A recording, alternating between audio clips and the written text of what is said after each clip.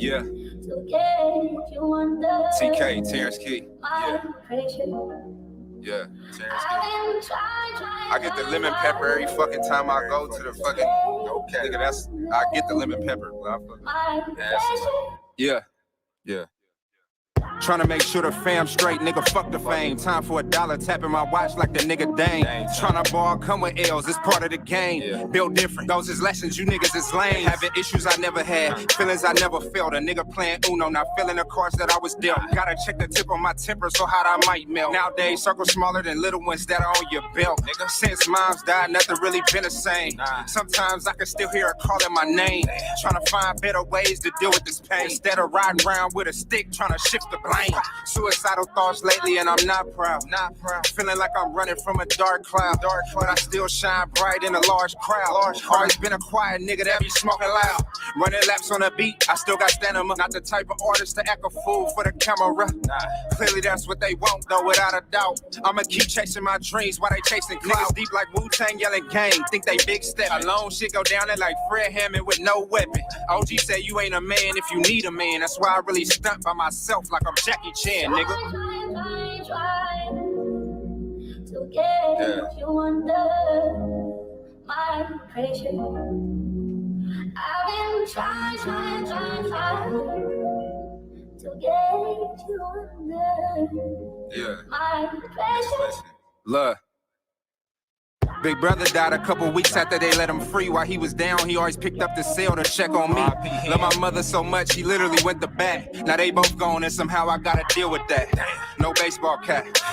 Shit. I do it first and watch him copy like a yarn. Schooling you little niggas like LeBron. All my foster dads was bishops like Magic Dime Wine.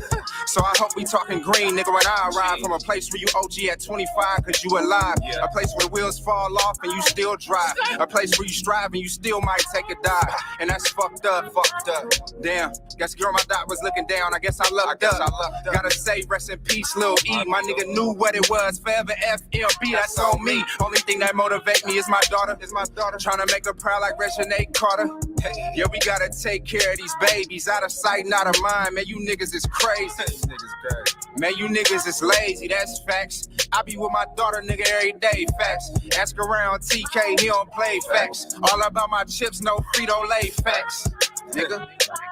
Freestyle. Lemon pepper. That vibe. TK, here's the.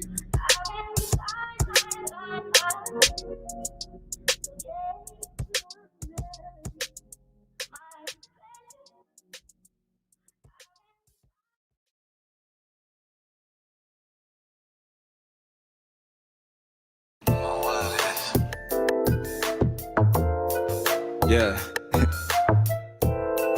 Real shit. Keep like sweat. Look, man, I swear to God, my nigga Roos really made this in the whip. Off the hip, there's some pussy call him, so he had to dip. We some pimps, nah, we some players from the Himalayas. I don't trust you, bitch, I sleep with one eye open like a raider. What's next? You been on my line, face I never text, but that's sex, then that shit the best. Take away the stress, left your ex, now you breaking necks. Out here chasing checks, I respect Serena body, your pics be serving on the net. Like, damn girl, I just want you to know, you really bad as fuck, oh God, I see it glow. You know a nigga love it when you shake it to the flow. So is we on the high, we gon' keep it on the low, let me know. Yo, Mama's in the kitchen with the sauce.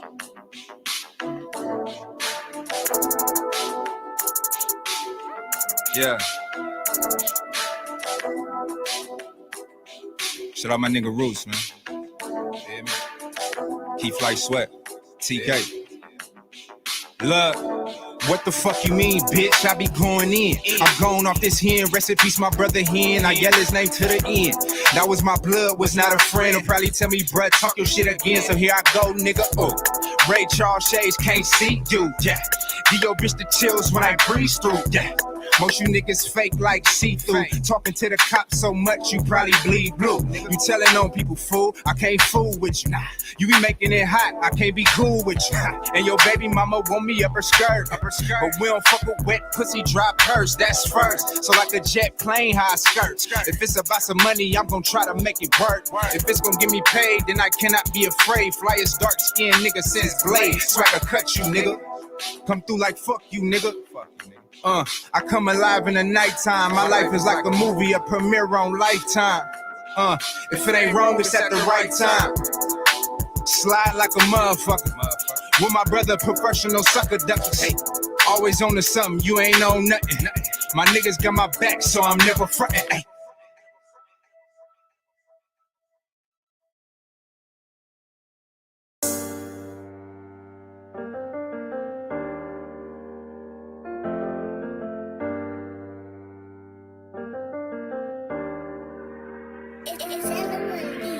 I talk that shit to my hood, how we done lost it all.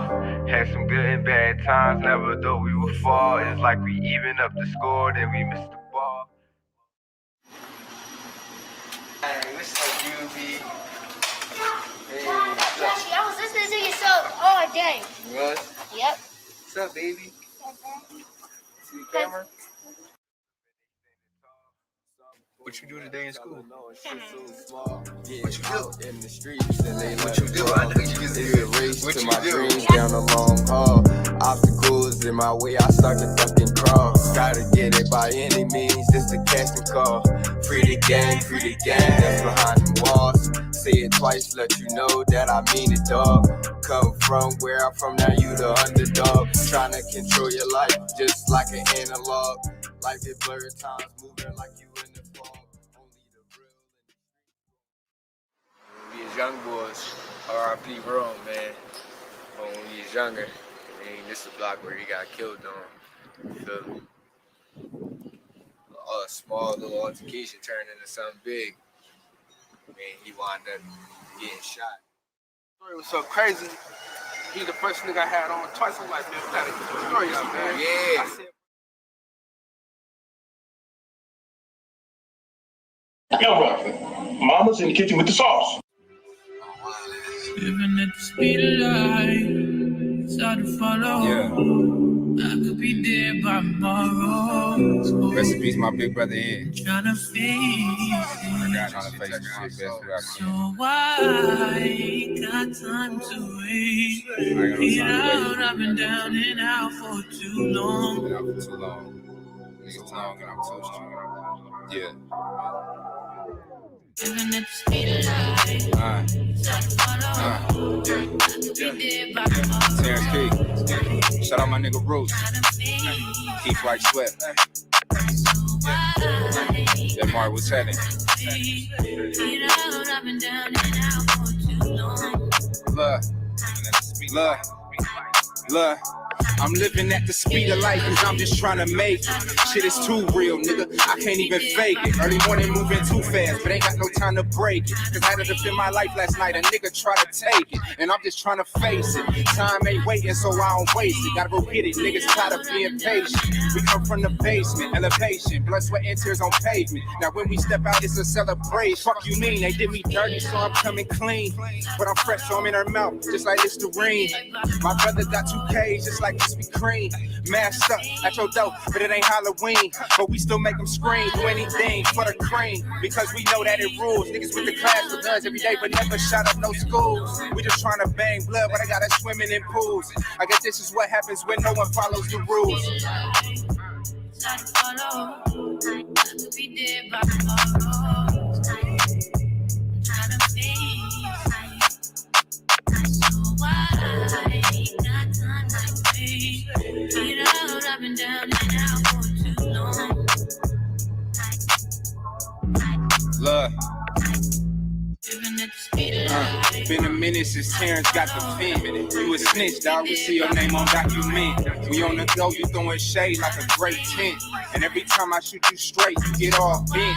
Out of shape, gotta skate, your body exercise. I need that shit organic. You be bringing the pesticides. You write a fiction book with your excessive lies. Me and in my bag like extra fries. I come from the bottom, she love my depth, my sweatsuits and how a nigga rock them. Loving hip hop, how bitches jock. Just touched down in Atlanta. A nigga feel like Julio, but he was raised raised around wolves, I'm Rubio. Still be on these hooks like Rufio. It's murder in the studio. Coming up, we ain't had Fruit Loops, we had Fruitios, nigga. You probably grew up spoiled brat, silver spoon. I remember walking in the back and seeing my dad light a spoon. Stop playing. Somebody tell me where these new niggas come from. I don't love them, don't trust them. Shit, we might as well rush them. If I give my little nigga something, he probably gon' bust him. But I don't want the crackers to come and cuff him. See, these days, if you white, you can murder a nigga on TV and still get off. It's the same, but it's different like a spin-off. Cause when we do it, we just animals killing our own kind. When they do it, mental health, something is wrong with their mind. Goddamn. See, that's the type of shit that sound crazy to me. They play dumb, but it's simple like 1, 2, 3. A B and one, an F, and I'm a letter A, B, C. Keep it 100, genuine. I'm the same old G. Yeah.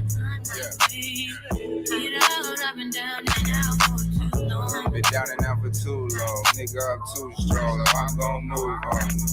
Swagger on diamonds just Sakashi trying to pick my brain and judge me like a book. I don't got many likes, but I got a lot of looks. My picture on the news, they trying to label me a crook. They say I do too much, I say I'm off the hook. They ask me where I've been, I say I just came from the hood. Smelling loud off this good, the whole day out in Jug. These niggas wanna go to war, man, I wish they would. Oakland like Baghdad in my neck of the woods. Rest in peace, my nigga Lil E, man. R.I.P. my big brother here. Shout out my nigga J Martin, just let him on. Speed of life. I love you, Daddy, and I love you, Uncle. And I like your songs. And I really love you singing in a song. Love you.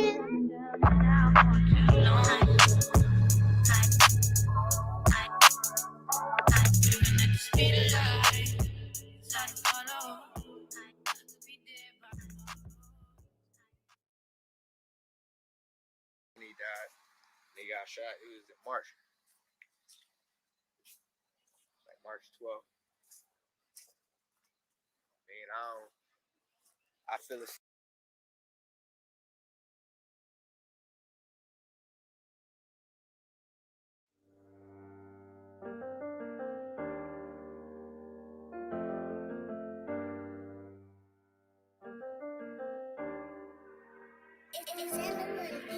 I talk that shit to my hood, how we done lost it all. Had some good and bad times, never thought we would fall. It's like we even up the score, then we missed the ball. Lost many in my hood, and we missed them all. Can't trust nobody, don't know who to call. Know some niggas line you up, put you on the stall. Learn everything about you like a catalog. Some brothers in the system and they standing tall. Some folding up, telling on shit so small. Get out in the streets and they let it brawl. It's a race to my dreams down a long haul. Obstacles in my way, I start to fucking crawl. Gotta get it by any means, it's a casting call. Free the gang that's behind the walls. Say it twice, let you know that I mean it, dog. Come from where I'm from, now you the underdog. Trying to control your life just like an analog. Life is blurred times, moving like you in the fog. Only the real in these streets gon' feel my pain. What do you see? You see it? Having him young, seeing him growing up. I mean, it was good, man, because I see where they come from. Because I wasn't distracted at the time. I was around him a lot. You know what I mean? And I see him in a lot of different tournaments and stuff. You know what I mean? What's it like now? You're older and you're able to have anything to your team. See, the only thing about that is that he should have been here a long time ago back. But we had no problem with the what's the promoter? I'm trying to say like he's a promoter, but he really wasn't a promoter. He's like a matchmaker. And Josh had no problem with him. And that's what happened. You know what I mean? But I didn't want to go down there and train him because he had other guys down there. He still wanted me to be on the team, but I didn't want to go down. You know, because I had all these other guys up here. You know what I mean? But no, he was still in here, but his pop told him to come back up here.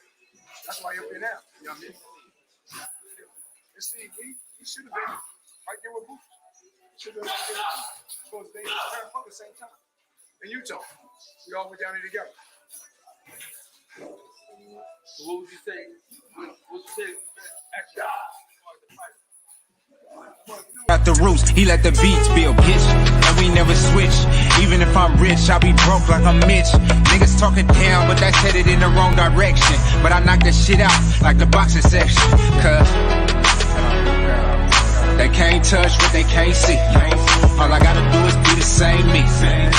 All I gotta do is keep it G. Always be the same me.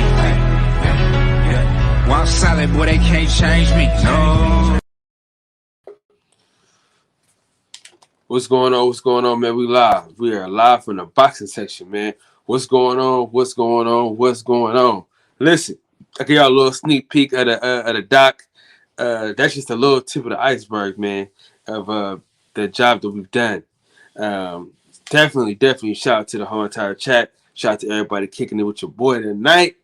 Yeah, man, it's going down in a major way, man. If the homies don't hop on tonight, I'm probably not gonna be on long. But listen, top of the year, we're gonna get right back on the old grind. All right, we're gonna be back on the old grind, doing 2-hour shows, staying up all fucking night, doing theme shows, and yeah, man, because I kind of let y'all down, man. I ain't gonna lie, man. I've been fucking up these last couple months trying to get all this shit together, man, get all this money together, man, trying to, provide for my family and shit. So, but listen, man, we are here right now. We have a great time coming up soon. We got the documentary coming out Saturday. We got 4 more documentaries that will be recorded and dropped this year. That's my plan. I'm trying to do at least 4 documentaries this year. At least 4. You know what I'm saying? But with that being said, let me get to my dogs in the chat. You understand what I'm saying? D Will, what's up, baby? Birdman. My boy D-Man Jr., man, what's going on? Appreciate the purchase. Hey, shout out to D-Man Jr., man, for the purchase, man. No question about it. You know what I'm saying? Wayne, what's up with the big dog? What's going on, man? Darian, what's happening? Big homie, what's going on, man? Yes, sir. G Brown, what's going down, man? Boxing update, what's going on? K Sims, what's good? Prej Jafar, YV, Shamar, what's going on, man? Mark West, my boy Wayne in the building. Yes, indeed. Yeah, man. So that was just a little clip of the documentary, man. You know what I'm saying? Give y'all a little sneak peek of that. So, y'all was able to see a little bit of what was going on.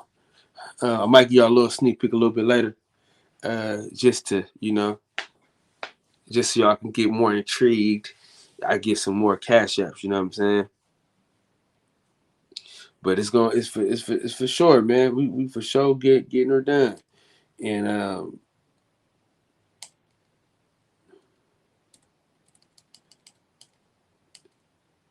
yeah, man. Definitely getting her done. All right, hold on real quick, y'all. Hold on real quick. This is what I'm gonna do right here. This is exactly what I'm gonna do. I know what I'm gonna do. Hold on.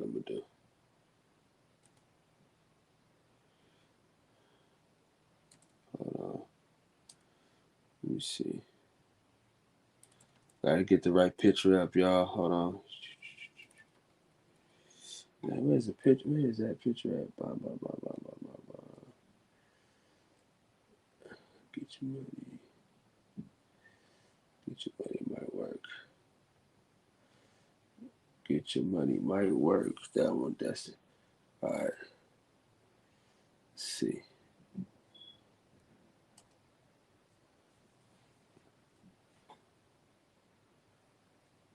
What's up, bro? I let you on. What's happening?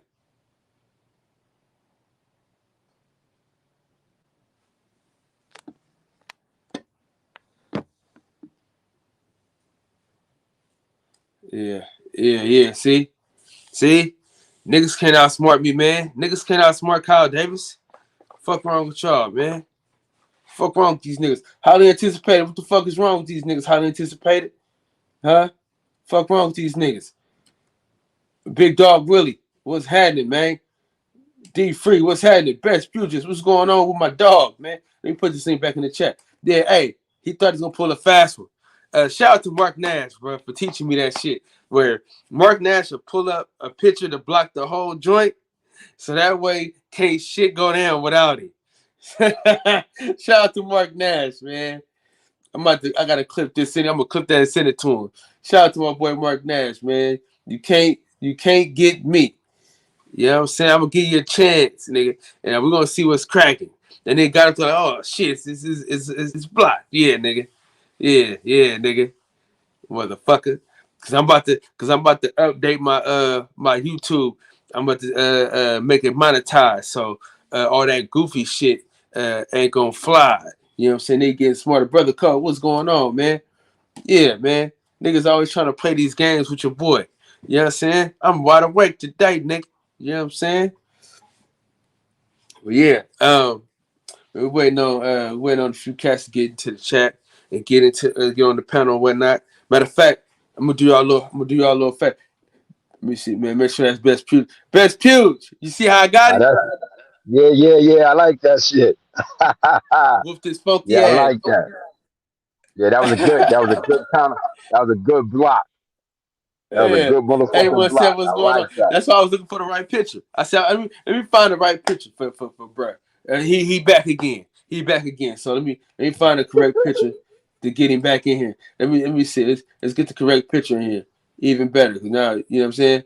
What's up, player?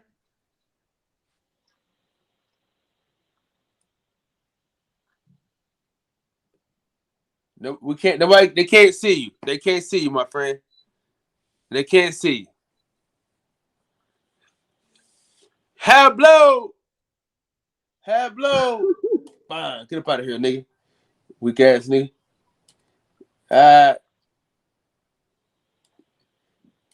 Hablo, what's up, Hablo? Yeah, that shit crazy, man.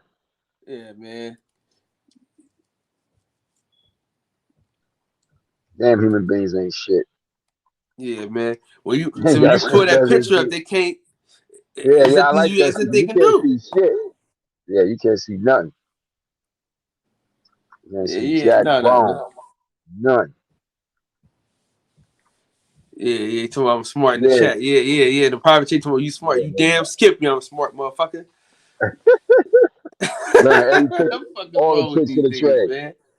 Fuck wrong with these niggas, man. Huh? And let me let y'all give y'all a little sneak peek of the doc one more again, man. Let me give y'all a little sneak of the peek. I'm gonna give y'all a little sneak peek. I'm gonna throw you something for that. I'll throw you something a little later. I'm waiting for them bread to hit my account. Yeah. It's definitely going down, Puge. We ain't tripping. Let me see.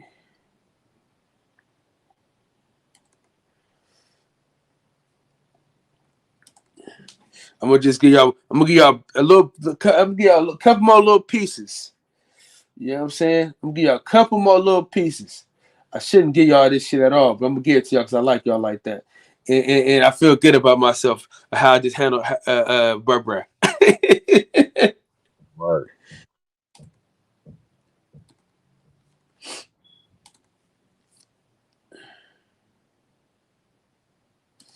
All right.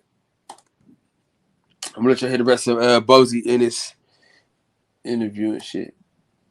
All right. And Utah. We all went down there together. So what would you say? What would you say? Actually, well, you know what people don't understand? He's not only a punch, he can box too. You know what I mean? And he's kind of quick too. But most of the time, he like to rely on use that speed. Because the punches that you see, punches that you don't see, knock you out.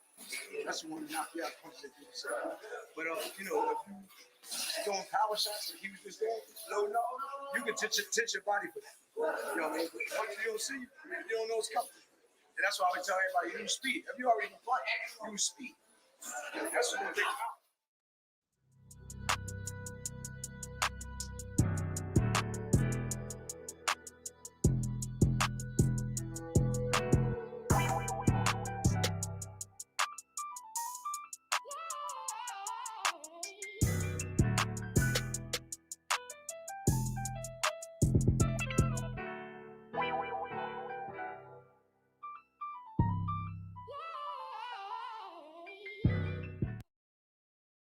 not the only person that had problems out here. So, damn, he got like, a big problem. Me talking to people, real rap. Me, like, I talk to everybody. Like, people let me know their problems and all that. Like, because I can kind of give them ways to go around things and all that. Like, I mean, that's why me and my baby mom so cool. Like, you feel me? Because, like, she still had problems that she come to me for.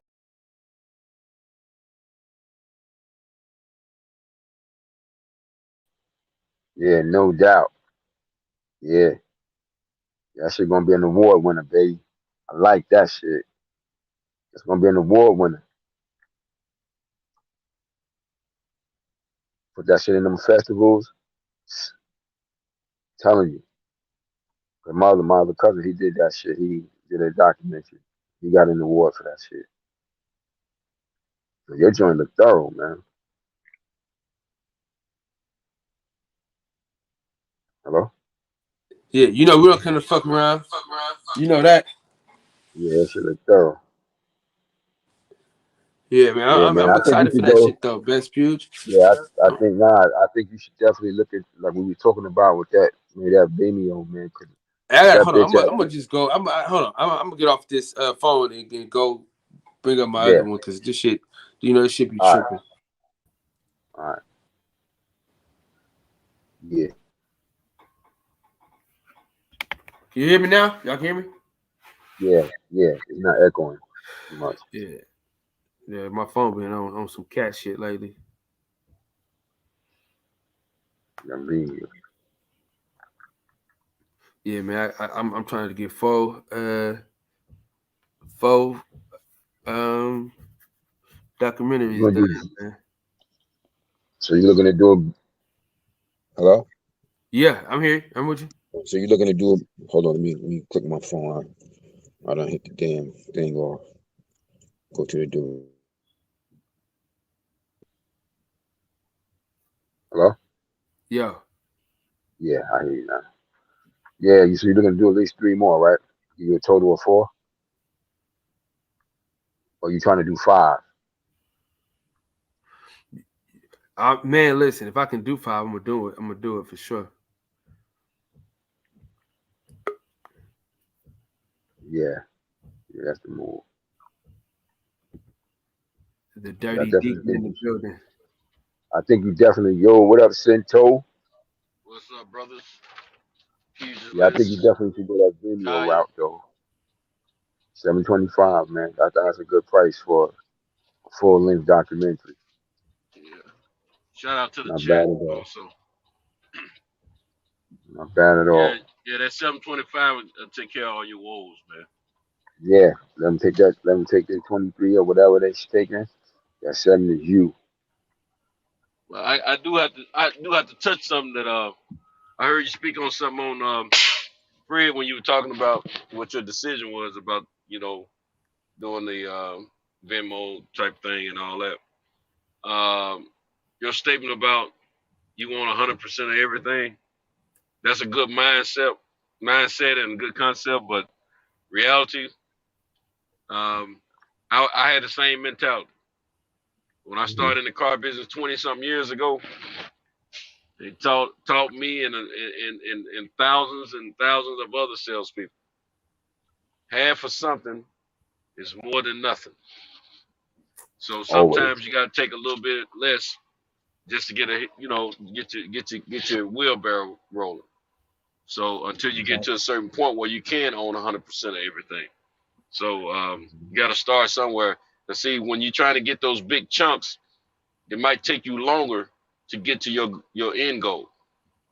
But if you go and get those smaller chunks, you can get there a little bit quicker, especially when you got a product that you don't have to keep on producing. It just automatically keep producing itself. So you gotta change the mindset on stuff like that a little bit, because you'll block yourself on some money. One of the best GMs I ever worked for. When I went to work for him, I kind of wanted to get all the credit and all the money for my car deals and all that kind of stuff, on the shine bigger and better than any manager that he had working for him. And I was in control of internet sales, and So I had to take care of all the media and advertising media through internet sales and all that stuff. But like he taught me something, you know. I thought I had it all figured out because I was considered one of the best in my area. And he said, you know, I'm just a little worried because I thought I was giving them good reports with good numbers on it and all that. He said, yeah, I see what you got here in your report. He said, but I'm just worried about what deals were missing to get to these numbers that you have here. Because my numbers were pretty inflated. I mean, not inflated. They were good numbers. They were, let's put it like this. I had the highest average per copy. With what we mean by per copy, per car sold, I had the highest average profit level of any manager. He said, I see your numbers, they look good for the car deals you have. He said, but I'm wondering how many deals were missing to get to these numbers right here. And basically what he was saying, he came back and also said, I don't want to be stepping over dollars to pick up pennies. And that never left me. So I had to think about what he was saying, you know, and it taught me a valuable lesson. Well, I think I got it all figured out, and I think if I get $5,000 on this product that I'm selling right here, well, I may only get 5,000 once a week. What if I'm getting 3,000 5 times a week? That's $15,000 a week, opposed to $5,000 a week. So that quick turn and that quick flip is very important in business. That's why when you hear people talk about turning inventory, they want to turn it quickly. It's the same concept. Everything I've learned legally in business, I was already doing when I was in the streets, running the streets, doing the wrong thing. Believe me.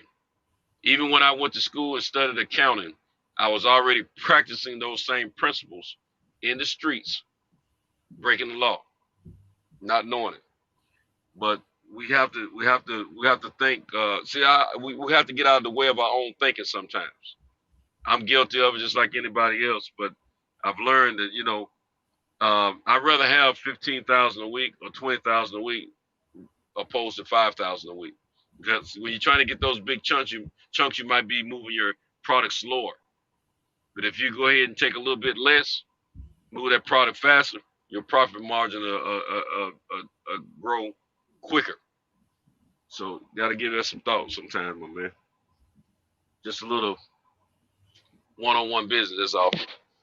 I don't know everything, but I like, and when I tell you I know money, and I know how to count money, I'm pretty good at counting money. I just got to learn how to get it quicker and faster and stop being so lazy. I'm a better coach than I am a player, trust me. Yeah. What who was that? My man DJ done came in the house too. I don't know. We got two of them. Y'all had his phone. He had his phone on too. Yeah, I got my phone on too. Yeah, he got the phone on too. Oh, okay. Yeah, I had to, you know, I had to go upstairs and things like that. You know, my daughter. Yeah, you got to be my daddy. son. Nothing wrong with that. Big boy, I'm gonna give you a clip. I'll be right back.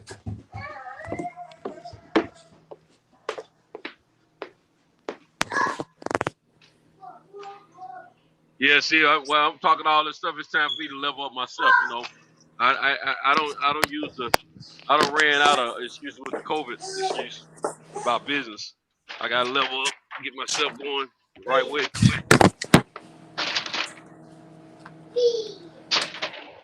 And get myself to that next level of business that I projected to be at around this time in my business career. So I gotta. Same thing I'm telling you is good. It goes for me too. You know what I'm saying? Oh man. Yeah, fact. And I plan to make some changes for myself, man. So I got 2 trucks, man. I've been in the shop forever. Shop called me yesterday. Yeah, they ready for me to move them trucks. I got to find a place to park right now. I'm gonna try to sell them joints eventually. because I want to get me a newer model of the truck I have now, and you know, cut back from only 4 trucks when I ain't using but one of them, and I really have 2 trucks that I'm using aggressively. Mm-hmm. And so I make a lot more money, and if things go the way I plan for it to, I level up and buy a 3rd truck quicker than later, and keep growing the bottom line. You know, Yeah. you can definitely bring in more money with 3 trucks versus 2, then 4 and 5 and on and on and on. You know, on and on and on. Yeah, that's a I'm fact. gonna tell you my biggest problem though. My biggest problem is I don't like a substantial amount of debt. I don't like to feel in prison to debt. But sometimes you might have to go in debt just to make some money. And that's okay. The advice I'm trying to give Cal right now. So that's what I gotta work on myself with right now, man. Well, as long as you strategize it properly, you know, and just don't overdo it, you know. Yeah. You know, just calculate your calculations right, and you know, and if it's worth doing, then that's what you do. Cause I can easily do I did 6 a bit of that digits. myself recently. But it's moving towards what I needed, you know, for what I needed to do, you know. Yeah. And I know I can get myself to doing 6 digits a month, but it's the debt that comes with it that I have a big fear for. And that's my biggest problem. Same, you know, I can, you know, like I said, I'm a better coach than I am a player. I can give you a lot of advice about doing different things and what to help you. And I'm knowing these things, but then at the same time, I got to get around my own fear for the things I need to do and not be lazy and all that kind of stuff. Well, I don't got out of my lazy mode for the most part. Now I'm used to going and going. That's why I pushed myself to go 7 days a week, because I had to get not only my mental but my physical, but primarily my mental back in the mindset of working all the time again, you know. And to see what'll happen for me if I go ahead and lose my fear. I'm gonna take some time out, a few days, and I'm gonna put pen to paper and, you know, do like I usually do when I have a fear for something, man. I gotta go through my little scenario situations. And what if this happened? What if that happened? This, that, and the third. You know, I have my business plan tight as far as that aspect. And if I can see where it's a no lose situation, a high percentage of winning versus a low percentage of losing, I'm gonna go ahead and move forward and make some changes in what I'm doing. And all that's gonna do is just help me to get to the next level and also give me more personal time. That way I can make fights. You know, I can do so. I don't have to worry about calling somebody to cover me in an emergency situation. I already have coverage. You know what I'm saying? And then at the same time, one of my goals is to have my own warehousing, and you know, a warehouse big enough where I can lure in some companies that want me to just be a distributor for them or fulfillment center for them. So I you know, that'll help me get closer to that point. You know what I'm saying? So I just gotta look at this stuff, man, and really figure it out. You know, it's all about what I see in the numbers at the end of the day. If I can see the numbers looking right, I'll be all right. And I think, you know, just thinking on the surface, I think it's safer than I think it is. You know, a lot of businesses do this, make this move all the time. But, you know, some fail and some succeed. So I got to get past that fear factor. Anyway, enough about that, man. My bad. Y'all want to talk boxing, man.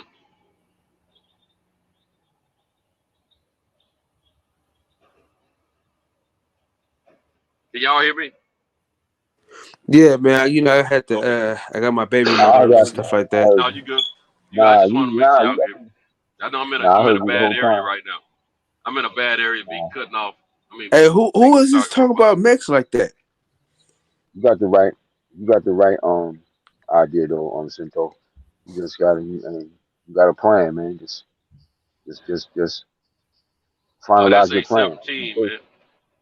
I You thought him basically and Mason. got What you say? you basically. I said you got the right idea though. You know, you basically already got a plan. You just got to follow through with it.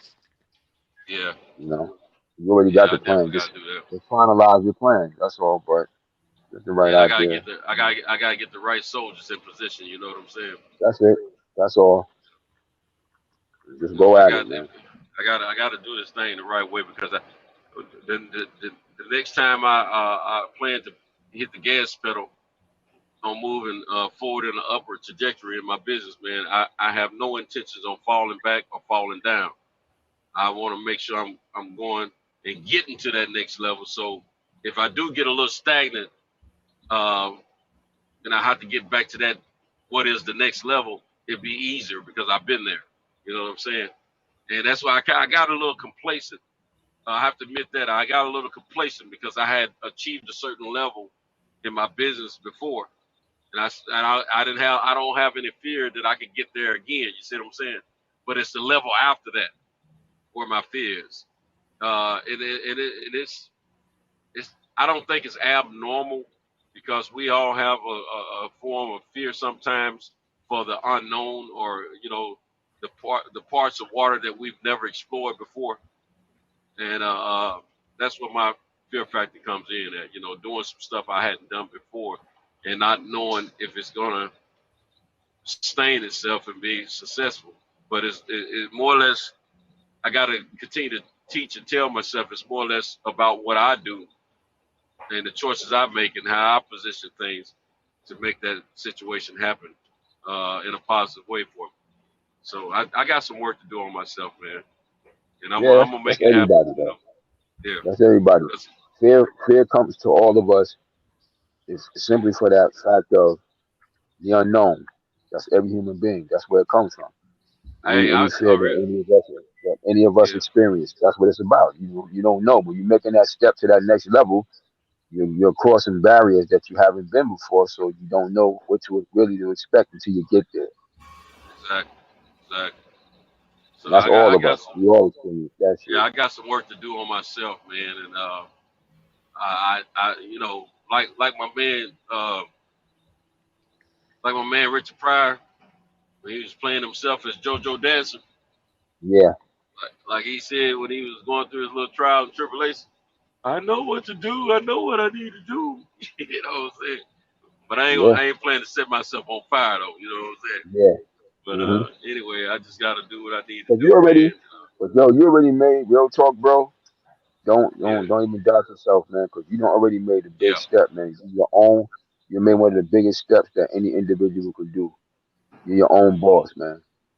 yeah, yeah. You really a boss, I man. just gotta You have more really, faith in myself. I gotta have more you faith in really, myself, man. cause you really already that. You really already your own boss. You already that shit, man. Yep, Like, don't get yeah, it twisted. You already that. You started your company yeah. and you went through and you actually your own boss. You got your company, you doing what you're doing. So that's a big step. Right, Take a lot of courage to do that shit. And a lot of will, a strong will, you man. know. I was just thinking about So myself earlier before I came over here with y'all, man.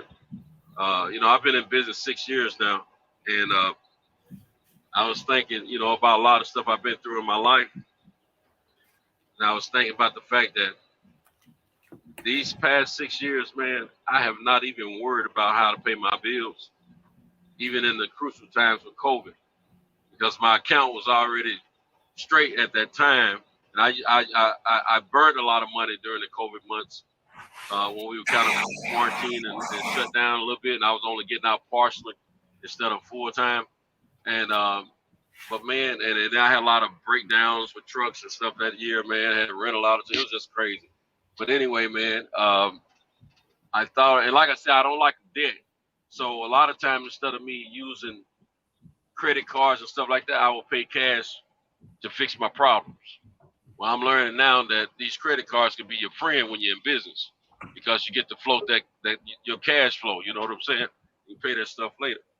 But anyway, I was thinking, man, for me to have gone through all the things I've gone through in life, and I haven't gone through the most like some people, but I've gone through enough for me.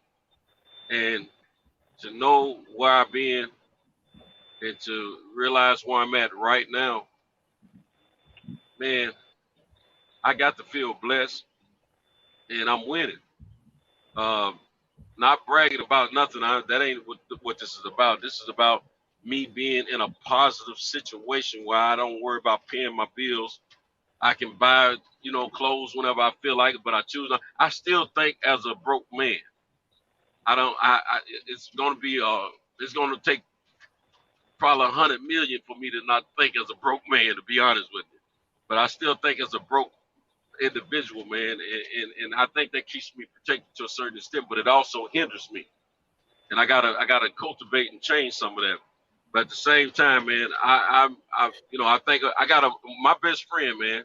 I try to give him some advice and stuff like that, but I gotta let him do him, because he, at the end of the day, gonna listen to his conscience. And I just try to live by example. I try to give him advice about how to, keep his business rolling the right way and, keep him going. But slowly but surely he's getting better, but he's still stuck in his old ways, But I think about the stuff we've gone through, man, and he was more up than me after I got out of prison, right? As far as his career. And but everything shifted, back to the way it was before I went to prison. But at the same time, I don't feel like I'm winning unless he's winning. If that makes any sense. I feel like if he's failing or losing, I'm losing or failing. And so I can't see my people, man, not doing well, or not doing at least average to maintain their standards of living. You know what I'm saying? It bothers me to the depths of my heart, and I always want to be able to fix their problems for them. But I can't always throw money at folks to fix their problems. I gotta teach them. By my experience, the experience that I've gone through, it's up to them to listen. And that's what I'm learning to do with my best friend. I don't pull back a little bit on the financial part, and I'm trying to teach the man to fish, so he can continue to feed himself. So he, but when I think about all that, man, I think about where I'm at, man. And I said, man, shoot. Yeah, fuck you, Kyle. I told somebody the other day. I said, you know what? I said, God has always had me, and He's never let me down, even when I ain't giving Him His praise like I should, And I said, I don't even worry about that. I know He's got my back because I know what I've been through in life. So I said, I gotta pay attention to what I have, and I gotta get the ship sailing the proper way, not barely sailing, but I gotta start, going through the water like a speedboat. See what I'm saying? I gotta move, So it's just all good, man. As I said, you already did. You already made the big step, man. You're already breaking generational curses, man. Doing what you do. Absolutely, man. Yo, what the fuck is up with the chat tonight, yo? Well, yo, what's up with this shit in the chat, man? I haven't checked it. I don't even know who that motherfucker is. I don't know either. Hey, shout out to 817. You tried, bro. I see you, man. But fuck, man. Motherfuckers is hyphy tonight. No, that's a troll, bro. That's a nigga. That's probably the nigga that tried to get on, and I put the picture up on the stupid ass. Yeah. I mean, even if you look at his name, it's a troll ass name, but there's another dude too. Another dude up top. That sinister dude. He the same shit. Might have been the same person though, dog. Oh yeah, that's true, huh? Changing their names and shit. Okay. I'm looking. My bad. I didn't mean to interrupt you guys, man. There's some crazy shit up in there. See? No, you good, Max. I was going too far anyway. Yeah, this dude, man, he need to go play with himself or something. Hey, man, why don't you go jack off tonight, man? Maybe you'll feel better, dude. Hey, try that. Hey, Centos, did you check your name? Did I check my name? Yeah. Kyle been changing names tonight. No, I ain't. I've been having my screen on the chat, man. I'm trying not to get kicked off. Now look at your name there. Look what I changed it to though. The cock. Oh, you got it all wrong, man. The Coxman. No, there's no apostrophe with that, man. It's all one word, bro. Oh, okay, Coxman. Yeah, okay, you need to leave that. You need to leave that to the art. Yeah, that looks like it's the men for the cock. It's the Coxman. No, that ain't it. That ain't it. Coxman. That's a Cockman. You almost there? This that Oakland education right here. Nah, that don't look right, fam. That don't look right. I don't You know gotta go back to Dirty Deacon. Yeah, no, let me handle all that, man. You don't have me, Let me handle all you have me looking wrong on this joint, man. You see what he put mine as? Nah, I didn't pay no man. Let me see. I'm a real American. I'm an American. That's good, man. I like this, Cal. You interacting tonight, man. You in this thing tonight. I like that. Only for a season, my boy. Oh, here we go. Hey, listen. How does dude keep making so many profiles that fast? God damn. Dude, this motherfucker's a loser. He's a loser. He's a fucking loser. Sorry, at least I got a fan, man. Live. Hey, let him stay. Let him stay. Don't delete him because I need the view. That's what I'm saying. At least you got someone watching. You got someone got a fan. Hey, if he in the chat, you already got the view. Hablo. What's up, Hablo? Yeah, you already got it. If it's in the chat, you already got it. Why are you letting your homeboys time me out, bro? Like, I don't give a fuck about all this shit. Like, the pity party and everybody's got problems, bro. So why am I getting timed out?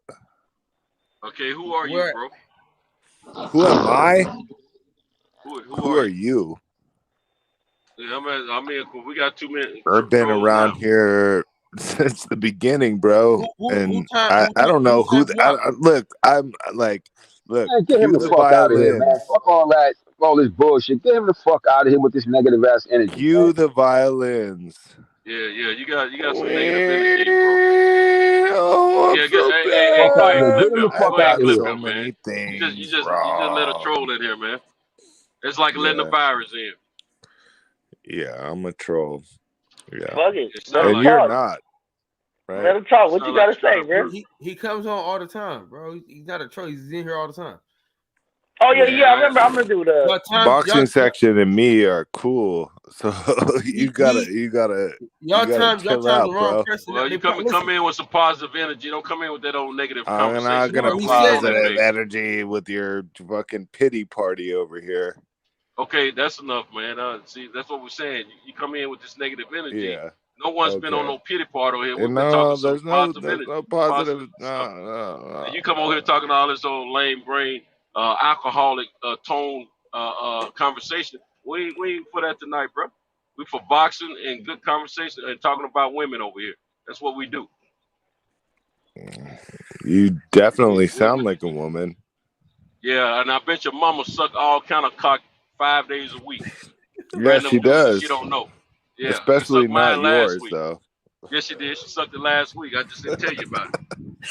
Especially not yours. I just didn't tell you about it. That's how many inches I got. I was definitely dangling. Mama, I'm gonna use that one.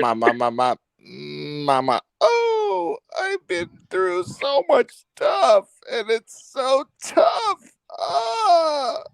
Man, you sound like a little, you sound like a weird everybody dude that feels like to bend sorry over. for me. You sound like Everybody a weird feels dude that sorry like to for bend over in me. the penitentiary.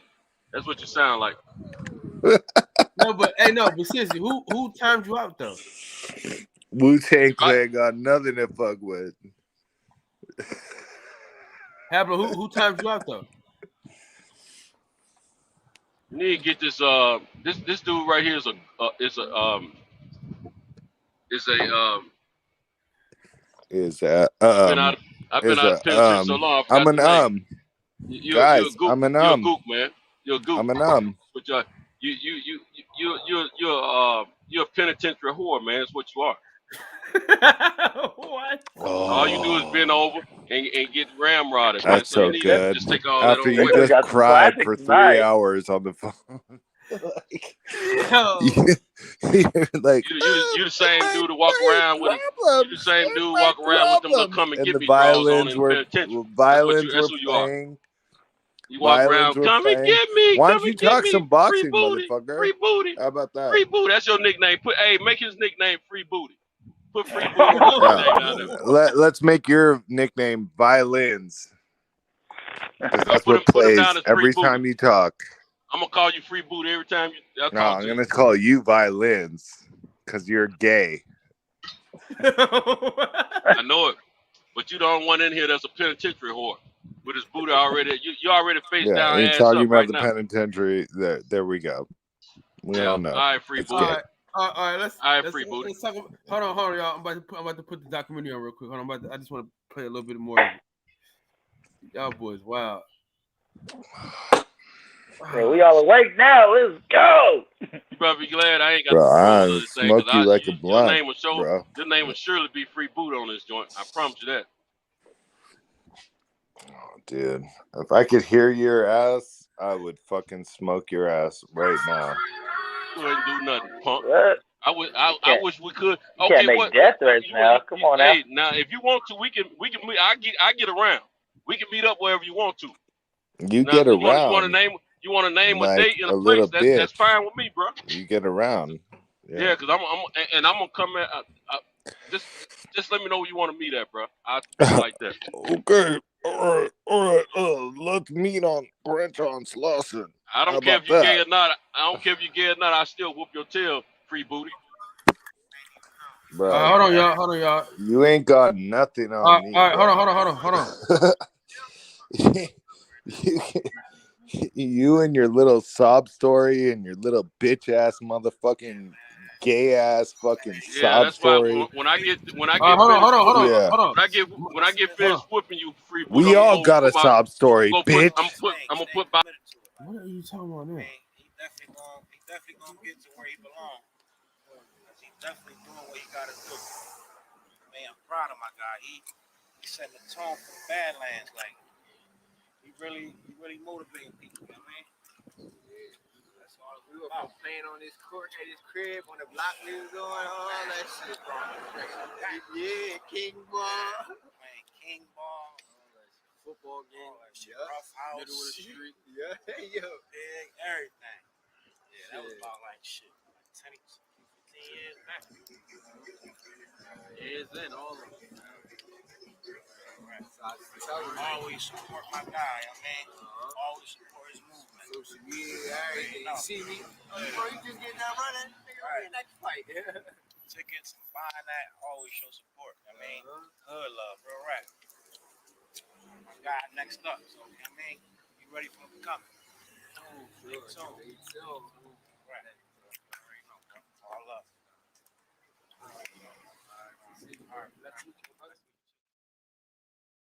We as young boys, R.I.P. Rome, man.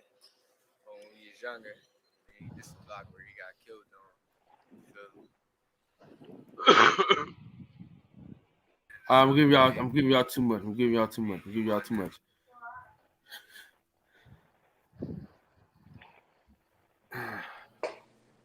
Hey, where's that at, Colin? Philly?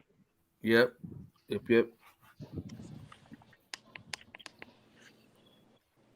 What was that, TBS? That's my documentary I just coming out with on Saturday. Called The World War Story. Well, TBS is the shit. I'm just coming out to support. No crybabies. No bitch ass motherfuckers are allowed. Hey, haplotype 0, and I'm out. This is what I have up you on.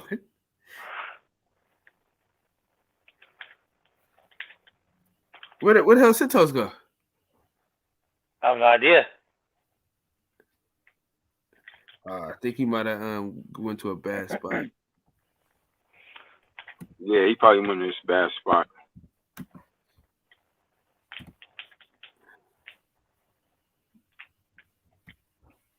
Man, this dude done made 8 different profiles for you, Max. Hey, He man, don't I like feel like you. a celebrity, man. Damn, Max. About it. He coming at my man hard. They on his head. What did you do, bro? Like, what did you do? Probably fucked this bitch. You know, that's what it always is. They said to you fight Teofimo Lopez.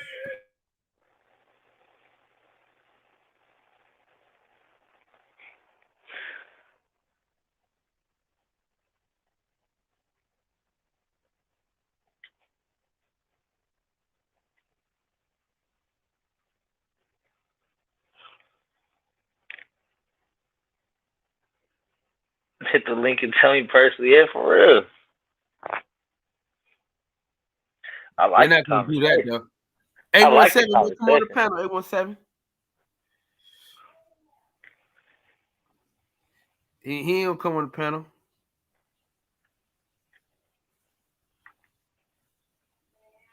Who got that much time on their hands though? Like, damn, that's a skill set right there, bro. I ain't got no job. Making fake pages, all that I got. So what you think about them clips though, Best Futures? And Nah, it look good, man. It look good so far. I like what I'm saying. I like what I'm solid. saying. I'm looking forward to seeing more.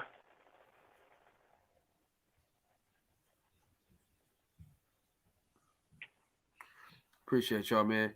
So Max, what weight classes do then? He do 135, 140. He's ranked or not? He was though. He was before. Oh, okay. So that's what that whole story's about, like him being and then coming back type thing? Yeah. Okay.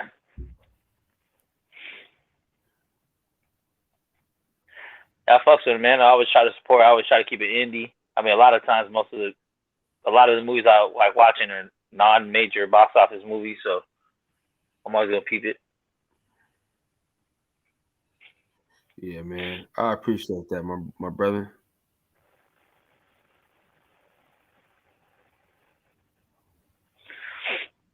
Yeah, let me know. Let me know when you figure out how you're gonna get that off, though. Is it gonna be on any streaming services? My boy, where you been at for the last 2 days? Hey, I've been coming in those conversations late, bro. All I've been hearing about is the money. I heard about how it's going about. Okay, so if you cash up your boy, if you cash up your good friend Kyle Davis, I'm gonna send you the link for you to watch it. The price is $7. Okay. Oh, so you have like a Google link or some shit, or just a private link to watch the movie? Yeah, private link to YouTube. Okay. Mm-hmm. For sure. I gotta figure out. Yeah, because I'm trying to put that shit on my TV. You know what I mean? So I have to figure out how to get that on Fire Stick. Probably just do the internet website, whatever the link is. I'll be good.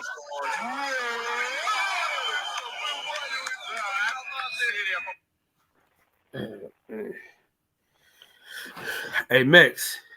Yes, sir. Don't cry in the car, man. Hey, man. Last time I cried shit, wasn't that long ago, actually. But before that was a long time. Won't be crying over here, man. Oh, hold up, man. Hold up, man. Johnny Gill in the building, man. Light skin for the win. 2R Earl is back himself. What they gonna do? What's happening, Kyle? Man, what's up, my guy, man? Man, that shit, man. I don't know what's going on with bro in the chat, bro. Hey. That's just funny.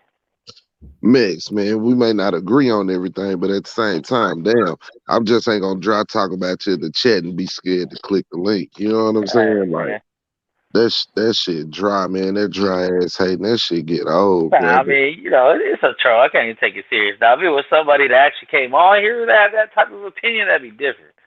Facts. I mean, what I'm starting to figure out it's just because you had the courage to click the link and speak your piece. You know what I'm saying? Like you, you become famous, I guess, to these motherfuckers. You know what I'm saying? Like it's that shit crazy, bro. It's all in the game at the end of the day, man. Fuck it. Hey, Yeah, Hablo, these YouTube streets think Devin crazy. Haney will get that Kambosos fight? What's that now? Do you think Devin Haney will get that Kambosos fight? He should get it. He deserves it. The whole Mauricio shit is insane. Yeah, I fucking hate that guy. This whole franchise thing to me is a pile of garbage. To me, does anybody want to defend that? And we can go at it. Nobody on here is going to defend that player. Ain't nobody dumb enough to take that bait, bro. Yeah, hell nah. Bro, look, this is gonna go by the wayside. It's gonna go by the wayside. The dude even said he's not gonna put this shit in every weight class. He's like, well, we won't do it in every weight class. Like, fucking bullshit, bro. Devin Haney, I hope Devin Haney beats the shit out of Kambosos and everybody else, because like this franchise shit needs to go by the wayside, bro. And he said he ain't gonna accept it if he wins, so he's gonna kill that lineage. So it should be. What lineage? I mean, they created one in the 35. It went from Loma to Tio to Kambosos. It was never supposed to be transferred. Okay, but I mean, is that a lineage though? I mean, by definition of one, yeah. I mean, I can It all go has to Benny start somewhere. Leonard, Joe Gans, like And Mix Roberto is very Duran, literal. like You know what I'm saying? that's a lineage. Like Right. this lineage is kind I of mean, in a suspect. literal sense, of course, but I mean, That's there's what I'm context saying. to everything. And It's we're talking about the bullshit. franchise championship. That's what I'm saying. The franchise now has a lineage. It didn't I have mean, one before. Mix, man. I mean, I get what I'm you're not saying saying. that is the lineal champion. I'm Well, not saying that. So don't bro. take it that The way. franchise has okay. I get the three people that you said. However, like the franchise was never supposed to be passed on. That's my point. There you go. So it They wasn't never supposed should. to have any lineage whatsoever. It was never supposed to be passed on. It wasn't even supposed to be a fucking belt. It was Facts. supposed to be Not a, a belt. a It's not a belt. It's a designation. designation. Facts. And I mean, even the idea This is of the it was kind of fuckery they're pulling on us boxing fans, bro. Like facts. the fucking And it's all a result. franchise designation, and like maybe you can At get least that it. the super champ shit for what the WBO or whatever was supposed to be what, like after 10 title defenses or some shit. Bro, I got more respect for the WBO than the franchise, bro.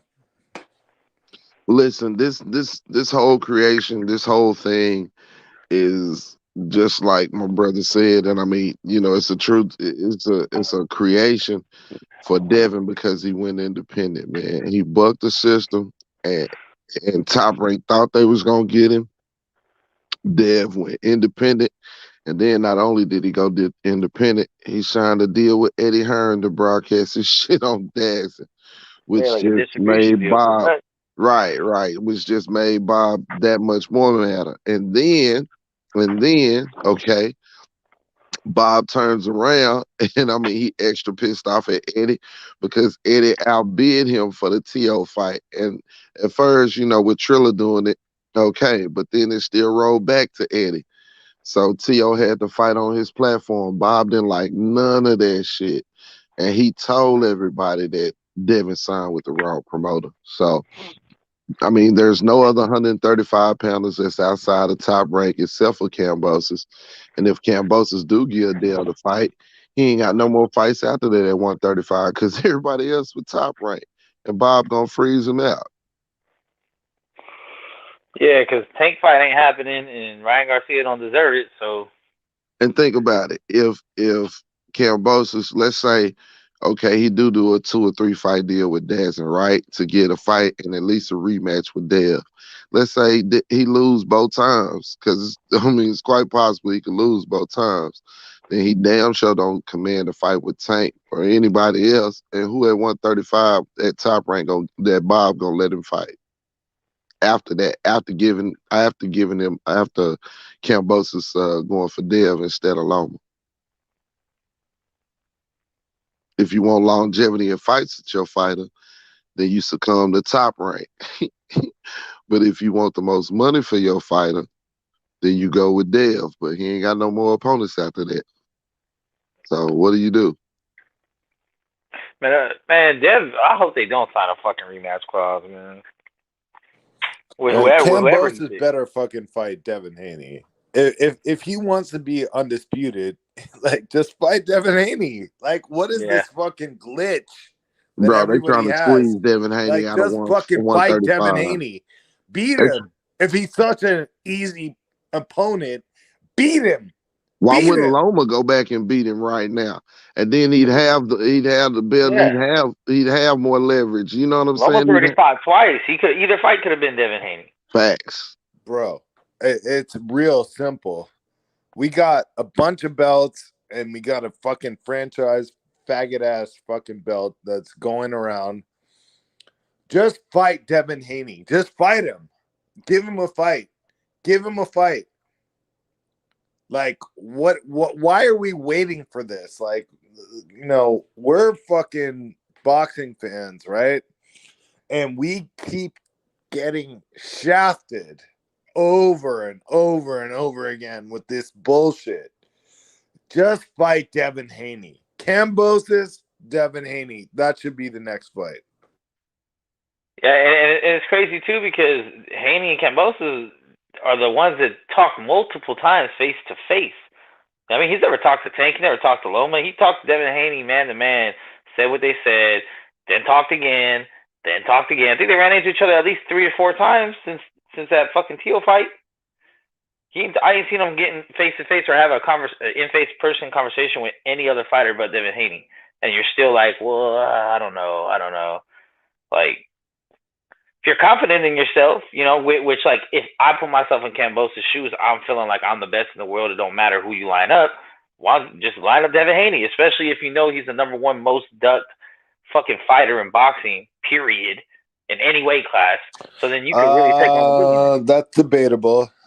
It's between him and Boo Boo. What about Bud? And Bud. Hey, I'm gonna let y'all stay on. Please don't call each other no bitches. That's all I ask. That's the only thing I ask. Yeah. So don't call each other bitches. That's it. Wait, I didn't hear that. What? No kids and don't call each other bitches. That's the only thing I ask. No kids or bitches? What? Don't call nobody a bitch and don't talk about no kids. All right. Yeah. Sorry. Hey, wait a minute. You can't. Hey, I know we can't discuss. We can't discuss that fight either. Don't discuss that fight. No, I'm gonna let y'all have it. I'm gonna let y'all have it tonight. I'm gonna let y'all have it. I'll be as much as a fucking discuss. Like, hey, I'm gonna let y'all have it tonight. You have to wait another year. Hey, listen, I'm gonna let y'all have it. Just don't call each other no bitches and just leave niggas kids out of it. That's all I ask. Nah, it's good. There are many other words to describe that. Yeah, I mean, but if Devin don't get it, like let's say he do fight Loma, and then there's a rematch clause for the Loma, that's gonna take a whole another fucking year. Like Devin can't sit around for another year. Bro, you're preaching to the choir here because here's what's going on. Like these fighters, they're part-time workers, bro. They're part-time workers. They you know, they fight once a year, twice a year, maybe. Like, what the hell is this, bro? Like, we got history where fighters have fought 47 times in a month, bro. Like, these guys are just, they're pathetic. Man, you putting a lot of blame on the fighters, but, you know, I think a lot of blame goes to them for who they sign with. You know what I'm saying? And not betting on themselves and going independent. But you have to understand that's a tough road to hoe, and that option ain't available to everybody. And then you have to think too, man. What are they actually offering these fighters? You know what I'm saying, as far as pay. And then you have to think what are the things that the fighter has to go through in order to to get all the way to the ring, and then after the ring, what does he have left? You know what I'm saying? We hearing horror stories from Mickey Bay and others about what actually happens with the business of boxing. We seeing the business of boxing play itself out in front of us with Earl Spence situation and Bud Crawford. We seeing it play out with Devin Haney and his situation right here. So it's not necessarily the boxers all the time. A lot of it is these crooked promoters and these sanctioning bodies and money under the table. No, Because bro, but can't nobody I hear tell me you. that. That's a good point. That's a very good point. However, these guys today, they're very coddled compared to, if you look at boxing history, like they're extremely coddled. And this arguing and negotiations and this and that and like all the stuff that you're talking about, it's valid. However, it's kind of not really what boxing was all about in the beginning, and it's kind of ruining boxing for everybody right now. Right, but I mean, you got to consider, but you have to hang consider the age that we're I'm in. almost done. Devin Haney actually got the WBC title that is recognized by the other three sanctioning bodies, right?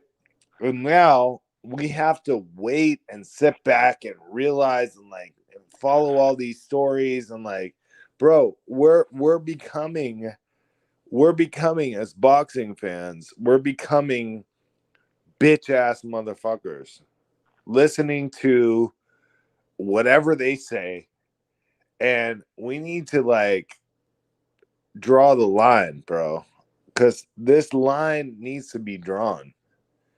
It's let's get a fucking champion, okay? And that's it. I don't want to hear about splits and all that shit. Fuck that. That's not my bag, bro. So that's where I'm coming from. That's not your bag, but that's what gets the fights made. It's the details, it's the minutia, it's the shit that nobody wants to do. I'm very adept at contracts and all that. Right, kind of stuff, I'm not saying that you aren't. What I but want I'm just for my boxing. I'm not saying that you aren't. I'm just saying that those things, I mean, are what holds up fights, and the demographics and the platform has changed. Like, we are in a social media era. Boxing before was only available through a certain medium. Like, we only had 4, 5, and 8 where you might get boxing or something like that. ABC, Wide World of Sports, things of that nature, and then it got pushed to HBO.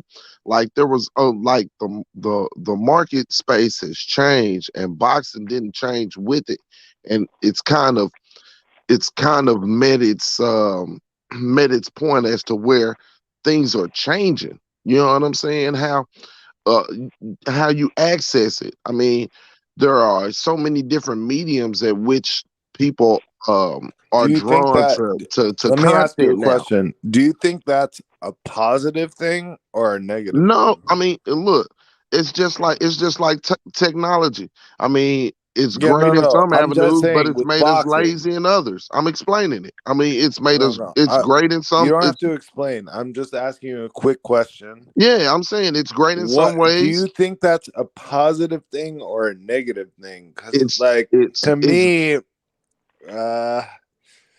I kind of feel like boxing has been affected negatively by all of this bullshit. I don't think the franchise belt has been a gift to boxing or any of that bullshit. But all I'm saying is we are in the social media era. There are so many avenues to get information and or to see different things. That's why TV is Yeah, but dominant. my question is, do you So think it's not that's going to be the positive or same. negative?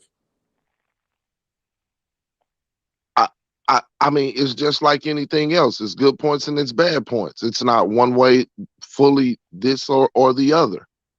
It is what it is. What it is. The only way that we can change anything is by dollars, because that's what makes a move.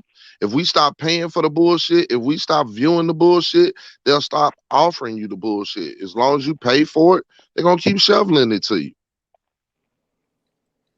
I respect that answer, and I appreciate you, bro. I'm gonna subscribe. You got a good head on your shoulders. I mean, you know, when it comes to Devin Haney, I mean, it's out there in front of us. We see what the hell is going on. He being ostracized because he didn't sign with Top Rank. Excuse me. And I think generally a lot of those fighters down at those weights, you have to look at where the competition is. A lot of fighters in those weights, if they don't go with Top Rank, where they gonna get competition at? We all know 135 pounds and under, most of those guys are fighting on Top Rank. Yeah, but what does Top Rank have to do with Kambosos and Haney though? Because Top Rank, look, Lou DiBella is Kambosos' manager, right? Yeah. So think about it, Mex. If I'm your fighter, right, and I'm at 135 pounds, and you looking over the landscape of 135 pounders, right, and who they're signed with and who you'll have to be in the meeting room with, generally it's Bob Arum. What other 135 pounders do you have out there that's not under Bob Arum? Go ahead. You got Tank Davis, which is an outlier, right? He like an island on his own. Who else? Ryan Garcia, Pitbull Cruz. Okay, Golden Boy, right? Yeah, Golden That's Boy. up in the air. That's up in the air. You don't know if Oscar got heels on or not. You don't know if Ryan, if he want to fight or if he going to rehab. Where's who's JoJo with? JoJo Diaz, he was Golden Boy. He just got beat by Devin. How much money he really gonna command? Well, I was like, he's still a name for these other fighters. I mean, facts, but he's an opponent. He's an But you're talking about like the top fighters in the division, then. Right, but I'm saying he's an opponent for a name guy, for a money guy, somebody like Devin or somebody else. You feel what I'm saying? Yeah, he's not the A side. Right. Yeah, I mean that's pretty much the landscape right there. I'm not gonna throw really. I mean, Campbell retired, fucking Linares is probably close to retire. Gamboa's probably close to retire. So like, it's whatever. Right. I don't know if Tio's staying or not, but. So you're looking at it like this. Well, damn, I got Dev out here, and I can do this deal with Eddie and make some money. I could probably do a deal with Eddie and make some money on 2 fights. You know, but is Kambosos' career gonna be done after 2 fights or 3 more fights? Is he just gonna cash out with those? Or is he looking at the longevity of the game? And not just for Kambosos, any other fighters that he might have at that weight. But Kambosos is the only guy that I can call. I mean, there's Comey, but I mean, he just got his ass whooped too. Nakatani, yeah. Same. But, so, you see what I'm saying? You see what I'm saying? I mean, really, Bob's saying, and that's why Bob's saying, hell, I ain't gonna pay that much. He didn't think that much of Kambosos in the beginning, right? With Tio. So why the fuck would he think more of him now? Because he got the belts? Even more of a reason not to do business with Bob. So why take the Loma fight? You got to take the Haney fight if it's not the Loma fight or the Tank fight. Like, I mean, I definitely want to see Haney for the Undisputed. I just want to see them get it on for that. Hey, but at the same time, like, if it's a Tank fight, I'm not mad at that. That's money. 817, you got a lot of good logic, bro. And I'm gonna follow your channel, bro, from now on. I like your style, bro. I'm gonna jump off because my phone's about to die. And salute to TBS and everybody else on here. Salute to y'all, bro. Yep, yeah, Max, I'm like you, bro. I mean, look, man, for Kambosos' whole shtick was what? He was making fun of Tio, right? He was making fun of T.O. T.O. not gonna fight you. He not gonna fight you. He gonna keep making fun of you. Da da da da da. He ain't a man. I'm the one who will fight you, bro. This, that, and the third. That's how he came in the door. So I'm with that, man. Stand on what the fuck you said, bro. You feel what I'm saying? And you went in there, and all respect to you, you went in there and you beat T.O. You know, no matter what the world thought, you went in there and you stood up. So shit, if you stood up once, what's wrong with you standing up again? That's who you are. That's I mean, and if you become that stand-up guy, if you go in there and fight, Dale, win, lose, or draw, you're gonna forever be solidified. Yeah, and I mean that's the thing, honestly, that appealed me to Kambosos. Was like, oh, this guy seems like a stand-up dude, like just a gritty, I'll fight anyone kind of. You know, he had that kind of rugby smug, like I'm ready for whatever kind of. I was all right, I fucks a dude. And so if he starts backtracking now, it's gonna be hard to be a fan of somebody like that. Oh, okay. So we seen who it was. It was Murder Man Chucky making all the fake ass accounts. I don't even know who that is. Yeah, some gay dude in the chat, a fan. He done came on a few times, but he was trash when he came on. He ain't had nothing to offer. He just a hater. He's actually came on before? Yeah, he done slipped in once or twice. He fucked around and let him in, and he showed how trash he was. Right, Champion Hart? No, you can't leave the hard heads in here. Nah, man, but on the cool, yeah, if that's the way you came in the door. And see, I mean, if he'd have just stuck with it from the beginning and never would have mentioned Riri and all the rest of them, or went on the tour and all of this shit and sell your chain shit, then he'd have more credence in the streets. You know what I'm saying? Like, if he'd have just stuck with it and took a little time, even if he said nothing, took a little time, explored his options, and then went back to Dev, and nobody hate, because he ain't putting nothing else out for us to question what he came in on. But all that talking about Ryan Garcia going on a tour, sell your chain and shit, he done ruined all the validity he built up. Yeah. Besides the fight. Yeah, I mean, that's exactly what I'm thinking too. Is just like you created a fan base, one, by beating T.O., right? I mean, so whoever wasn't feeling the way T.O. was conducting themselves, which is another person I was a fan of, and then I started not becoming a fan of because of the way he was conducting himself. So it's the same shit with that. Was like T.O. I was a T.O. fan when it came time for him to fight Loma. You know what I'm saying? Like, I think a lot of us were. A lot of people either wanted him to win or thought he would win. And then he started backtracking a lot of shit. He was saying, like, oh, he was going to fight Devin. He ain't scared of nobody, all that shit. And then he started backtracking. He started being a diva. And it's like, then I started becoming not a fan. And I rooted for Kambosos. And then here we are again. It's like, bro, a lot of people that were following you because you seem like a stand-up dude are going to not follow you no more because you're backtracking on shit. Money make people do strange things, man. And once that limelight hit you, you know what I'm saying? That light is shine bright, bro. It just show who you really are.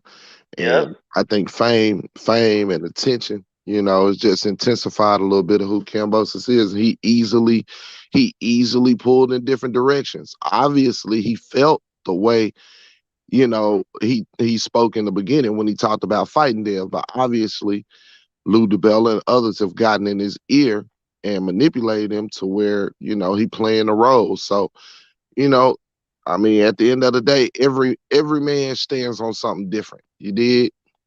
And obviously, Ricky Williams said all the time, how men move. You watch how men move, not really how he talk, so we seeing how Kambosos move, man, and you let that, answer your question for yourself. Yeah, a lot of these guys, man, a lot of these fighters, they're gonna, when they're on their way up, they're gonna feel one way and say one thing until they get there. That's real life. That's the real experience. It's like a person is saying what they're gonna do if they hit $100 million lottery. You don't know it exactly until you hit that shit. It changes everything. Your whole universe changed. So most of those guys, when they trying to get up, or they'll be like, I'll fight anybody, or I'll do this and I'll do that. because they trying to get up there. But when they get there, very few, especially in this era of boxing, do that. Because they got other people around them. Like you just said, couldn't have said any better. You got other people around them putting stuff in their heads, putting things in their ear every second. Do this, do that. And very few of them are going to be able to stand on their square and do what they originally were saying that they were going to do. So I'm not surprised when I'm older. That's what most of them do. Yeah, I mean, guys like Marvin Hagler, I mean, that's why he should be respected. I mean, he told the truth, bro, and that's another reason why I respect Earl. You feel me?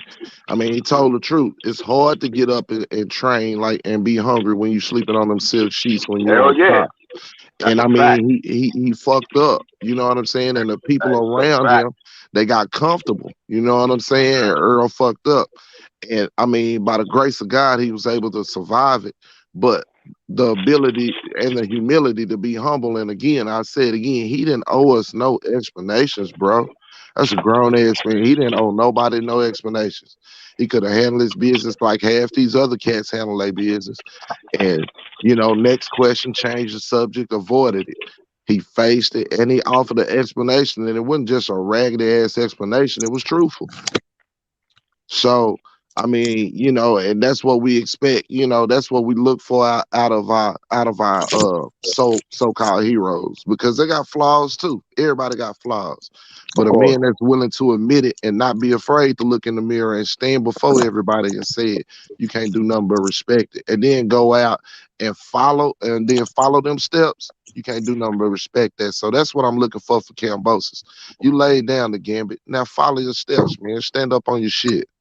And one of the things you said that was dead on, 100%, really, and nothing else really needed to be saying after that when you was explaining to that guy that, look, this is a different era, man. People gotta understand that this ain't 1970, man. This ain't 1980. This is different. Like this social media entry, this shit has changed forever. It ain't never going back to that shit. So anybody got that in their head, might well get rid of it, because it ain't going back. Everything evolves and moves forward. So it ain't going back to that shit no more. If it does, it's going to be the end of the sport. If it goes back there, that means this shit is dead. It's not growing. Whether it's positive or negative, like you said, it's not. It's got to evolve. It's not whether it's good. It's not whether it's good or bad. It just is what it is. And this is what it is now. And we seeing a battle between a dinosaur right now and the new age. If you really want to be honest, what you're looking at with Dev and Bob, what you're seeing is the old way of doing business. Bob showing them the old way of doing business. You hear me? And freezing you out and killing off your options. You know what I'm saying? To force you into play his way. And what you see. Go ahead. That was the question I asked Fred on his show earlier. I said, we all know what should, in theory, what should work and what should happen, but it's like, how do you uproot something that's so deeply rooted? Because it's been this way since the beginning of the sport. Since the Jack Johnson days, there's been corruption in boxing. How can you really beat the promoters and beat the sanctioning bodies and beat all of it by yourself? The same way George Floyd got locked up. The same way Ahmaud Arbery's killers got locked up. The same way. Listen, man, they couldn't account for evolution. Best Pugilist just said it, and you said it too. Evolution, right? And it's going to happen here in boxing as well. You feel what I'm saying? Evolution is coming for any and everything. Okay, so again, like you said, it's been in boxing forever. You know what I'm saying? But now we have so many more tools and so many more avenues to hold motherfuckers accountable. Like that shit that happened with Mauricio Suleiman, you know what I'm saying? With Suleiman, let it have happened in the 70s or 60s. Wouldn't be so many avenues or so many different people to get that in front of. You feel what I'm saying? To hold them accountable in the time and in the way as such we do. So many things that got played before it can't get played now. And it's like water on a rock. It may take some time, but eventually something will break. And we need more Devin Haney's out here. We need more situations like that. And we need more people bringing it to the forefront. Because once you put the light on the roaches, they'll take off, bro. And I agree with you. It's like first of all, if you don't have a big enough name, because let's be honest, we all love Devin Haney. Devin Haney is not a big name. He's not a superstar. Really, there's only 1.5 possibly in this era of boxing right now. And I'm talking like I mentioned before, superstars, places where they don't even got electricity to watch sports and they know who you are. Like people that transcend boxing. He's not one of those yet. So if you don't got that, then you are going to need a coalition. You are going to need a bunch of independent dudes that get together and say we're going to make our own fights, do our own thing. But then you got to worry about the venue shit. So now you ain't going to be able to probably even fight in Vegas. You're going to have to fight in other venues that probably aren't as big because the promoters are still going to have ties to the biggest ones. So it's like you really going to have to start from the ground up, damn near making your own fucking sanctioning body damn near. You know what I mean? Like, Well, Max, check this out. Why did the WBA start finally cleaning up their shit? They got forced to by the commissions, right? And where was that commission from? I don't even know that one. Wasn't anything in boxing. Wasn't anything that had to do with boxing. This commission that forced the hand of them was a government commission. Am I wrong? I didn't even know that. Like the U.S. government? Do the research. It's some ABC commission, but it was a government commission. And the reason why I say that is to say this, right? A lot of times in the National Football League and in the NBA, things like that, a lot of times when certain shit get the legislators and it get to be a political thing, you start to see moves, right? So all I'm saying is using your resources properly can make moves, right? Mm-hmm. And I believe I believe there's a couple of individuals or whatever, you know what I'm saying? Stand-up individuals that would shed a light on some of the shit in boxing out there that would bring about change. You know what I mean? That are in that ilk or in those places. Boxing needs some of that. You know what I'm saying? How we was talking about how certain fighters like Devin Haney, how we was talking about that night that Devin Haney was at the game and, you know, didn't make sure that he didn't get pictures with certain people or whatever. I'm just saying when you have certain people that you attach or latch on to a movement, you can actually make change. You did? I know of at least one legislator that was involved in sports that has shown a track record of doing some stand-up shit in the midst of bullshit that, you know what I'm saying, if the right person got a hold of, will probably make some waves. But again, it's people using, man, the tools are out here. You know what I'm saying? And it don't necessarily take a coalition. You know what I'm saying? It takes one move. It takes a move for another move. It's one step at a time. Yeah, I mean, I think we'll eventually get there. I just don't think it's going to happen in this generation, man. Of fighters, at least. But, I mean, I hope it does. I mean, I would love to see everybody independently get their own shit. Yeah, man. I mean, you know, it's a mentality, and it takes courage. You know what I'm saying? You got to think about it for Dale. It took courage, and it took him having some people around him who believed in him and believed in what they had going on for them to go independent. I mean, you know, we talked to Troy Isley the other day, and Troy kept it a buck. He said Top Rank taking care of him. You know, he had a couple of shoulder surgeries or whatnot. And, I mean, he said they done a good job with him. He don't have no complaints. You did? It's different for everybody. Yeah, I'm just trying to, because I see what you're saying as far as, like, there have been changes made, and someone in the chat brought up the Muhammad Ali Act and all that good stuff, too. But I feel like, I don't know, it's just like, it seems like by now there would have been an investigation in the money and the connections and what's going on with boxing and stuff like that. Like, for it to not be, I mean, for it to be still kind of be the Wild Wild West in some essences, you know, where you can kind of do what you want. You can freeze dudes out. You can blackball dudes. You can cut off venues, steal dates. Like, there's a lot of play that goes into this. And it's like, it's hard with seasoned, legendary promoters sometimes to be able to move. So what is a young 23-year-old self-promoting kid, like, how's he supposed to do that by himself? You know what I mean? Like, And I mean, he's actually doing it. He actually taking on the big bear, bro.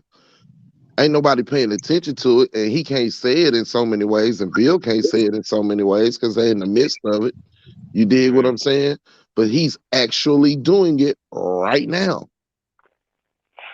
but he's not winning. I mean, if you consider, what do you consider winning? Because here's the Getting thing, more right? fights. Right, but here's the thing, right? As much as you think that Mauricio and Bob have Devin in a vice, Devin is well paid. He's not hamstrung by anyone, and really, he has more cards in his hands than anyone wants to let on, because he generally has the streets, and the other sanctioning bodies don't recognize the bullshit. So if you want to live in a bubble in a fantasy world, you feel what I'm saying, then you can feel like you won. That's just like them QAnon people.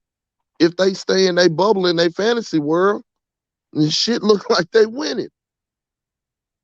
So again, bruh, at the end of the day, if you want to live in reality, there is a dispute when it comes to who is the champion in the WBC. Well, actually, there isn't a dispute. And if you want to be undisputed, then you have to fight Dev, period. Now, if you're okay with not being undisputed and whatever, then that's what it is. But you're living in a fantasy world if you're not. So they can say what they want to, but he better be careful about what he say, because Dev is paying those sanctioning fees. And obviously Mauricio knows that, he can be held liable for what the hell he's saying and doing. That's why he tried to clean it up. So is Dev really, is he really in a bad position? I mean, yeah. I mean, we'll see. We'll see how dedicated Eddie is to getting involved and trying to help out too. But I mean, fuck. It just seems like it seems like a long road to travel, especially when you're in the middle of your career. Like, and you got to focus on also trying to stay on top of your game. You know what I'm saying? So, absolutely. But I mean, like I said, in theory, we all want the same thing. In theory, we all got a lot of ideas that seem like they might work, but there's no telling. I mean, we can only sit back and wait, because shit ain't working right now. Ain't nothing working right now. And it's not just with Devin. But you have to think about it like this, man. Hey, man, I bet on myself already, right? Everything worth having is worth working for. You know what I'm saying? Like, don't nothing come easy. I mean, this didn't come easy. So if you bet on yourself this far, and I mean, you've already taken this much shit off the WBC, then finish it off right. I could see if it was at the beginning of this shit, but you know how much shit he been taking off the WBC and Bob Arum since he signed, since he went the way that he went. Yeah. So, man, say it's a tough road to hoe, but say, only the greats get asked so much. You know what I'm saying? When a motherfucker don't expect nothing from you, then they don't have no requirements. They don't, no expectations of it. Shit, he got lofty expectations and strong shoulders. He can handle this shit. I got faith in Dev, man, and I hope he get the fight. And at the end of the day, slay the big dragon. Fuck Bob Arum, bro. I mean, let's keep it a bug. I mean, Bob ain't making another 10.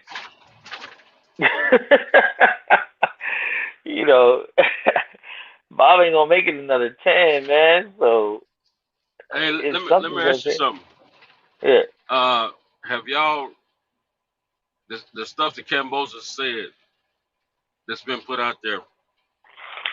Has anybody read the full thread that's going back and forth with him and David? No, I haven't. I'm thinking a lot of people haven't. I didn't read the 100% entirety of the thread, but I read more than what they've been showing us on these sites about what he said about the jury thing. And you know, it's two younger guys talking stuff to each other, but at the same time, what I got from what was being said is not that he was so much being disrespectful, is that he's just letting them know, get the bag up and we can do this. Is what he's letting them know. And in my way, that's what I'm understanding. And he's also, you know, what I get out of this is the fact that even though we all feel like he's having a different energy, and rightfully so, because he's been educated on the business part of it, that he's in a lucrative position to get a good payday from one of these organizations that have one of these a high profile name 135ers. And so, I mean, according to what Devin said, he's made him the biggest offer so far. He probably had, but at the same time, they probably thinking bigger numbers. Him and DeBella. DeBella's numbers, the business of boxing is going to be thinking higher numbers than the fighters are, because they're in the business of boxing. They understand the numbers and the financial statements and the contractual agreements and things of that nature. The fighters don't have as much understanding 9 times out of 10. However, but what I was going to add to it is that from what I'm seeing, Devin is the front runner on getting that fight, because of the fact it seems to me that Devin and Kambosos is having more direct conversation with one another, which means to me that their team is in contact with one another about the business of boxing. So I think a lot of this, a lot of these videos has been done. A lot of the stuff it's been a little clipping of a portion of what Kambosos said. It's been advertised, and then guys have taken the conversations, men and women have taken the conversations to give their narratives about what they think it means. And I read a little bit more about that thread yesterday on Twitter, and I don't get the same thing everybody else is getting out of that. And I think we're more or less building narratives, more or less than speaking about what the real of the conversation is. I see two guys having conversation, trying to make this fight happen. I see one guy checking his options and trying to get the biggest bag he possibly can. And there's nothing whatsoever is wrong with that. I can't think of one person that's been on this panel or that's on the panel now or that's in the chat that wouldn't check their options.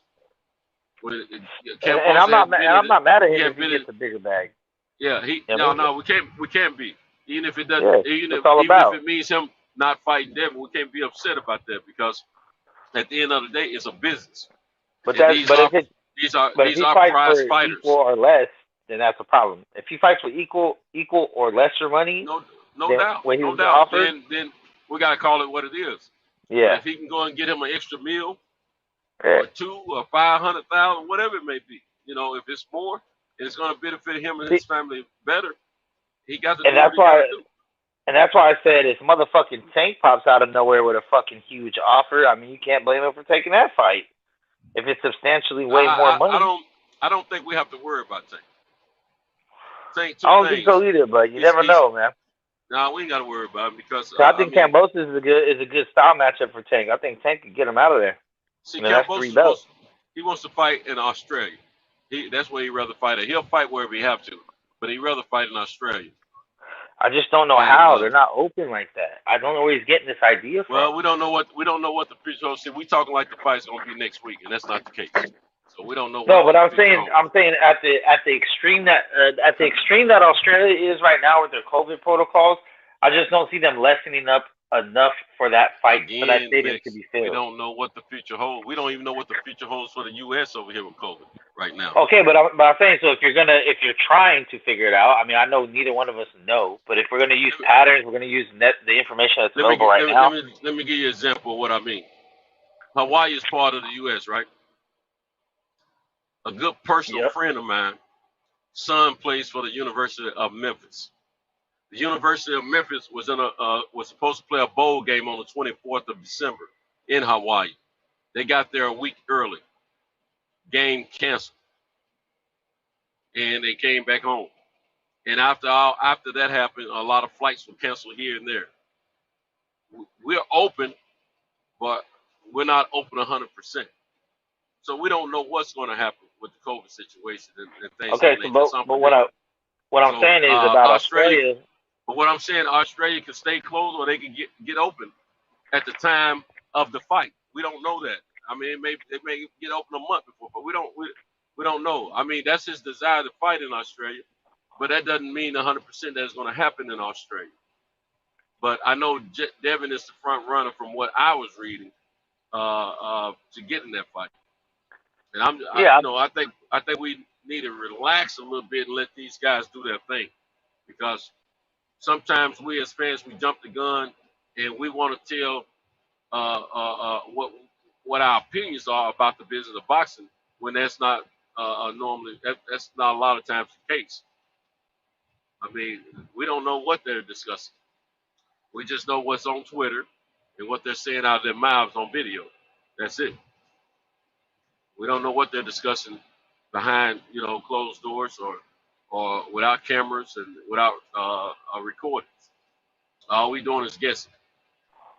Okay, so by my educated guess, Australia is not like the U.S. as far as opinion, whatever you want to call it. We have the power of the states. The states get to decide what their lockdown procedures are, like in the United States. In Australia, that's not the case. So the country. We have what now? We have what? I was saying in America, we have the states run the state, right? So the states get to decide what kind of lockdown they're doing. That's why Texas and Florida is open, but California, you know what I mean? Like, it goes state to state. So like with the Hawaii thing, they shut the shit down. Everyone else got to deal with it. But in Australia, they don't have that. Like, it's the country decides what the country does. It's not individual provinces that get to decide their own lockdown.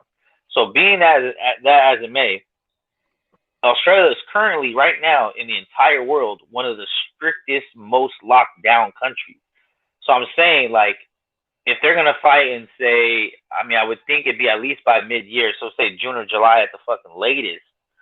Like, I just don't see in 6 months that country would be from being one of the strictest lockdown countries. And they locked down the country for 4 COVID tests. Just 4 positive people, they locked down the country. They have shit now. I wouldn't say concentration camps is a little extreme. It's probably one of the healthiest countries too against COVID.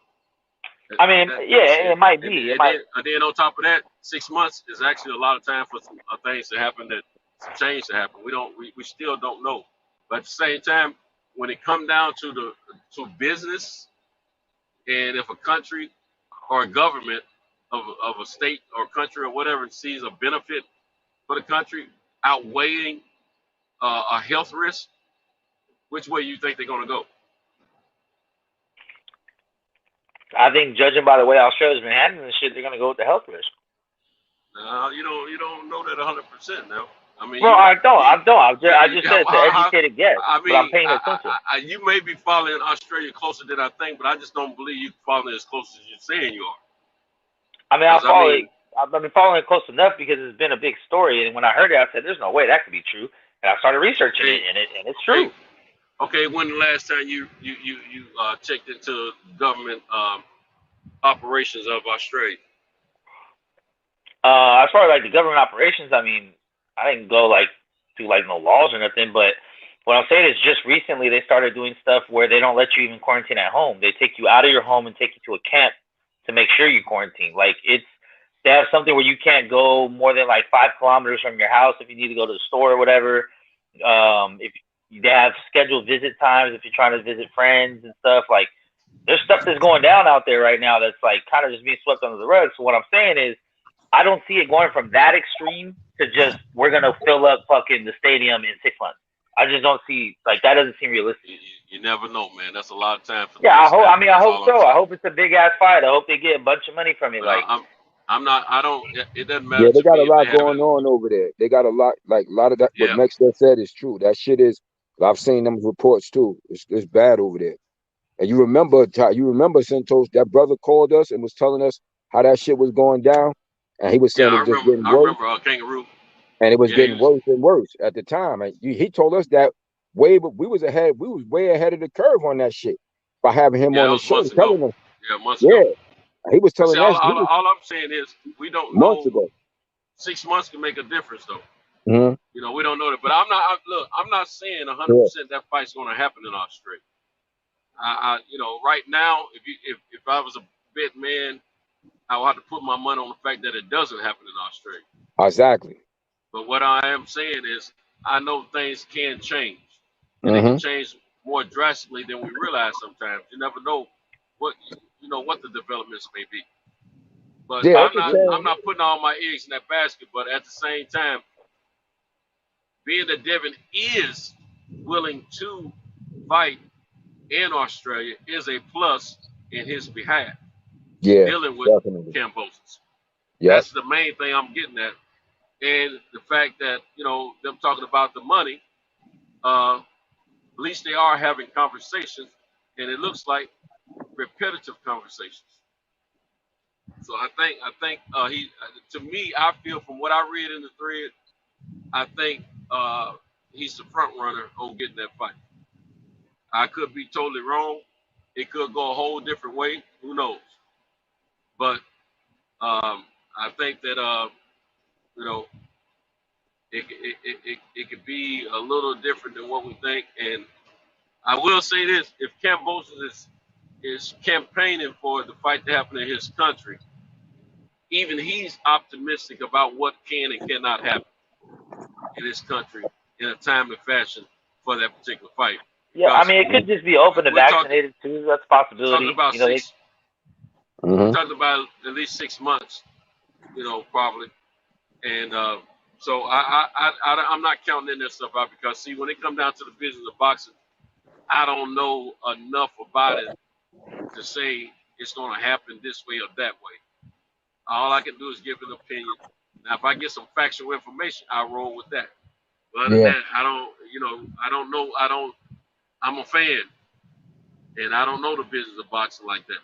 And, Well, I think we get ahead of the curve a lot of times on some of the stuff we talk about out here on YouTube.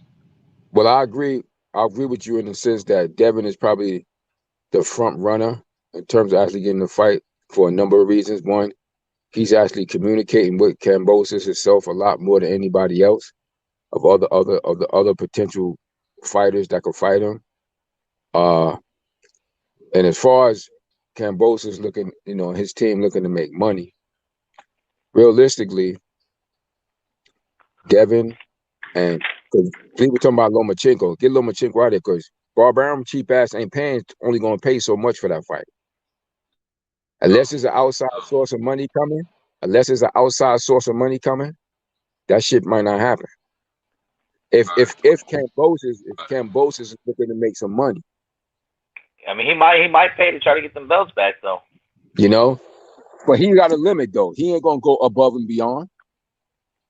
Bob Arum was the same guy that didn't want to put too much money into his own fighter for the Kambosos fight when they bid it against Trill and all the rest of them.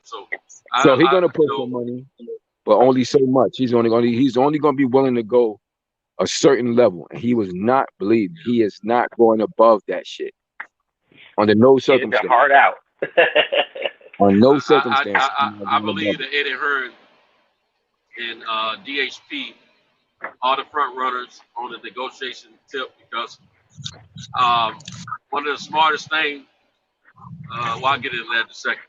But I think Eddie is outside of Triller. Eddie is willing to put up more money than the average promoter out here that I know of for these fights. Yep, I have to agree. And I don't think we have to worry about Tank because, you know, Al Heyman takes care of the negotiations for Tank. But at the same time, you got Mayweather. Hey, what about DHP? All into that stuff. DHP is with Eddie Hearn. But I'm saying, like, what if Haney just uses his own promotion to make a fucking bid if he goes to first bid or some shit? That ain't gonna happen, man. Let me tell you something. Devin Haney and his father partnered up with a promotional company for a multitude of reasons. A lot of stuff y'all was saying earlier about him being out here and not having relationships with this organization, that organization, and this venue and that venue. That holds, in my opinion, I agree that may be a lot of truth to that, because in him knowing that, meaning he don't have that iconic household name like you said earlier, like a Mayweather or somebody, he's building up to that. Until he builds up to that, he's got to have a powerhouse promoter in partnership with him. Yeah, I So agree. he can get into these, so he can get this network television time. So he can get in these bigger venues. That's what that's about, as well as luring in fighters to fight him for decent paydays. All that, having the money behind him and things of that nature. All that is part of it. Now, he's not a partner with DAZN now. He's a partner with Matchroom. Matchroom. And Matchroom is Eddie Hearn. And Eddie Hearn is a partner of DAZN. He still has that support. He can make those fights happen the same way as they were making them before. And DAZN will put that money up, for this kid to have the fights. And the other thing I wanted to add real quick, him having the belt or not having the belt, I heard you guys talking about on Fred's show, I think. Yeah, it might have been here. Our common sense mind tells us he needs to throw it away, but the business sense mind says no, he does not need to throw the belt away. And for this point right here, if he throws it away, he gives the leverage 100% away to the WBC, who can prevent that fight from happening with him and Kambosos. So he got to play the little game, hang on to the belt in order to try to make that fight happen. But at the same time, that belt still gives him a level of respect and gives him a sense of lure for other fighters that want to fight it. Even though they playing around with that belt, calling it all types of crap and giving it all kinds of levels of or lack thereof of importance in the division of 135. So it's I think I was one of those who said should give it up and not pay the sanction fees and things like that. I still don't like think he has to pay sanction fees, but at the same time, I think he needs to hang on to it until he makes his next chess move. When he makes his next chess move, if that move is with the Kambosos fight, then he's going to win from that respect, no matter if he wins the fight or not. He wins because it gets him in a position where he wants to be. So I think he still got to play the game to a certain extent. And I don't think it's a bad idea for him to be partnered up with one of the major promoters in the business. I think it's a smart move. Till you get to that point where you can do everything on your own and be self-sustainable and have that namesake and that cachet around the world in the business of boxing.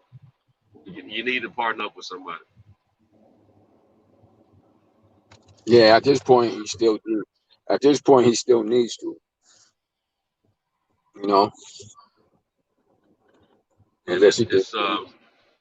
And there's still more that could be done. It's still more that could be done in terms of marketing and things like that as well. So get yourself known, man. That's how you get yourself known. There's other things you could do to get yourself out there and known, and all these things will give you more leverage in all the negotiations that you're doing. The more you get yourself known, it'll give you more leverage. And in terms of him with the belts, I agree with you with that as well. Like, whether the shit carry any real legitimate or authenticity or not, it's still something that he can use to maneuver his way through the rigmarole. You understand? Yeah. Because you made a very valid point. I thought when you said, like, if he was to give that shit up, the WBC could do and they use their power to make that fight not happen with him at all with him and Kambosos at that point. But at least right now, while he lays claim to that belt, they're still in the mix with that shit because of that. But if he gives it up, they won't be, and then they will have no. And then that company could feel like we have no use for him now at all. Yep. Since he gave up the belt.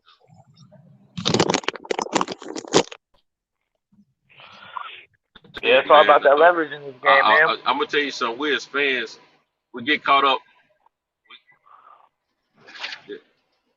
We as fans, we get caught up in saying a whole lot of stuff that we would or wouldn't do. But I'm gonna tell you, man, if we're in that position and somebody's talking like Cambosis, you know, a lot of people don't like the energy he's putting out right now. But the man's trying to look out for his well-being and his family, and I respect that, you know, because I'm gonna tell you something.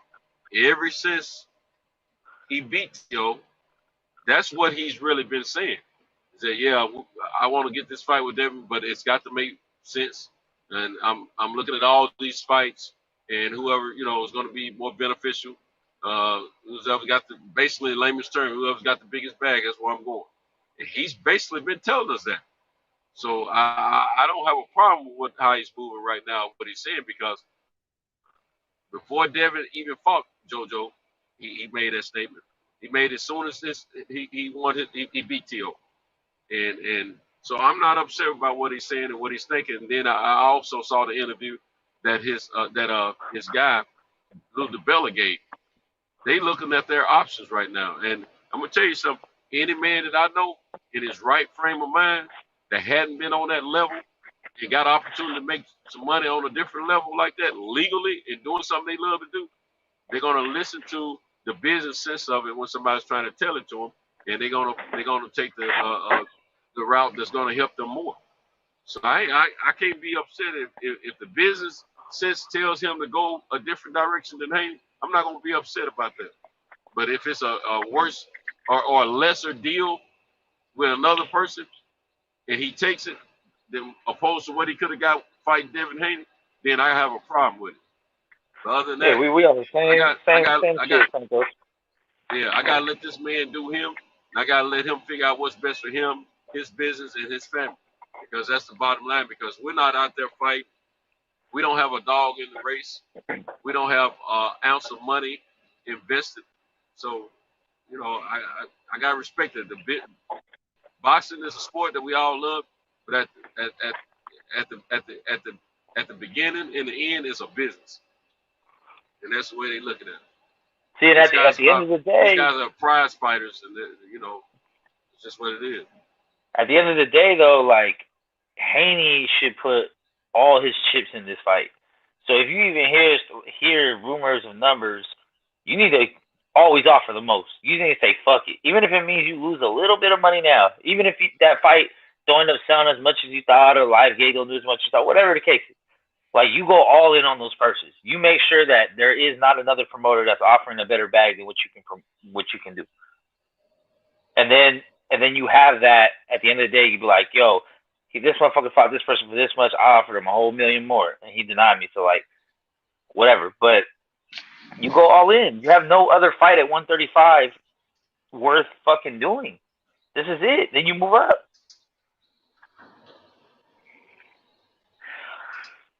I think it's like so simple. Yeah.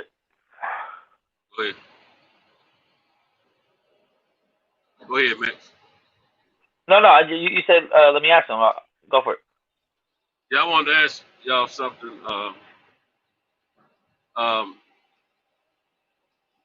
Okay, there's been a lot of talk the last few days about boycotting fights and all that kind of stuff. And just, I'm not gonna call any fights in general. Specifically, I'm just gonna say fights in general. Boycotting this, that, and the other for the fact we're not getting the fights we want, this, that, and the third. All right. Now, my question is boycotting these fights good for the sport of boxing or not? Hell yeah. You feel it's good? I mean, I believe in power of the people, man. If the people speak, if it makes enough of a dent to make a difference, then maybe they'll stop playing with us.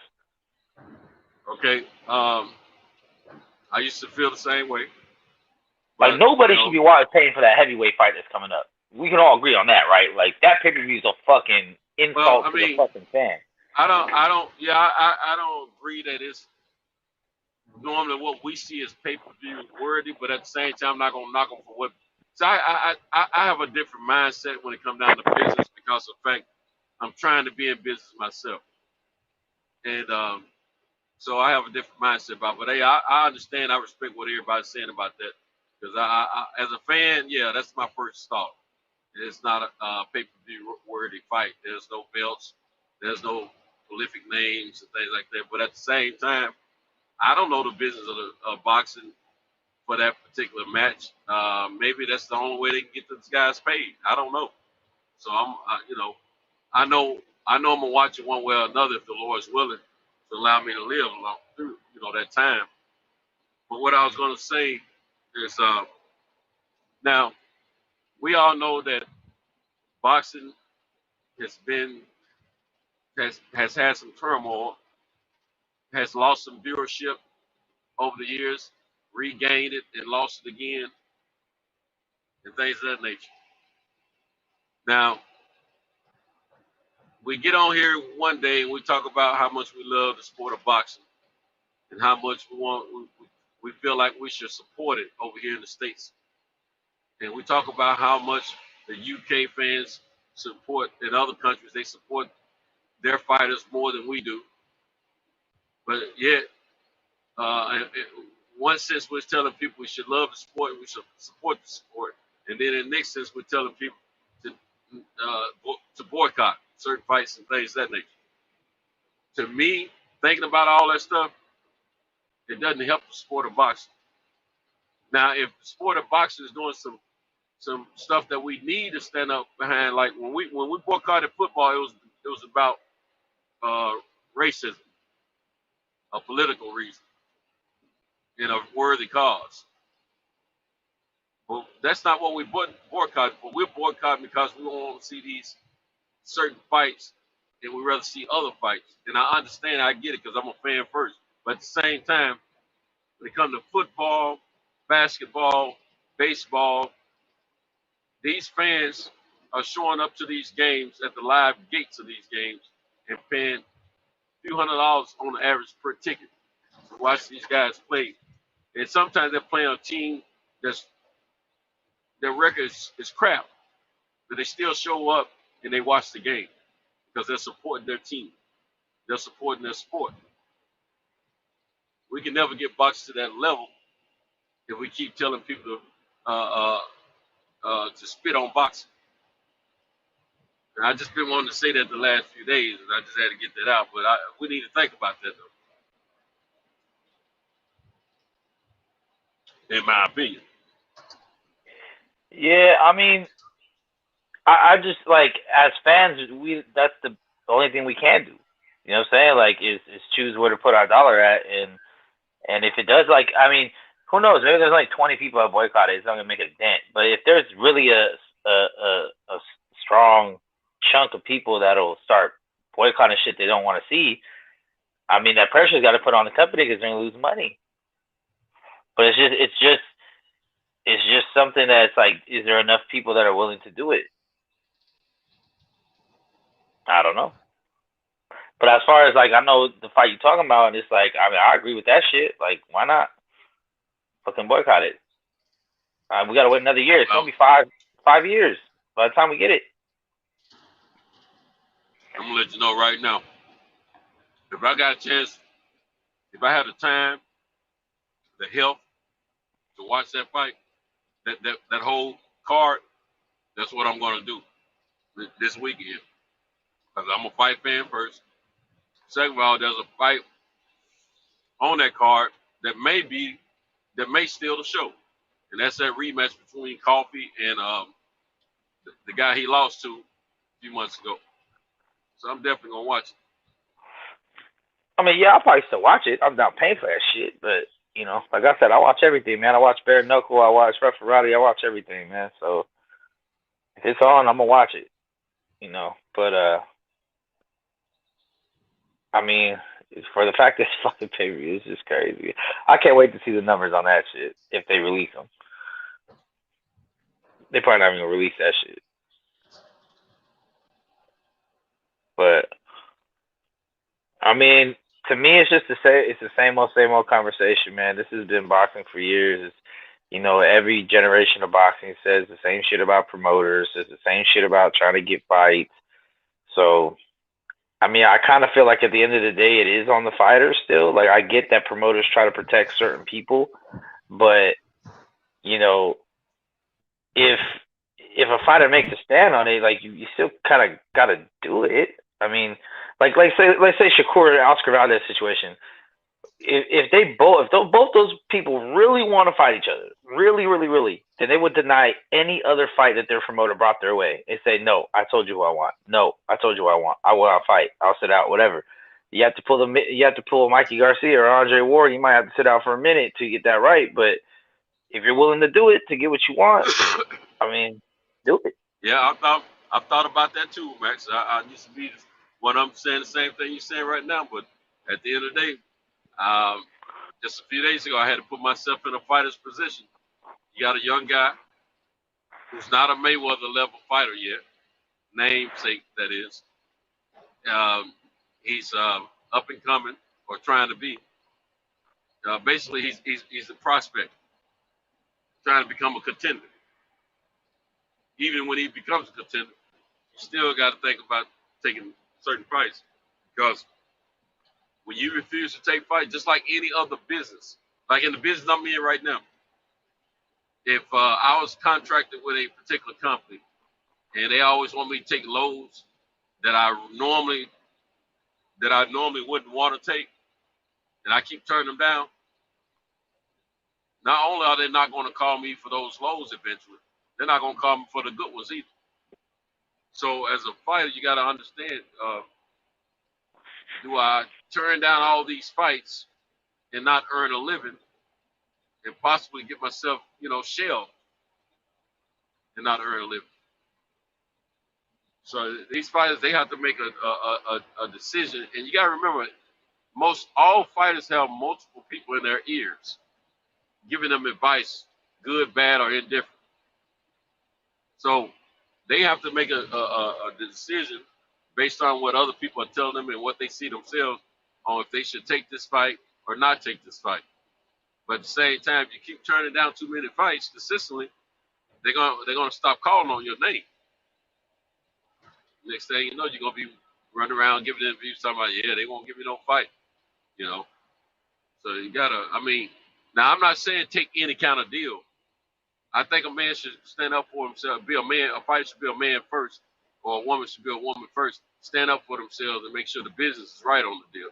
And I think fighters need to learn more about the business as they going into becoming professionals. And I think that's what fighters screw up at. They don't learn the business of what they're getting into, and they need to learn at least the fundamentals. And that's how they get tricked a lot. But at the same time, you gotta take some fights, that you don't want. You gotta take some and be patient to hopefully you get if you've taken the fights that you wanted, hopefully you get to the good part and get the fights that you want. Tevin Farmer, he fought 5 times in maybe a year and a half, something like that. He's taken, a number. He fought a few guys we didn't know much about. But then he started getting some better names to fight against. The last person being Jojo Diaz, And if he made a few million during those 5 fights, So, sometimes you gotta put the work in. Just like you were saying early on Fred's show, some people don't deserve some things that they want. Yeah. Even though you were talking about equality, Yeah. sometimes you gotta earn. What's going on down here? You gotta earn certain things, that you want. You gotta earn everything, man. Everything can't be handed to you. We want things handed to us, but everything's not going to be handed to you. You gotta go out and earn it, man. You gotta go out and take what you want sometimes, Is it that a quote, like everything worth having is worth being earned? Like, Yeah, you gotta fight for it, Yeah. So, sometimes you gotta take some fights that you normally want to see. One of the biggest problems I see in the sport of boxing with these fighters nowadays is everybody want to be on the Floyd Mayweather train. Not the train, but they want to be on the Floyd Mayweather model. From the beginning to the middle to the end of their career. Well, a lot of people forget Floyd was that dude that took all these fights that a lot of fighters wouldn't have took. He took the low paying fights a lot of times, and people didn't realize that for years until he spoke on it. He had fights where he only made $7,500. Floyd Mayweather, that's when he was pretty boy, and he was knocking folks out left and right. He was already a champion and everything. When he had to take that was before he won the championship, but he took a lot of low paying fights to get his level up. He put that work in. He grind. And these guys don't want to grind. They want to see these kids are used to these kids fight now, in my opinion, they had parents like me and parents that was a little bit younger than me as well. That was always said they were gonna make things easier for their kids than what it was for them when they come up, and they hand them more things than opposed to letting them earn things. And so when they get in this some of these kids get out here in the real world and get in sports and stuff like that, they think everything's supposed to be handed to them still, instead of going out earning. It's just the mindset different, and we got to stop rubbing these kids on the back and tell them everything's gonna be all right, or don't worry, you don't have to fight them if you don't want to. Just sit there and chill, and we'll make something happen for you. Your name is such and such. Kid ain't even arrived yet. Name ain't meaning much of nothing to the casuals. It might mean something to the boxing fan, true boxing fan, but not the casuals necessarily. So, some stuff got to be earned a little bit more, man. Yeah, that's what I said. That's why I said Henny's not at that level yet where he can make demands, and that's why Canelo barely got to that level where he can pick and choose what the fuck he wants to do. You know what I mean? Like, he barely got there. There's no other fighter in boxing that can just do whatever they want. Like, there's none. Like, so. Yeah, they said he want to fight Better Be now. I mean, that's a good fight though. At least, Absolutely. like I like that. to see it. I like to see it. I mean, Better Be definitely looked like he had some holes based on that last fight, but yeah. And I think he beats Benavidez too, but I just don't think he wants to take that chance of getting caught with something. Benavidez is a big boy. He ain't no chump, and he'll take a few punches just to get his off. Oh yeah. Whether or not he, can take consistently some Canelo punches, I don't know, but yeah. I tell you what, if they fight, I'll put my money on Benavidez.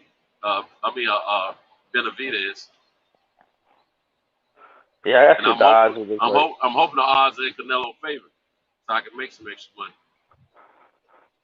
by betting on Benavidez. At least have an opportunity at it. Yeah. Now I guess by theory I've been boycotting pay-per-views, man. Like I find other ways of watching the shit unless it's two fighters that I really support and like, and then I'll buy the shit. I tried to buy the Bud and Porter shit because I love both those dudes, but it was just too much to ask. Like, for me to get it, it was just too difficult. They wanted me to sign up for fucking ESPN Plus. I didn't want to do it. There's really no other way of getting that fight without signing up for ESPN Plus. So it's like, well, looks like I'm streaming it. Sorry, guys. You know what I mean? Like, I tried. But same thing with the Zone. There's certain fights on the Zone where I'm like, oh, it's a good fight. I probably would, And it's like, I don't want a membership to the Zone to watch this fight, But the Zone's a little cheaper though. I think it's like $20 a month. So yeah, I think the fight just costs like $20. I've been paying $20 a month since I got to get off of that. I got to go and pay that $99 to be done with it because it looks like I'm not willing to give it up. So. I mean, they put on pretty decent fights, man. Like, they got some good fights. At least this year they put on pretty good. If you're a diehard boxing fan, you just want to see some fights, period. 9 times out of 10. But you want a good fight, but I mean, a no-name fight is better than no fight at all for a true boxing fan. Yeah. And that's where I'm at with it all. So I know I might as well go and get off my soapbox, pay the $99 because I was one of those that I was totally against Eddie Hearn in the beginning, and didn't want to see him succeed and things of that nature. But then, shoot, man, you know, I had to remember I was a fan first, and this little thing here, you know, this, you know, me trying to be a bandwagon rider about what some other people are saying. I had to change that because I've never been that kind of guy until then, and that's why I just try to be a free thinking person, man. I don't follow narratives. I like to know for sure 100% the situation that I'm involving myself in, and I don't want to say I don't like something because my buddy say he don't like it. See, I was that kid. When my mom said she didn't like something, I didn't like it. When she didn't like Ali, I didn't like Ali. When I got older, I learned that I made a mistake. Ali was a great. Not only was he a great fighter, but he was a great person outside the ring when it come down to people and trying to help people. You know, so I had to change my mindset and remember who I am and what I stand for instead of riding everybody else's opinion. And I think a lot of us, we get caught up in that. We hear one guy or a girl that we respect greatly say something, kind of makes sense what they're saying. Next thing you know, we with them. We don't change our mind about how we were thinking about the situation at first, and riding with the narrative that person put out. And I don't want to be that dude. I don't want to be speaking against narratives and then be the narrative rider. That's not who I am. So I try to make sure I check myself from time to time, make sure I don't fall in that bucket.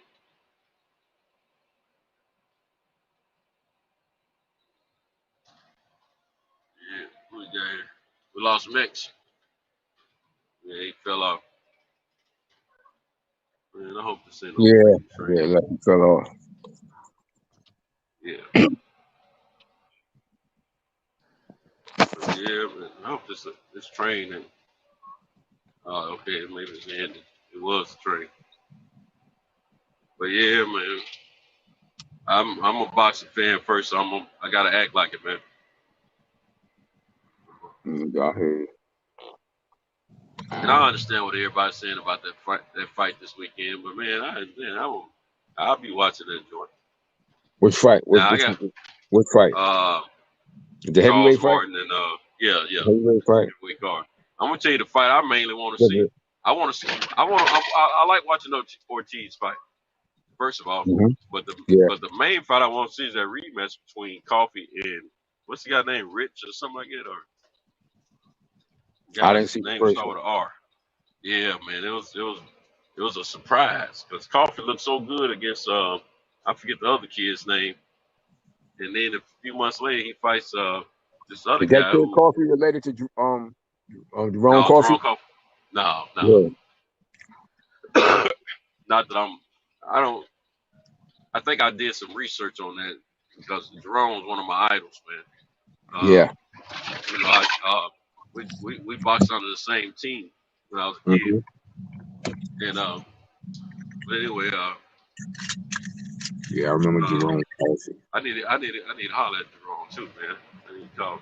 But anyway, Jerome went to school with my wife, man. We graduated together. Yeah, it's crazy. Yeah. But well, actually, no, they didn't graduate together. I think he graduated before her. But no, I gotta check that. They might have graduated together. I can't remember. But we ran into each other a few years ago for the first time since I was a kid at my wife's class reunion. And once I made him remember who I was. Of course, he ain't seen me since I was a little bitty kid. You know what I'm saying? Yeah. When I let him reminded him of some things, he knew I knew what I was talking about. Man, he never left my presence the rest of the night. You know what I'm saying? Vice versa. We talked the whole evening, and we've had some communication since then. But I got to get back in touch with him. I kind of fell out of communication with him. Oh, that's cool. He had moved back to Nashville, and he was doing some training in Nashville. I don't know if he moved back to Vegas or not. And for a minute, he lived in Canada, and he lived in Vegas. You know, he's divorced from his ex, and I'm thinking I know he was still here in Nashville for a couple of years after I saw him a few years ago, but I don't know if he moved back or not. Okay. Yeah, it's wrong with that dude, man. I used to, I remember me and him was walking around. He used to work for the sheriff department while he was boxing, right? Mm-hmm. Before he turned pro. And I was supposed to meet with the team downtown Nashville at our boxing gym, and we were supposed to go to another city, I think Chattanooga or something like that, for a box. We were gonna be going all weekend. Mm-hmm. Man, I missed the ride, right? And I had a fight that weekend too, and I missed the ride. Okay. And, that was back in them days. Every family didn't have a car of their own. You know what I'm saying? Mm-hmm. So anyway, I was going to be riding with the team. They used to come around, pick us up, and all that stuff. But anyway, we were supposed to meet downtown. But anyway, Jerome was trying to help me catch up with them so they could pick me up, but they were too far gone. They didn't have no walkie-talkies, CBs in the van, and all that stuff. They took a couple of vans. And so he really didn't have a way to get in touch with them, but he tried to make something happen. Okay. Anyway, he took me to the sheriff's office with him while he was going around checking on some stuff in between, him trying to get me connected with the team. And man, Jerome was the women, they liked Jerome a lot, man. They flirted with him, he flirted back, man. He looked like he was so smooth what he was doing when he was talking to them ladies, man. And I told myself when I was a kid, I said, I want to be like him. You know what I'm saying? I want to be smooth like that. You know what I'm saying? I said, he can box, been to the Olympics, and he got the ladies like him. Shoot. And he didn't even have to turn pro for me. He was my idol, man, at that point, bro. But I used to watch him train in the gym and stuff like that, see him come through. And he always acknowledged me in a positive way, man. Me and the rest of the guys, And so he was one of my idols, man. Old Jerome Coffman. Now, I knew a lot of his family. I knew a lot of his family on a personal level. He had a lot of family that grew up on the same side of town that I grew up on. But he went to school on the north side of town with my wife. So I don't have the story on that yet. I don't know what made him end up at Pearl High School. And Pearl was it became a very popular predominantly black high school in Nashville back in the day. Man, I know this old man gonna talk me to death though. This car here. He might not be here yet. I might be able to get in and out of here because I'm getting here a little bit before 4. Yeah, I might be able to get in and out of here before he get here. My old buddy, my political buddy. I'm gonna try to get in and out of here before he get here. I need to go anyway. But yeah, man. Hey, man, I want to do a quick apology, man. I shouldn't have let that guy get me upset earlier. And I did, and I shouldn't have been talking like I was talking, man. But he got under my skin a little bit. We talking about something. He coming out with that negative energy, and just, I apologize to everybody, all the listeners. That's all good shit. Look, So, you ain't gotta apologize. It's all good. You ain't gotta apologize to me. You seen what I said? I ain't dealing with that. Yeah. I ain't dealing with that shit either. That's why I told him get you back off there. I don't care about all that. Yeah, you control yourself better than I do, man. I ain't gonna lie. Yeah, but that's why I was like, get him off here too. I don't want to hear that. I don't want to hear none of that shit. Cause I know where that mindset is coming from, and I ain't happy. I took myself off the panel because off the show because I didn't want to. If I had stayed there, I wasn't gonna let it go that easy. You know what I'm saying? Yeah. Nah, I wasn't mad at all. I didn't want to interrupt the show, but I apologize. Sometimes things like that need to be done. Yeah. That shit needs to be done. I don't even know where all that came from. What makes so bad, man? What his energy came from when he come over? And then he wanted to laugh and brag about the fact that he cool with Cal and all that, you know, and I was Yeah. okay. You know where that mindset come from. Nigga, you've been born and raised here in America. You know where that shit come from. Yeah. That's why I said what I said. And I meant every word of that shit. They're gonna fuck off with it. I ain't gonna lie. What I was saying to him, when it comes to shit like that, fuck that having somebody a subscriber. Not with that mindset, not where we at this stage as a people, having endured the shit we endured. I know exactly where that shit comes from. I ain't with it. Shit, I got knowledge of self. I ain't with it. I don't give a fuck. Nobody think. Right. When it comes to that shit, I don't give a fuck. I know. I get mad at myself, man, when I have a chance to simmer down and think about what I'm doing. It is what it is, man. You got it right. Yeah. Look, you got love and you got hate. They exist for a reason. Shit. So when it's time to express that shit, it's time to express it. It's necessary at times. You understand? We trying to do our thing. We got what we got over here. Those of us who came together under this platform to form what we done formed, helping Kyle with this shit. Our main little crew. We got our energy and we do what we do over here. You understand, man?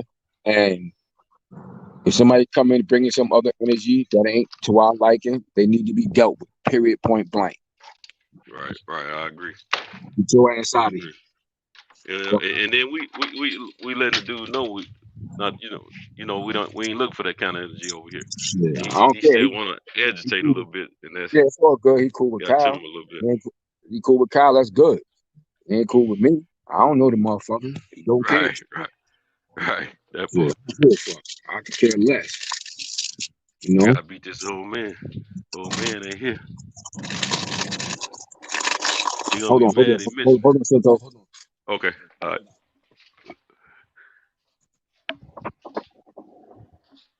Old man gonna be like, darn, I didn't get to tell him about Trump.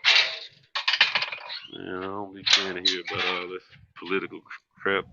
That's why I don't be watching television now.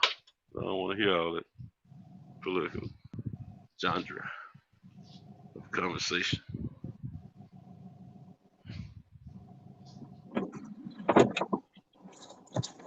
I gotta go throw this shit out. I gotta go throw this stuff out. Garbage. Shit, I gotta call about and fall off, man. I gotta call my lady, man. Make sure her ass is up for work. Hold on, fall off. Hold on. Shit.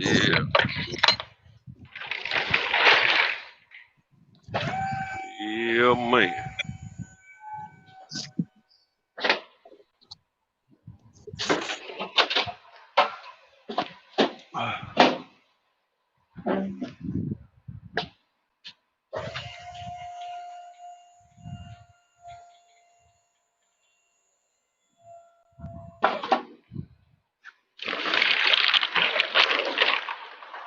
Getting this load out, trying to beat the old man.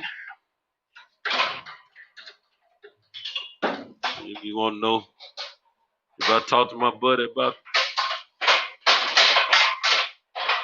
what Trump's doing, oh man, my buddy he don't realize my buddy don't even talk to me anymore because of that Trump stuff. But it's neither here or there. Yeah, my buddy hot about that Trump stuff. And then my buddy also had a different view about that situation that happened in Kentucky with Breonna Taylor. You know, he had a different view about it. See, my buddy, I don't know, man. His mindset is way different than what it used to be. But he wants to talk about. Oh shoot, I'm glad I thought about that. Put that over here.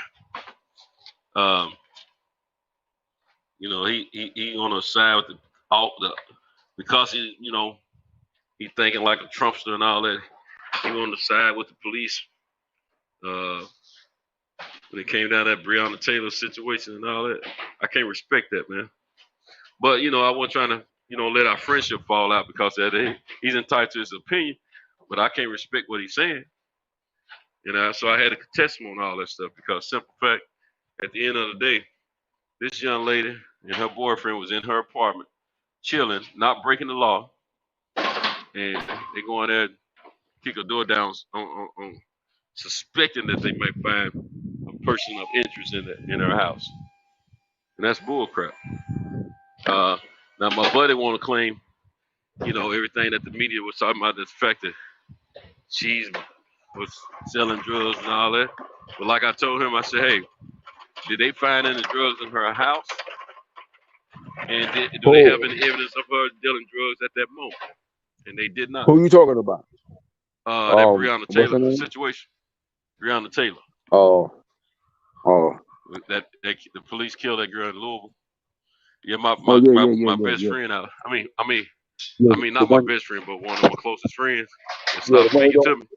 That was that he was the one. The old man be asking me about because he loved Trump. Well, see, he also he like all this police killing that's going around in the country. He always trying to come to me with all that old narrative that the police are putting out there about what happened. Now, if it was obvious what they were saying was true, I can't do nothing but roll with the police. But it's obvious that they lying.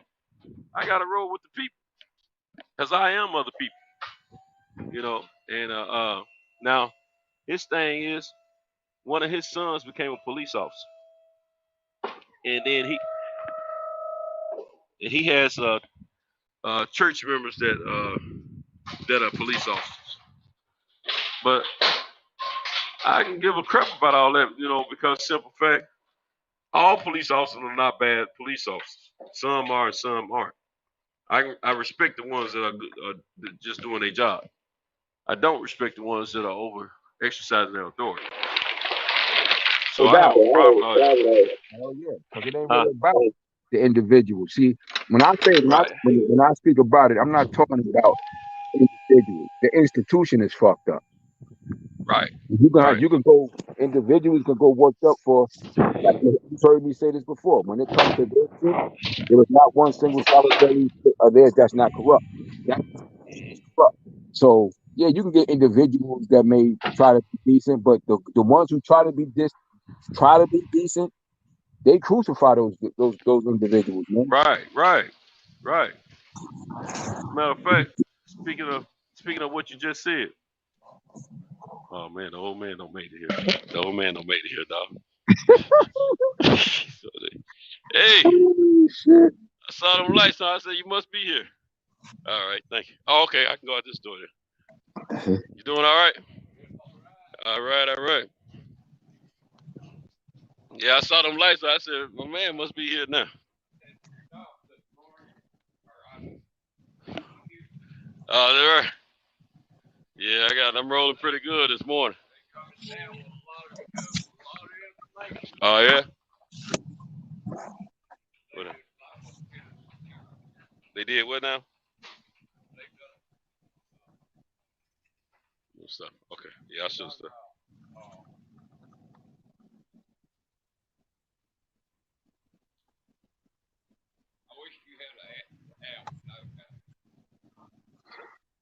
Yeah, so I try to keep all that stuff off here, the news and everything. I don't be watching none of that stuff.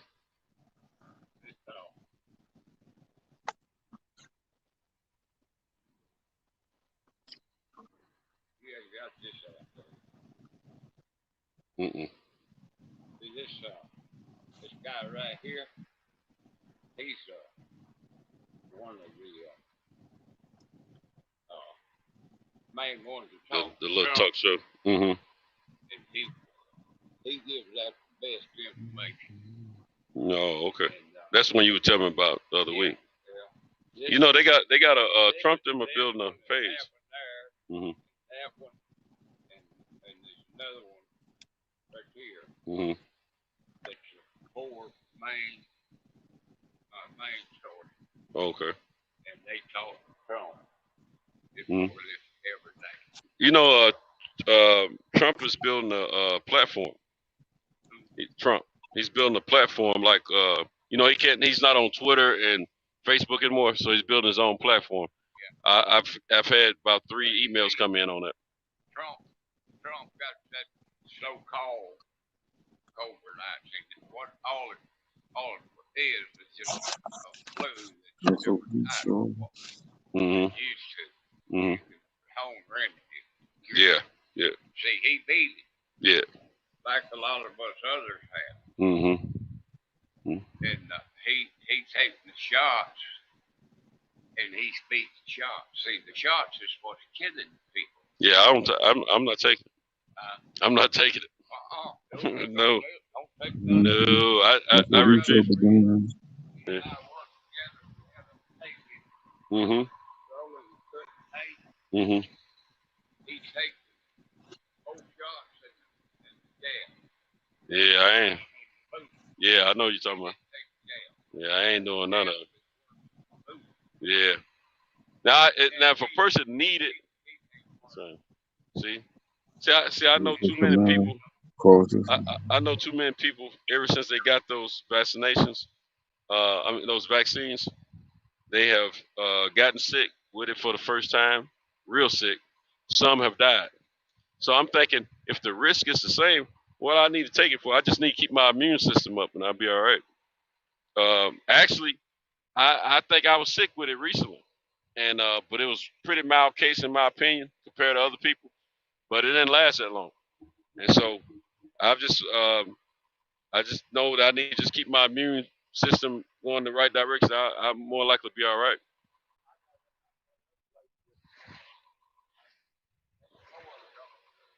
Yeah, I'm trying to beat it. Yeah, I heard about it. I'm trying to beat it. Yeah. No, not tonight. I haven't, but I've driven through a few storms doing this job.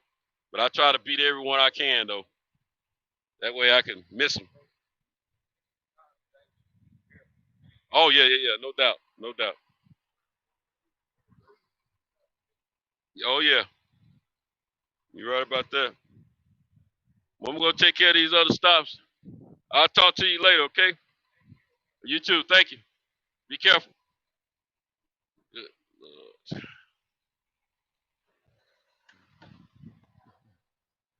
I got caught anyway, didn't I?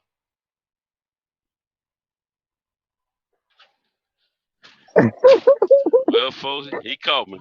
I thought I'd beat him. He don't turn the lights on and haul and tail coming to the back with my keys. Yeah. Yeah, man. Wow. Bless his heart. You don't have this app, do you? Nah, I don't have news or nothing coming up. Lying to him. I don't want all this. Ain't get me caught up in that bull crap. But yeah, what I was saying about my partner. Mm-hmm. Yeah, so he's one of them that feel like he's on the inside with the police and got it all figured out, and want to agree with this and agree with that. And I'm like, man, you the same nigga that was buying ounces from me years ago. You know what I'm saying? I ain't saying you can't change. That's not what I'm saying. But I'm saying be a reasonable thinking person. Don't just be one-sided. You're still a black man in this world. You know that things happen. I'm not saying that the police are 100% wrong, and I'm not saying they're 100% right.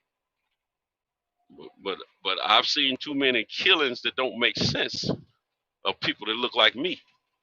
And I've been treated wrong by the police myself. So I know these things. I've watched the police shoot a man in the back when I was a little bitty kid. So it ain't too much he can tell me, to sway my thought process. I try to be a free thinking person, and I try to listen to the situation that happened before I make judgment. But that girl was in her house minding her business, wasn't breaking any laws. She didn't deserve to die.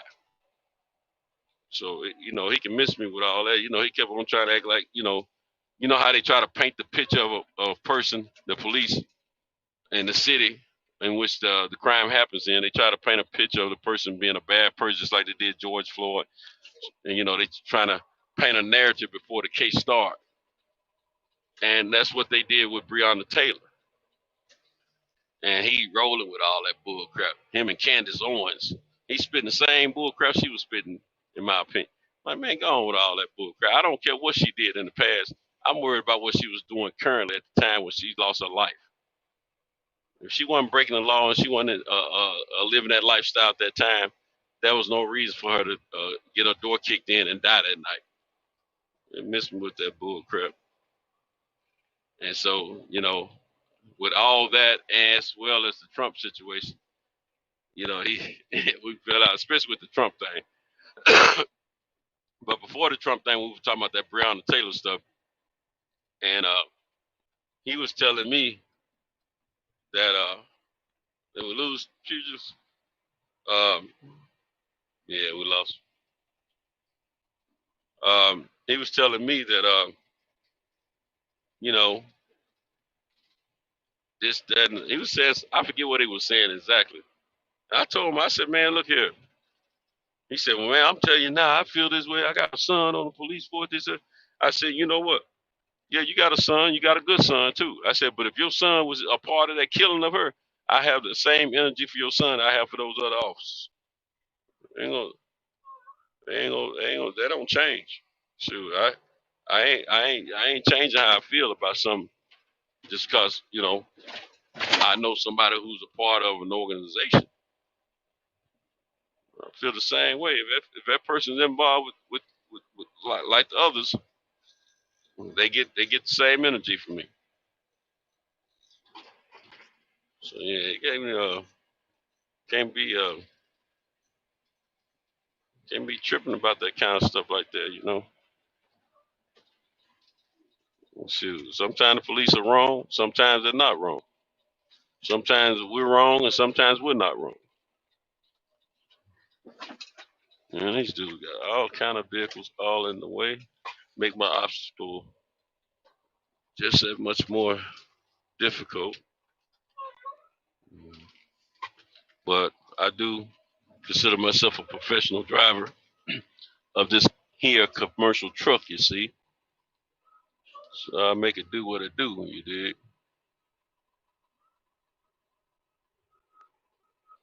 We'll make it do what it do.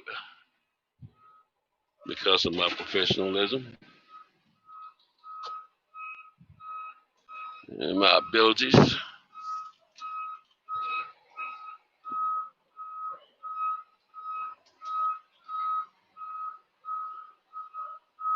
There you go. The pro prevailed. The pro prevailed. Believe that.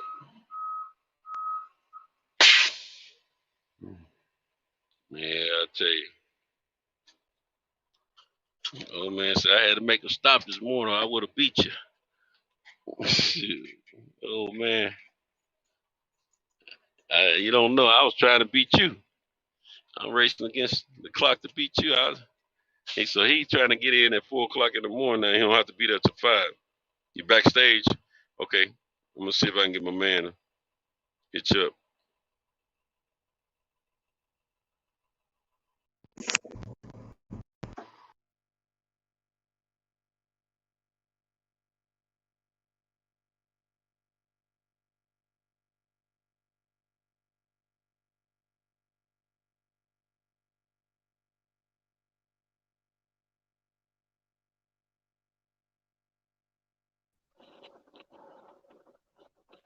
Yo, back on.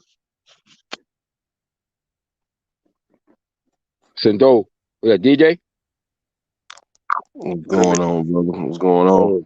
Good. Oh, you got back on. Right? DJ? Yeah, DJ got me back on. Yeah. Oh, okay, I was calling Cal, man. Yeah, I hung it up. What's up, Yeah, DJ? I didn't realize DJ wasn't even on like really like that tonight. Yeah, man. You sound a little down, bro. Resting. Huh? You sound a little down. Resting. Yeah, I was in one of my moods today. Oh. I feel you. Yeah, I done missed. Yeah, man. I ain't really, I ain't really do my rounds today. So just kind of sat back, ate some wings, watched a little football. Are you off today? Yeah, man. You did what you're supposed to do there. You're supposed to enjoy yourself. As Rick man. James said, enjoy yourself. Yeah, I went to sleep, man, on that damn about 10 o'clock, man. Word. Yeah. What's been good with y'all, man? Everything been good? Yeah, for the most part, yeah. I had a little blow up moment. I had to excuse myself from the panel for a minute.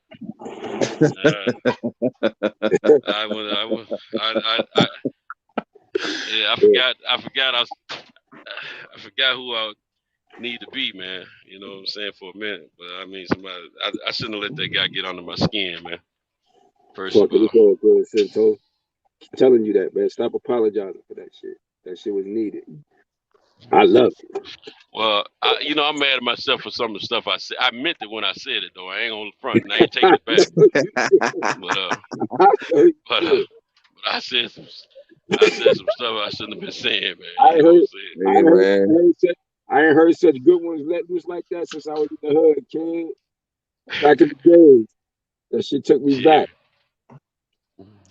Hey, man. Shit, I said what I meant, and I meant what I said. Right, that part.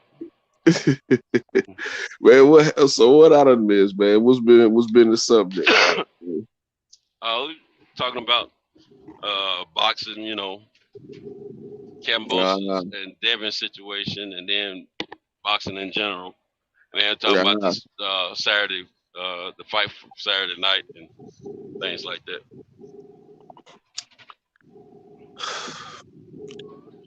Man, listen, I want to thank. I saw the little tweet today, man. Like I said, I be checking social media and I check this stuff out.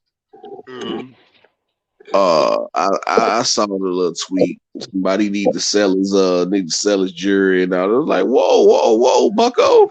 Well, let me ask you though. Did you see the actual tweet on Twitter, or did you see somebody else that posted that part? I saw the actual tweet. Yeah, because I mean, it read a little bit better than what people have been posting out there. Yeah. But what did he say? Because I didn't see it. Hold on, I'm finna pull it up. I'm about to pull it up. Yeah. I'm hearing people mentioning it a bit, but I don't really know the full details. He made a part of his statement was, you might need to sell some of your jury so we can get this fight going, or something to that fact. Your team. He was just saying your team knows pretty much just the Cliff Notes version. Like your team knows my demands. Just get me my money. We can get this fight. That's what I take from. See, a lot of people, a lot of people to me was taking that sell your jury thing out of content. I think he was just saying. To me, when I read it, I interpreted that he's saying, get the bag right, get the money up, even if it takes you to sell some jury. But he said, I know y'all got the money, just get the money right, and we can fight. But the main thing that I took from all that is that Devin is the front runner to get that fight, and they're communicating steadily.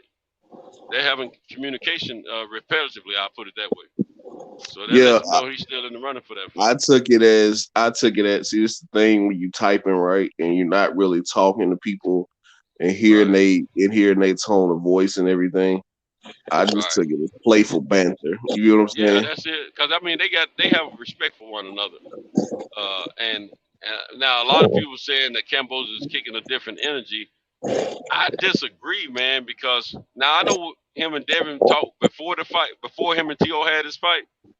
But since him and T.O. had his fight, and before Devin actually had his fight, he been telling Devin and everybody else, it's all about the money. It's all about the money at this point. I got options. Right. And I've been saying, I've been hearing him say that since. So he's been consistent with that. It's like, hey man, look, the business right. We can make the fight. Exactly. And he told Devin, he said, hey, as long as I get a little bit more than you, we good. Right. But hey, listen, that goes along with that Devin, jury sale. Devin making upwards of three, like what's his name? Like old Big Ellaby said, Devin making over $3 million a fight. Yeah. So Kambosos probably want 4 or 5. Hey man, listen. Yeah. But that's one thing he has been consistent with. I will give old Kambosos that. Hey man, look, whoever get the money, get the fight. Right. And I can't be mad at him, man. Shoot, that's just business 101, and that's what prize fighting is about. Shoot, Right. I Can't be mean, mad at him for that. Any man, I don't- listen, all these athletes. I'm gonna Anytime these athletes come out and say they want this amount of money, that amount of money, shit, get it. Yeah. Hey, I what hope you gonna you get do? it. You know what I'm saying? Now I'm gonna tell you one thing I love about this whole back and forth situation about the business part of that fight is the fact that the fighters and their teams are talking about. Well, I'm gonna say the fighters because we don't know what the teams are saying, but I figure they talking too. But the fighters are talking about the business part of the fight, not the fans. You don't hear anyone talking about percentages in that fight. And I think we need to keep that same energy for every fight, man. Well, it ain't our business what these guys getting paid. We don't have not one fan I know of has been called to the table to negotiate a fighter's deal. Not one. Right. And I don't be caring, man. I really don't. Whatever their number is, give it to them. Give it to them. You know what I'm saying? Like Make it happen. if I'm Fox, I got a blank check right now for that Spence Crawford fight. Like, well, what y'all need? Because that fight is gonna generate so much money, man. Hey, I gotta answer a question. I had Christmas was okay. It came and went. Yeah, I only gave my wife some money, man. She didn't even question it, man. She was cool with it. Told me thank you. So I think I just set a new presents with my wife on Christmas. Is just give her money. I bought the kids gifts and grandkids, and then some of my grandkids I gave them money, and she did the same. So yeah, everything was cool, man. She's been in a positive attitude the whole holiday time, so everything's good. But anyway, go ahead, man. That was a question that was I see it, man. Yeah. It's like, yeah, man, I don't be caring about these dudes' money, man. It's just it's what everybody. It's in any sport I watch. I really don't be caring about their money. Right. Because I'm not gonna see 1 cent. Whatever keeps them out there on that field, or whatever get them on the court, or whatever get them in that ring. I don't ring or cage. Whatever their number is, give it to them. Right. That's just where I stand with that money. So whatever Kambosos want, man, it's you're gonna get it back tenfold. You know what I'm saying? So man, get them folks their money, man, because I don't like seeing athletes who gave us everything, broke at 45. You see what I'm saying? Right. So still fighting, or still trying to play, late in their career. So right. Late. I mean, when Kambosos and Teofimo was trying to get their fight, they went through Triller. I mean, Triller bidded on the fight, and Triller offered them enough money where Kambosos was gonna get over $2 million, if I remember correctly. Well, he didn't get that amount fighting, under the Matchroom bid. it was a little bit less. It was a little bit less. Yeah. However, he knows he's worth more now. I think that's the way him and his team is thinking. Thinking about what Kambosos is saying and what Lou DiBella was saying to the boxing boys. I think they feel like, whatever that. I think they want $3+ million is what I want. I mean, I think they want $3+ million. Where Triller was bidding $6 million or so, they probably want to see $7 or $8 million. So, and I'm talking about for the total fight. Gotcha. And I think Kambosos' team is looking $3+ million, for his part. It's no different. It's no different than what you see. I'm gonna go my sport, football. It's no different than what you see in the NFL. The guy has a career year. All of a sudden, hey man, Right, we need to right. we need to talk about their money. Like Absolutely. what's his Absolutely. name? Diggs from the Cowboys. Yeah. He gonna walk up in Jerry's office after this season and hey Oh man, yeah. listen. Hey, listen, let me talk to you for a minute. Yeah. I had 11 picks last year, all pro, broke records. And the season ain't even over yet. Look, man, we gonna have to up their money. Or a guy, you know, breaks the rushing record or leads the league in rushing all of a sudden. Hey man, come here, let me talk to you for a minute. Yesterday's price is not today's price. Right. To that part. And that's all Camboso saying, you know, yesterday's That's price it, man. is not today's Not price. today's price. I go back and I listen to everything since he won them damn belts. Mm-hmm. It's been consistent. I want my money. I want my money. Yeah. You know, whoever's I want to war. Like, listen. All that you got to listen to what he's saying. Look at what he's saying. Reading what he's saying. I think a lot of my money. these content creators are just doing some usual stuff they normally do. That's clickbait. You know. Yeah, man. Making You know, a you gotta narrative. do what you gotta do. You gotta do what you gotta making do. a narrative. Yeah. Yeah. You know, I laugh at it. You know, I don't. You know, because I've spoken to some of these guys, man, and women. So a lot of them, I know that's not how they really feel. Like they reasonable people, but at the same time, I have an audience. You know, it's all about knowing who your audience is. Yeah, my ethics just won't let me do it that way, man. I just gotta keep it a buck, man. Oh man, I wish this lady turning her light on over here next to me so I can see what her top part of her body looks a little jiggly. Since what the hell you see the talking rest about, of man? it. Yeah, I got a driver next to me. I'm trying to see what the rest of it look like. She need to turn that light on. You know, it's dark out here for a pimp. I got you. It's dark out here for a pimp. When she got the light off, I can't see what I want to see. Yeah, I saw them things jiggle around when she was coming to a stop a minute ago. She family with gas. She got a few little youngins. Got about 5 kids. She got them stickers in the back window. Yeah, stay away, bro. Nah. 5 kids, them 5 trophies. Might be some good stuff right there. That means that dude can't stay out of there. Exactly. The damage already done. Listen. That means he crazy about her. Yeah, that's that part too. You're right. but he don't see her right now. She out here on the road by herself. We could have pulled over here and had a conversation, and she could have went on. And then he thought he would have had another child on the way, and it come out butterscotch. Like, darn, where did the child come from?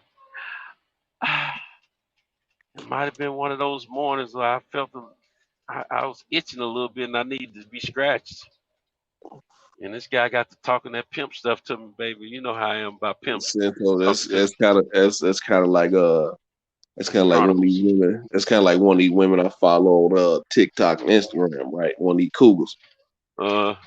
Listen. She's 46, right? She only a day over 30. Yeah, got 7 kids.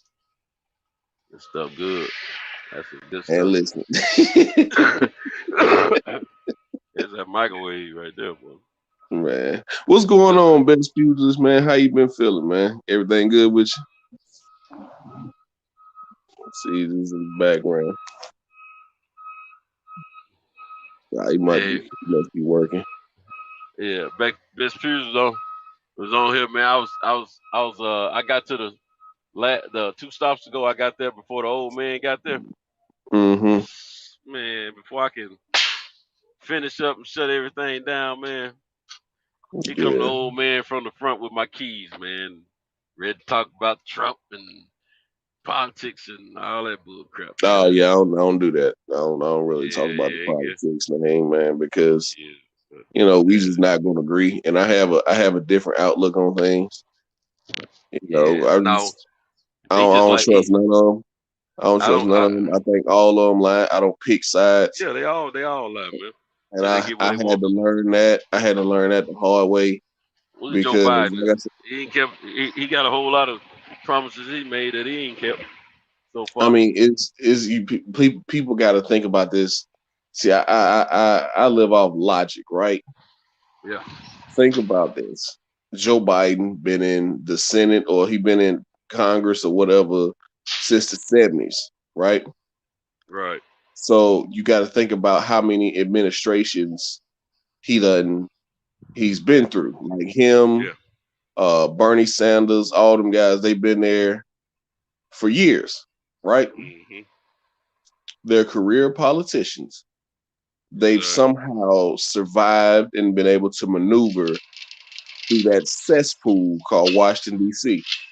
Mm-hmm. And he was there. He was by Bill Clinton's side when he imposed those mandatory minimums and let Hillary call young black men like myself super predators. Right?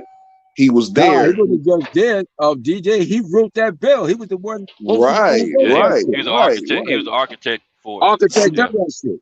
See, people thrive off hope, and they want things to change so much that you forget about this dude's been in Congress or the Senate for 40-something years, man. Yep. And what makes you think he's gonna change?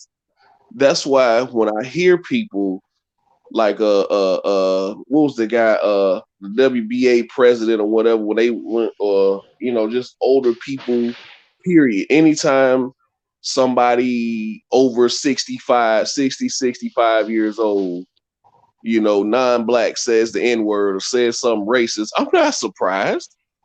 Yep. Why are y'all shocked? They've been saying it. So it's just, it's just one of the things. It's like when Joe Biden gets up there and says, pretty much, if you don't vote for me, you're not black. Not black. Yeah.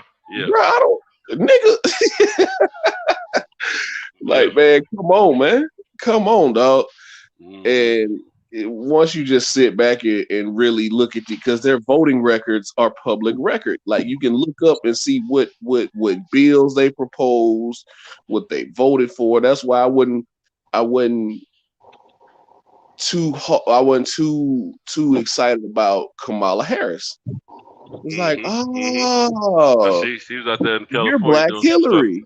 You're Black Hillary. I'm not all about just voting for you just because you black. Mm-hmm. Like you don't want body cams on the police. I got you. Okay. I didn't know that part about her. Yeah, I knew she was doing some stuff as an state's attorney out there in California. Mm-hmm. A district attorney or whatever. But I didn't know about that part. The DA, these ADAs, and these district attorneys, they're all about their conviction record. That's all they care about. Because that's how they move up through the ranks. Yeah, making a name. Mm-hmm. What's the easiest way to get your conviction rate up? Go after people who can't afford attorneys and who are going to plead out, who are going to take the deal. True that. Your state's attorney, your public defender is only there to facilitate a deal between you and the state. That's it. They're not there to defend you. Straight up. They're only there to tell you, listen, you need to take this deal. That's all they do, because they can't represent your best interest when the people who sign their checks are the same people who sign the prosecutor's checks. Yeah. So how can they represent your best interest? If you don't have a paid lawyer, don't ever go to trial. Yep. You better take the deal. Yep. I gotta put the hammer on your ass. If I get knocked off, I'm gonna put the link back. I'll get on back on. Yeah. I'm here, man. I'll let you know. I gotta come and get him. All right, hold on. Yeah, man. But yeah, I wouldn't fool with Kamala Harris, man. Me and Reggie O had a debate about that a long time ago. Yeah. Now what I would do though, I would knock her off. I ain't gonna lie about that. You know, we'll put the Shit, I would have politics to knocked. the Hey, side. look, I would have knocked off that ditzy hoe, Sarah Palin. But you know, that's Yeah, not the yeah, hill yeah. Look, I be like this on the girl. She, why we don't have the same political views? I said, I know your views, and mine are mine. Well, you know, look, I respect what your thoughts are. That's you. But right now, I'm trying to get in there. Right now, you Yeah, get in there. Right now, you finna get these inches. Fuck what you talking about. Right. You feel me? And I'll be like, now look here, Kamala. Do you really want to talk politics, or do you want to ride this? You know, you want to ride something? Wait a minute, look, kid old biddies, 20s and 50s, kid old biddies. Like, right. I mean, but Big Chop unbiased boxing. I'm gonna put your comment up on the screen here. Let me see if it pops up. Yeah, it's look, man, the guy's got 3 belts, dog. So he holds all the cards, man. It just is what it is. Whatever. Listen, if people will just focus on, I know it's fictional, I know it's a movie, but my Apollo Creed said, "Listen, man, I don't care. Whatever gets him in the ring, whatever gets George Kambosos in the ring, give it to him. Give it to him." Just to circle back to boxing, you know, whatever gets that man in the ring, give it to him, man. Because beating him, forget the belts, because he's the man who beat the man who beat the man, right? Mm-hmm. Give it to him. You know what? I may be misinterpreting what he's saying about the zone and stuff like that, but you know, we gotta one thing we gotta understand: the zone don't mind putting some money out there because they trying to build their subscription base. The more subs they have paying $99 a year or $20 a month, that's gonna cover all them fights that they trying to. If you got 1 million subs and you figure that they're paying $100 a year, so that breaks down to what per month. Hold on. I like to speak more precisely than you know. I don't know. I ain't had the zone in over 2 years, man. Sure, I got it. I didn't have it when it first come out. I got it. I've had it for the last 8 months or so. If I need to switch it over to the $99 thing. When they first came out, and they had AJ fights, and they had Bellator. They had Bellator over there. I was like, yeah, that was the last time I had the zone, man, and that's when they was charging $10 a month, just like Showtime. I'm gonna do some quick math again. Okay, got that number. Okay, it breaks down to like $8.33 per month on the $99 per year thing.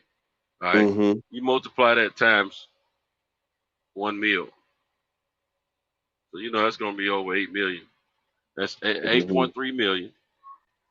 Okay, let's make that 2 million.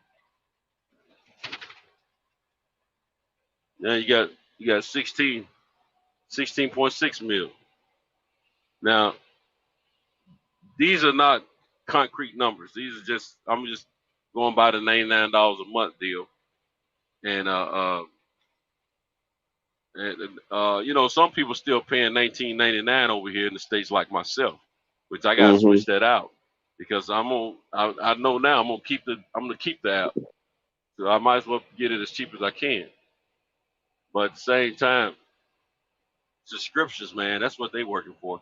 If they able to get now I saw some numbers that Fred put out a few days ago about ESPN and I think Fox or ESPN or somebody, but he was talking about how ESPN you know, with their subscription base, they made over $400 and something million. Mm-hmm. So if this company is averaging 300 million a year coming in, they're winning. They straight up Yeah. winning. Yeah, they're making plenty of money, man. Yeah. If And it's 200 see, million a year, the best point Fred brought up about that years ago. I mean, it was like earlier this year. I want to say earlier this year, like February, March. He was like, you got to follow the money. ESPN and Fox are owned by the same people. yeah, Disney own all of them, yeah, so they got money. yes, sir. They got money, man. They got money. It's just all about it's all about the budget. What budget do they have to put on these fights?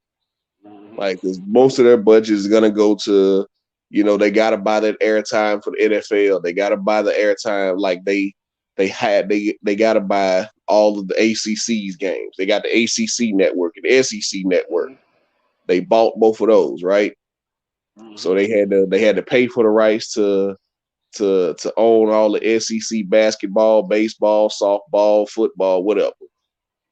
They And what they're had buying, to, they're buying eyeballs on that network. right. And what those They buy, eyeballs yeah, equate to is advertisement dollars. exactly, That's what they're going out. exactly. By getting all of the So there's a lot of ACC money involved. and the SEC's games and all sports, you know what I mean? Well, the majority of them. I ain't gonna say all of them. The majority of They them. can pay whenever they can pay several hundreds of millions of dollars out to these conferences, these sports conferences for colleges, NFL, NBA, MLB, and billions of dollars per season, along with some of them getting a whole lot of hundreds of millions of dollars. So I'm getting billions of dollars. You know they got to be making some money. You know, who knows what level these advertisement dollars go to, because you know it's got to be a lot of money involved. And on one Sunday evening, the Super Bowl itself, for one commercial, to make over, you know, so many millions of dollars. 4 million, Mm-hmm. 6 million, and just for a few seconds. So, you know, if you got a lot of that going on, and then they make money the night of the Super Bowl, then they make money off those commercials for a duration of time, because they ain't just selling that Super Bowl spot. They also selling time slots for future, future time slots for them to Yeah. be, shown and broadcast, because they know the television has a level of audience. At certain time, they can show statistics and all that about how many people watching this, watching that, and then if it's a sporting event, it's even greater. I mean, all that stuff adds up, man. It's revenues, man. At the end of the day. Yeah. So these networks got money, man. They got plenty of money. Absolutely. Between Disney owning Fox and ESPN, they and then you got Viacom. You know what I mean? They got plenty of money, so they can put these fights on. It's all. I just want to know what their budget for boxing is. I really do. Yeah. You know, So you gotta remember you remember they buying the rights to these movies as well. You know what I mean? Mm-hmm. So, a lot of these big corporations that's used to making so many hundreds of millions per year, or so many billions per year. Well, these corporations have they budget maybe $100 million a year for advertising. Mm-hmm. Shoot, they got money to play with, because they know that 100 million is going to bring them probably $1 billion at the end of the day. So it's some serious money out there in advertising and things of that nature.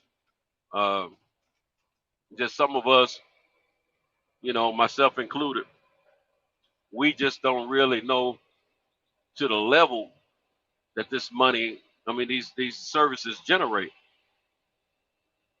You know, we might be thinking 4 or 5 million or for one company or something like that. And that one company might be spending 20 million at the end of the day in a quarter. And just one quarter, they probably spending the whole 100 million, you know, for the whole year at the end of the day. You best believe different times of the year is going to cost them more money. Different events, all that stuff. So, you know, that's a lot of money out there, you know, involved with, you know, advertisement. And then you got the channels like Showtime. You got the platforms like DAZN. And DAZN have commercials sometimes on that platform. Because I be saying it. You know, they have, but with some of these platforms like Showtime that don't have commercials, they're getting their money through sponsorships and stuff like that on a fight per fight basis. But they've already set a budget to the side for boxing and Bellator. You know, the eyes on just watching those events still has a value that they recognize because it helps bring in sponsorship money. I can't say advertising money because they ain't really taking commercial breaks or anything like that. But sponsorship money, and then they might own the rights to the fights. Not all the fights, but some of these fights, they, you know, these show companies like Showtime and other platforms, they probably own the film rights to these fights. So when other companies want to show those fights later on in a quick little video, you know, trailer or whatever else, you know, they get paid. They get paid for that stuff, man. It's residual income at that point. Well, anyway.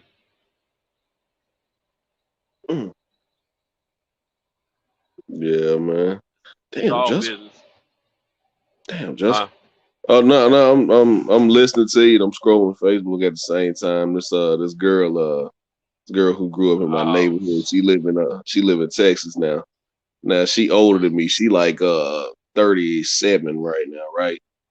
Still fine. But I had a crush on her, but she was like I said, she was older than me, and I was terrified of her older brother. Gotcha. Yeah, her brother was like this big time football recruit, right? End up going to play football at Mississippi. Okay. So yeah, man, I was terrified of Maurice. So you just admired his sister from afar, huh? Yeah. Man, she knew it. Nah, she knew it, but she was like, "Oh, it was one of them things. Oh, you so," because she was one of my cousin's friends. She was like, "Oh, you so cute. Don't give me that shit." Right. I really like you. Like, nah. It's like, "Oh, ain't you want to sweet? Be with you." Ain't you? It's like, "Oh, ain't you sweet?" It was like, nah, fuck that. I'm trying to squeeze the titty. I know that's right. Man, I be on the phone. I be on the phone sometime, man. I be scrolling through Instagram or Facebook. Gals be popping up, man. I be like, God, dog. They said, what? I said, no, this fool out here driving crazy. I'm trying to steal this truck. I may not even be driving at the time. Or I might be in my car. Might be sitting still in my driveway or something going through my phone. Act like I'm still driving. Man, hey, them gals be having me talking sometimes. I be forgetting. Like, God, dog, something I'm finding something. Yeah. And then, you know, just some of them, you know, it's yeah, you still look good. Even though you done put on a little weight, you still look good though. Yeah. I give you that. And then some of them fell completely off. Like it was this girl. Right. You know, she was bad back in the day. Now I ain't like her. She was fine as hell, but I ain't like her. We ain't like each other. Cause she used to mess around with my homeboy. She's just one of them got a lot of mouth. I don't like that. You just got a lot of mouth for no reason. You know, all that popping your neck and shit, all that for no reason. Like, you know what I mean? It's just I ain't never really like her. I ain't never really like her. She was like, you must want me too. Da, da, da. Like, no, ho, I don't want you. Like, I know you'll pass around. She got a lot of confidence on. Nah, They look, might be good, DJ, but she ratchet. She sound like she ratchet though. ratchet as fuck, man. I don't like You that gotta ratchet sneak over shit. and knock Right? off one night and be done with it, and don't even have any intentions on knocking off anymore. Just say you've been there, Listen, done that. like When I you were was younger. telling old buddy who came on Fred's show when he was talking about he don't like project chicks. I was like, listen, some of the coolest chicks I done ever met in my life was project From the chicks. project, Right? yeah, man. Some of the Like, best cats. but it's them Some of the ratchet best chicks. cats in I think project you was too. talking about the ratchet chicks, man. It's Yeah, just that's what he talking about. He didn't. yeah, man. Apparently, Like, he didn't grow up in the projects.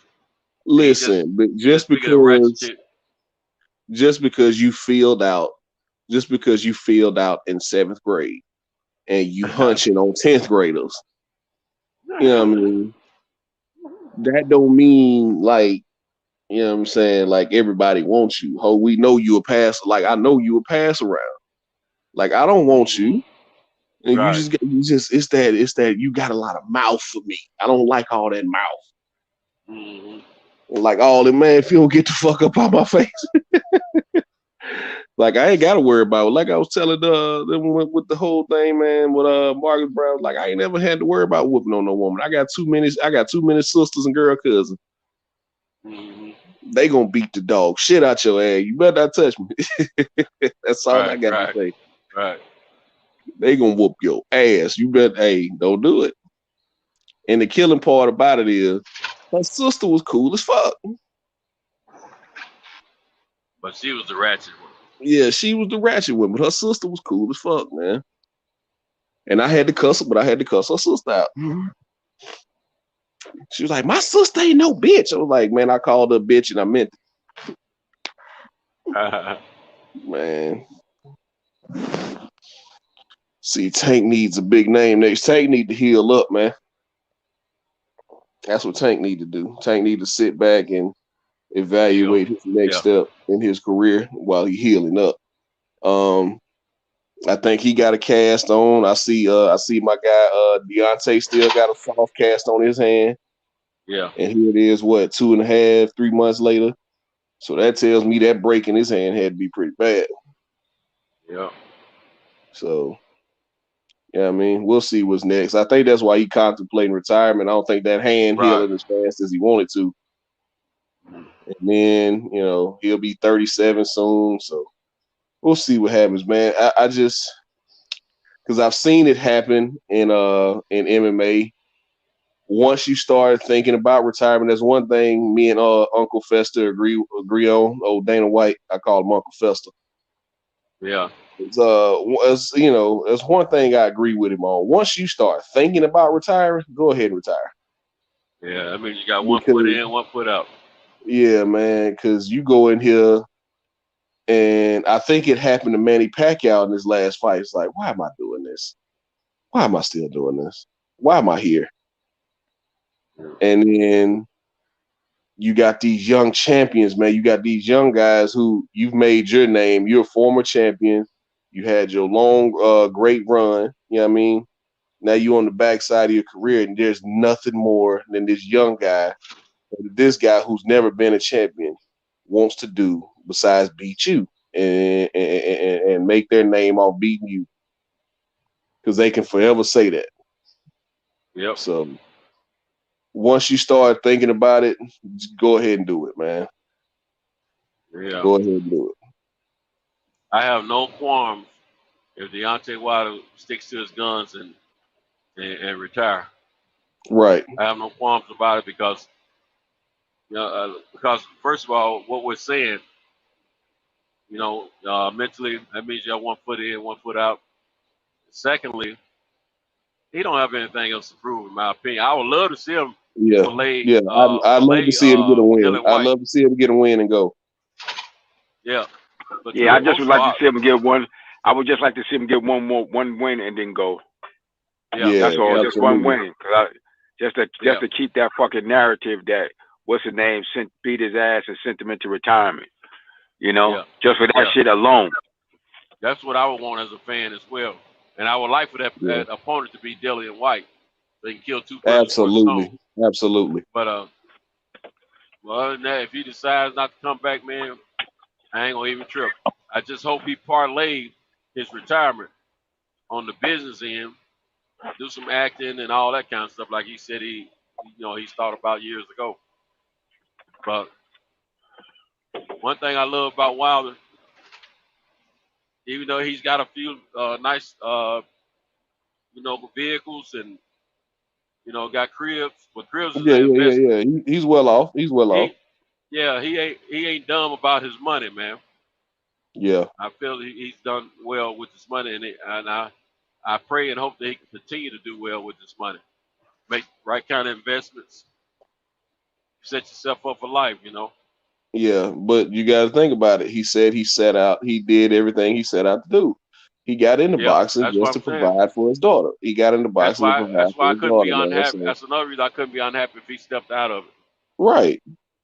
Like, man, well, my daughter's okay. My daughter's okay. All my kids are straight.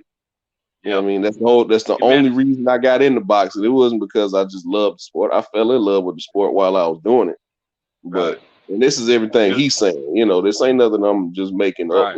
That's what he said. Like I fell in love with the sport while I was doing it, but I got into it because I needed the money to take care of my daughter. I had a daughter with special needs, and so for this man to have achieved what he's achieved, I am greatly appreciative that I was able to watch. I didn't get to see him live, but I was able to watch some of his fights. Yeah, I was able to see him live once, man. I'm grateful for that. So I thank God. Yeah. But what's his name? L-Dub did a video about Dillian White, man. And he ain't been cheated out of many opportunities as people think he had. He was like he shot he shot his own self in the foot. Right. So like he would have all he had to do was fight Dillian White, man. Not Dillian White, but Otto Wallin. Yeah. And everything would have been forgiven. Yeah, everything would have been forgiven, but he's the one who took the WBC. He took himself out of that fight. Right. He's the one who took the WBC to court, took them to arbitration.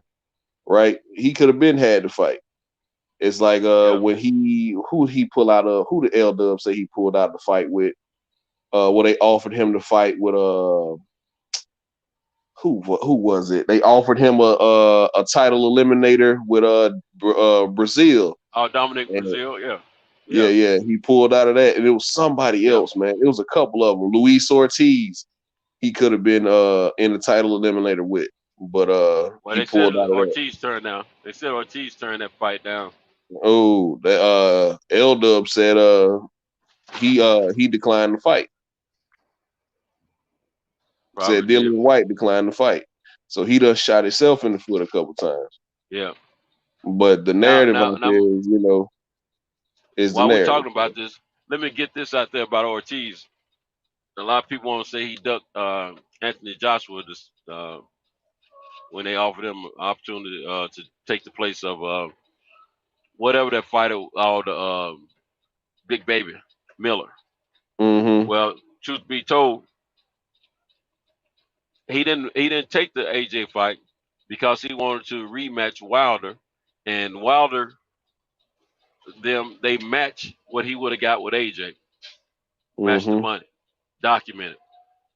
So, when a lot of people talking about that, they ain't telling the full story. What fighter wouldn't want revenge and get paid the same amount of money that they would have got paid for fighting another fight? Right. And that was something else that L-Dub said in his video. What'd he say? He was like, how you gonna say that they offered him to fight with somebody, and he was like, that's not enough time. I think it was AJ or something. It was like an AJ rematch or something. I forgot who it was they offered him a fight with, but he said it wasn't enough time. But yet you were ready to step in on 5 weeks' notice and take that fight with Big Baby Miller got taken away from AJ in New York. So It's like Dillian White done shot his own self in the foot, man. Yep. So Yep. if he would just drop this lawsuit with the WBC right now, he'd get a title shot. But Tyson I thought it Fury was had, over. according I to thought that arbitration was over. no, he's still going through it. According to L-Dub, Tyson Fury has a date for March, so he might end up, just taking a fight. If the belt probably won't be on the line, which I don't understand how that happens. How the champion can fight and the belt not be on the line. I don't get that. But I'm here. I was seeing some videos. They were saying that he's supposed to be giving the belt up. Tyson Fury.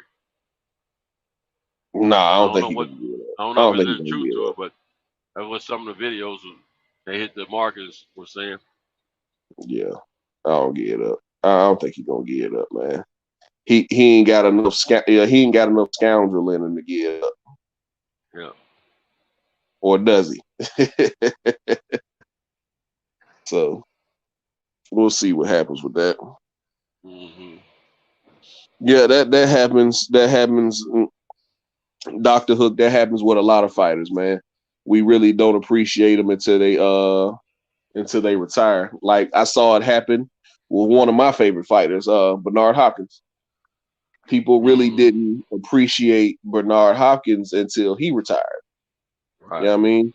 And give it some time, man. People are not really gonna, the masses, I should say, but these casual fans, they really not gonna appreciate Floyd until a few years go by. So yeah, that's just the way it goes, man. People really don't appreciate you until, like, people not really gonna appreciate LeBron until after he retires. Right. Once he's gone. So yeah, man, that just happens in sports. People really don't appreciate you until you go. Yeah, it's true, man. Oh yeah, Michael Coffey and what's his name was back on his card, ain't it? Some Rich, but whatever The his guy who name. just knocked him out. The guy who just knocked him out. Yeah, it's gonna be a good revenge fight there. Yeah. We'll see what happens. That's what I was telling some folks earlier. I said, shoot, I plan on watching, especially for that fight. Mhm. I mean, oh, I'll be watching football, man. It's that's New Year's Day too. I got to see who. Matter of fact, we'll pull up the schedule. Let me see who's playing that day, because I know the playoff games is on the 31st. So yeah, it'll be. Let's see. Okay, see the Rose Bowl come on at 4:00. I always knew that came on during the day, but the Sugar Bowl comes on that night with Ole Miss and Baylor. So okay, so I might catch the main card.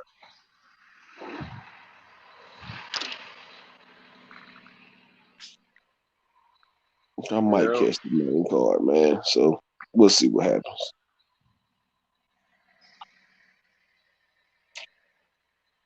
God, man, I'm really rooting for Barrios though. yeah, it'd be nice. Man, listen. If Keith Thurman not only beats Barrios, but it's not gonna be as easy of a fight. It's not gonna be as easy of a fight as keep thinking it. Man, I just don't see him coming off the couch, coming off a 3-year layoff, a damn near 3-year layoff, and beating this kid, man. Even though Barrios ain't fought in 7-8 months, something like that. He's more active than Keith, though. Yeah, man. I think I want Barrios to win so bad, man. Just so it'll look good for Tank. Not even so much for Keith Thurman, just so it'll look better for Tank. Because I get tired of people saying, Tank ain't fought nobody. Tank ain't fought nobody. Who is he? He fighting a bunch of cans and da-da-da-da-da. It's like, oh, man, come on. He beat Barrios. Who was Mario Barrios? Well, Mario Barrios the same one that just beat Keith Thurman. So say what you want to say. And you know what? I heard some people talking the other day about Barrios, and he's just coming up from 140. Well, they don't realize The kid started at 147. Santo, I've been trying to tell people that.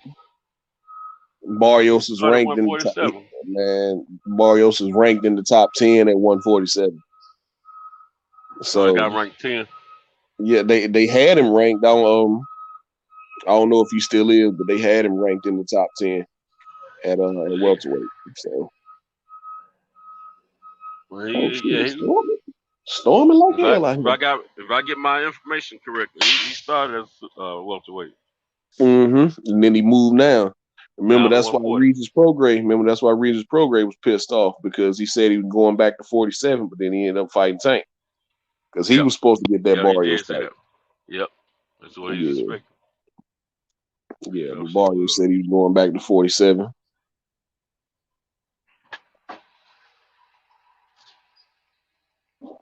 Yeah, so What's up, what's up, Cletus? Hey, Yeah, Cletus ain't been on the panel in a while, man. yeah. He'll pop in, man. I be thinking these guys be working. Yeah, that's what I'm thinking now. Yeah, Now man. that I mentioned it. Everybody work schedule changed, but ours. Yeah. He said Barrios in camp looking sharp, ready to bounce back from that bullshit stop. Oh man, nah. That Tank wasn't no was on bull his stop ass, now, man. man. Hey, We saw listen, it live. we was real. there in the building. Tank was on his ass. Yeah, man. Put the link in the chat for anybody who want to join the panel. But yeah, man, I just been back chilling, man. Just been listening to everybody. I ain't really feel like talking today. I forgot me a return in here. Like I said, I slept through everybody's show tonight. Yeah, Tank did look great against Barrios. I think he could have knocked out Pitbull Cruz, man. It was an adjustment trying to get up under somebody for a change. Well, when you used to fighting bigger fighters, right? You know what I mean, I think that adjustment is what really threw Tank off, and then he broke his hand. So yeah, he got. We got to remember they let us know after the fight. They didn't let us know before the fight. He had hurt that hand in training. Training camp. He just didn't want to complain about it. Which that shows a true champion mentality right there. Yeah, he didn't want to pull out the fight and kill the card. Mm-hmm. You know what I mean? And Coach Calvin said Coach Calvin really don't talk that much at the press conference. He was like, man, he broke his hand. He hurt his hand in camp. But, once he made the walk to the ring, he was like, I don't want to hear that. Right. He sure did. Yeah, like, I don't want to hear that. Yeah, your hand can hurt later. Right. Like that's what I say all the time, man. It's like once you make the walk to the ring, all the excuses go out the door. Once you make the walk, but once you even with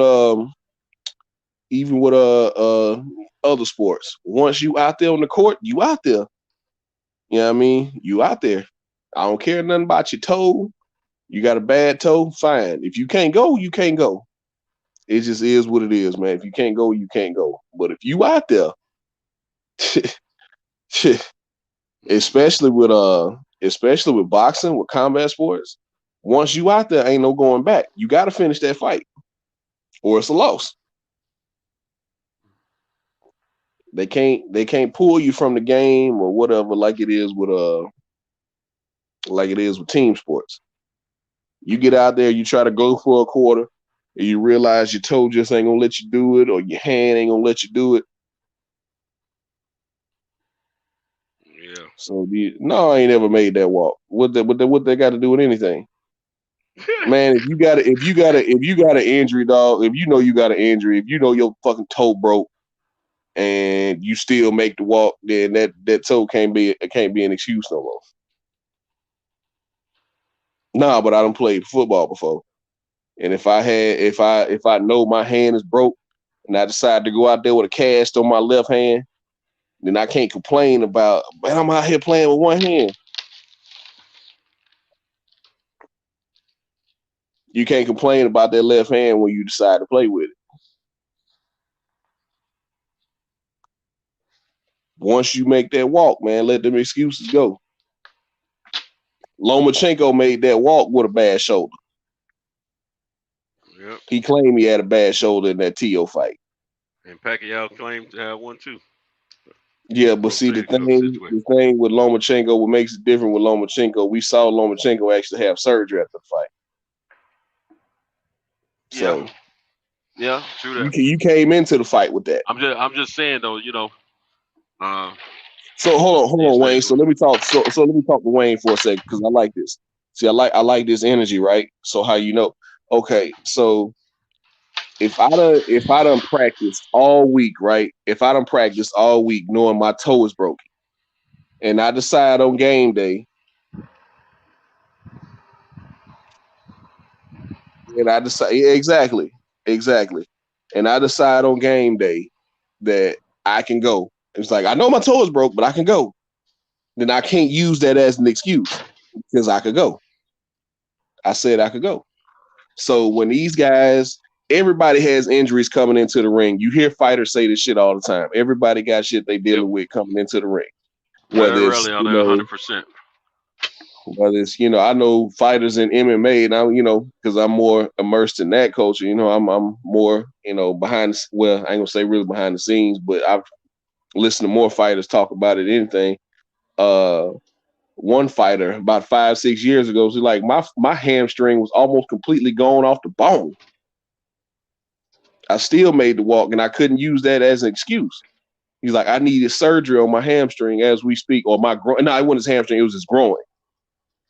You know what I mean? It was like I had a groin coming into the fight, so he was like, I got to get that cleaned up because it's gonna be a while before I fight again. He's like, I just had to get through this fight.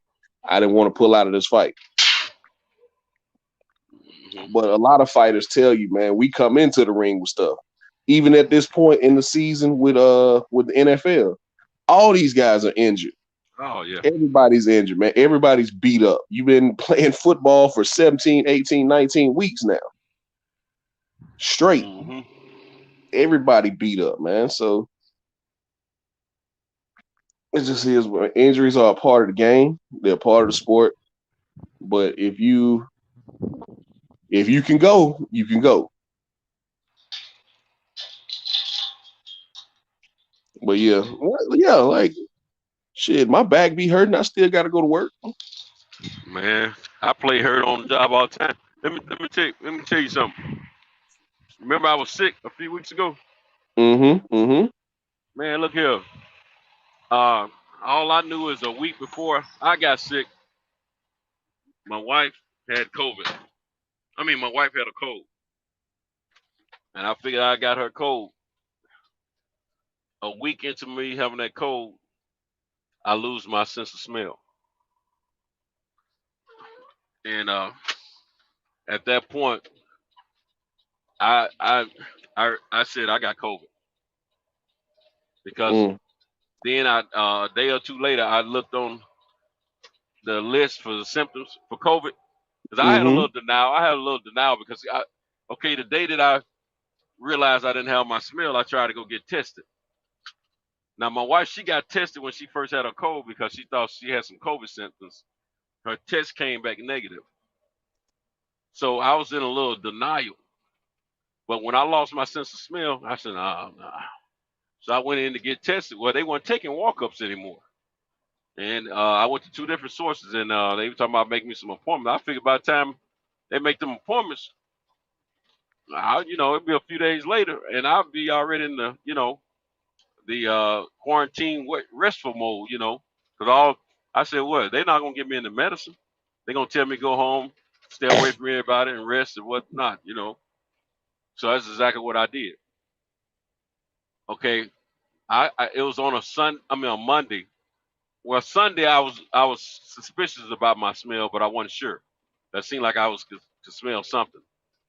But Monday I could absolutely smell nothing. And this was a week later after I've been sick. Mm-hmm. By the grace of God, Friday morning, I got home from work, I could smell. I could smell the soap that I was washing my hands with, and I got so excited. I was running around the house sniffing everything, you know. But the thing is, it let me know I was getting better. The soreness that I had in my body was gone. I had that for about 3 days. From my waist down, some days were worse than others, but I would feel tired from my waist down every day. Now, while I was working, I felt better, but I was still down.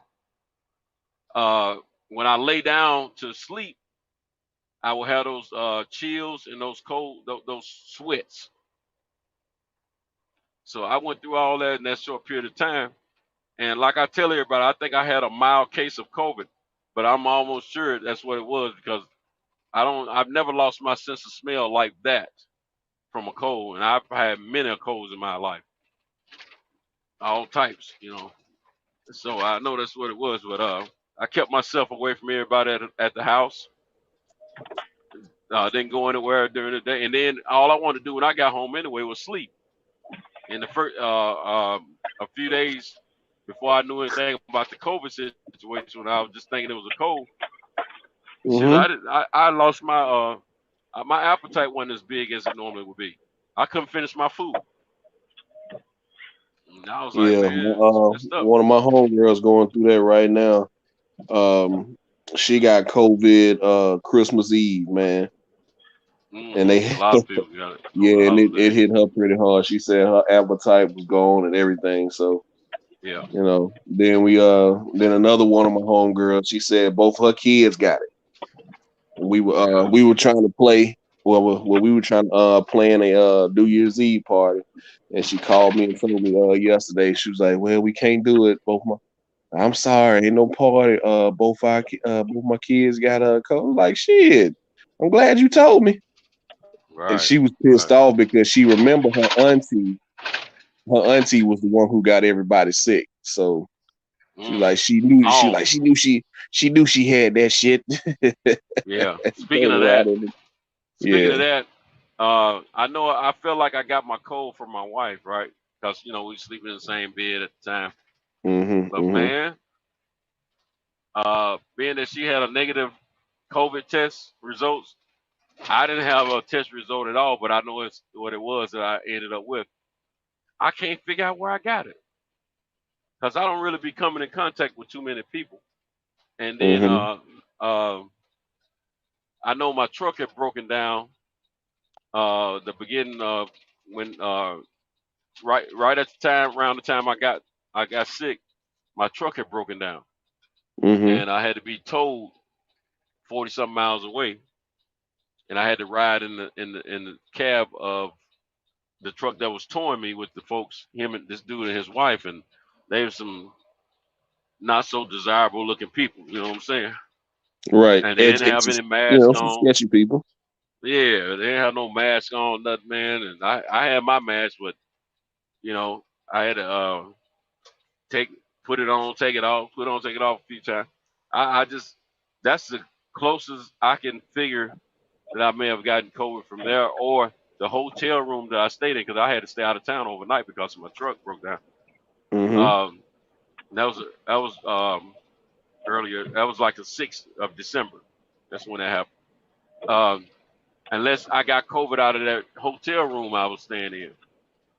Other than that, I just can't understand it, how I got it. That's the biggest problem I have with it. Other than that, I know it's gonna sound crazy, but I'm kind of glad I don't went through this COVID thing now, because I've gone the whole 2 years without being touched, and finally it got me. But I'm kind of glad it has. I've been there, done that, know how to handle it in the future. That type of situation. Hopefully it don't hit me as hard as it doesn't hit me harder in the future, if it does hit me, than what it did, recently.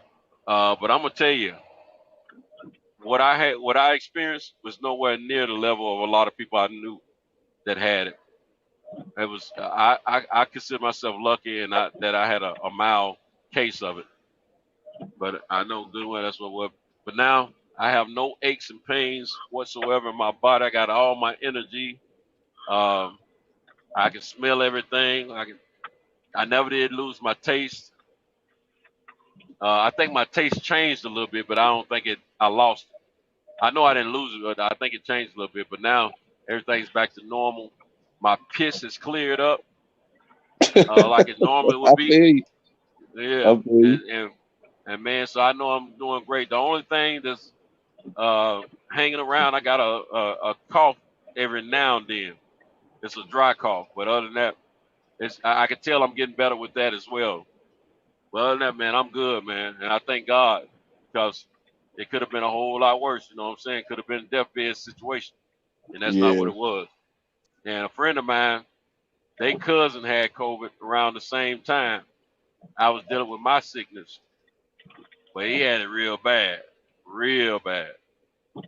He had it before me, and I healed up before he did. But he good now though. Yeah, I'm that just shit ain't no saying, joke. Yeah, that no shit is man. it.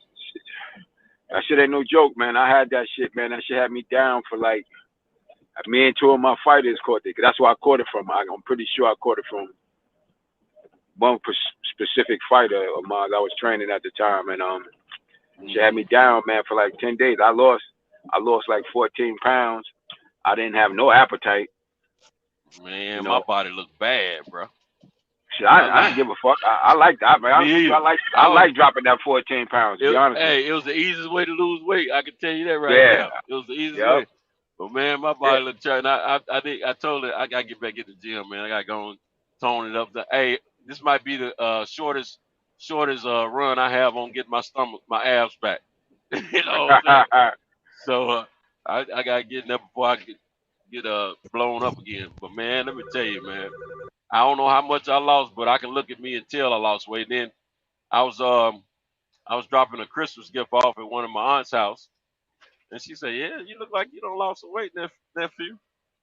I said, "Yeah, I'm sure I have." I said, "Cause I was looking at myself in the mirror today." I said, "But there was a couple pounds I need to lose." I said, "But I just gotta get back in the gym and get back in shape, you know, which I'm about ready to do now." But man, I said I still feel much better though. Cause I'm gonna tell you, uh, the first week, at the end of that first week, I was sick. I was still just thinking I had a cold only. Man, we went to dinner. That was the weekend I took my wife to dinner, right, for her birthday. Me and her friends, Mm-hmm. and I couldn't eat all my food that night either. That the day before, which was Friday, and that Saturday evening, I couldn't eat all my food both days. I was so mad, man. But the thing, what I really want to tell, I put on a pair of black slacks I like, and this black shirt with French cuffs, and my white collar, one of my favorite shirts, man. And it's an athletic cut. And normally I wouldn't wear that shirt unless my body was, you know, gonna hit right in it. You know what I'm saying? Man, I had that pudge in my belly. I had my weight on me then. You know, I wasn't having no fevers or nothing. I wasn't sweating or nothing. Man, kind of tight on button the pants up. Shirt was squeezing the stomach some. I was like, man, I'm not doing this shirt justice at all tonight. That shirt don't fit no more. It didn't then. But now that I've lost this poundage, I know it'll fit better now. You know what I'm saying? So Yeah. I need to keep it down though. I need to get on back in the gym, man, and get right. But yeah, man, I tell you, man, I lost a few pounds. I don't know how many, but I definitely lost a few pounds. About it. I'm gonna tell you what I did that following after that Monday after I lost my sense of smell. That Wednesday, you know, I was already eating my fruit and stuff, but that Wednesday I started drinking them emergencies, them 1,000 milligram emergencies, that vitamin C. Yeah. I know what you're talking about. Man, I started feeling better. Same day I took the first one, man. I took one the first day, took two the next day, and two the next day.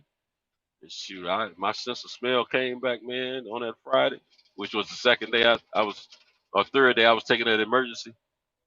Man, shoot, can't tell me nothing, man. Can't tell me nothing.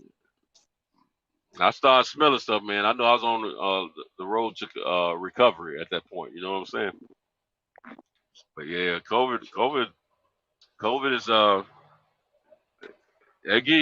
man. It not only mess with you physically, it mess with you mentally too, man. Mm-hmm. Because you don't know if it's gonna take a turn for the worse or not. You know what I'm saying?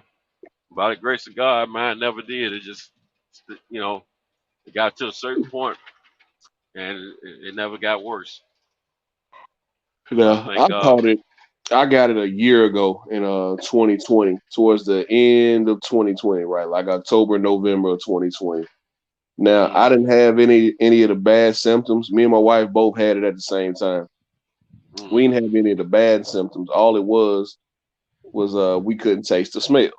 That's it. Right. So, it was just and we didn't figure out. It was like, man, I think we got COVID. We didn't figure it out until our baby girl came around. It was like, oh, you got a poopy diaper. It was like, did you smell that? It's like, I didn't smell nothing. Yeah. So it was like, I know we eating. Then we changed the diaper, whatever. Got that out the way. Then we got to eat pizza. It was like, I know I'm eating pizza, but I don't taste shit. Yeah. It's like, so my brain is trying to trick me into thinking I taste it, but it's just, yeah, man. That's when I was like, man, this shit real. So, it's just one of them things, man. It's just, it seemed like it's starting to pick back up. Yeah, they got that Marion, and I might have had that joint. I don't know. I saw about 13 or more symptoms on the list. I didn't have all of those. I had about 5 or 6 of them, and every symptom that I did have was on that list. Every last one of them. I just didn't have the whole list. That I wasn't experiencing the whole list. I was experiencing almost half of it.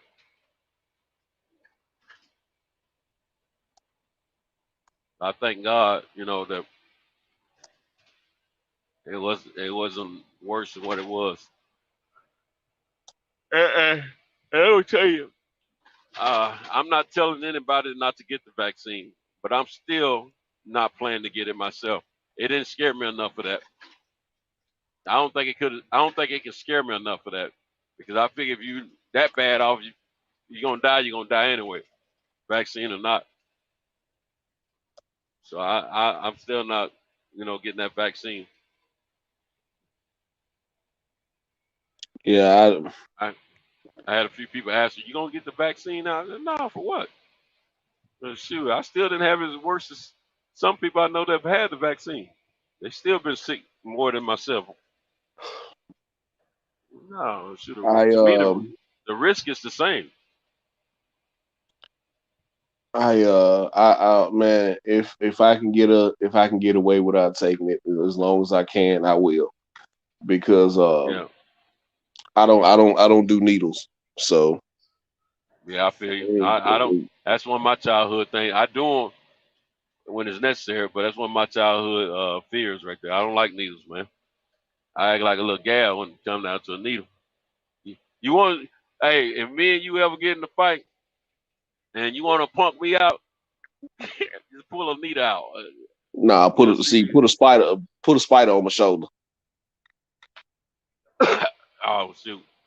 Yeah, put a spider on my shoulder, man. You can take everything I got. Hey, I rather a dude approach me with a gun than a needle, man. Real talk.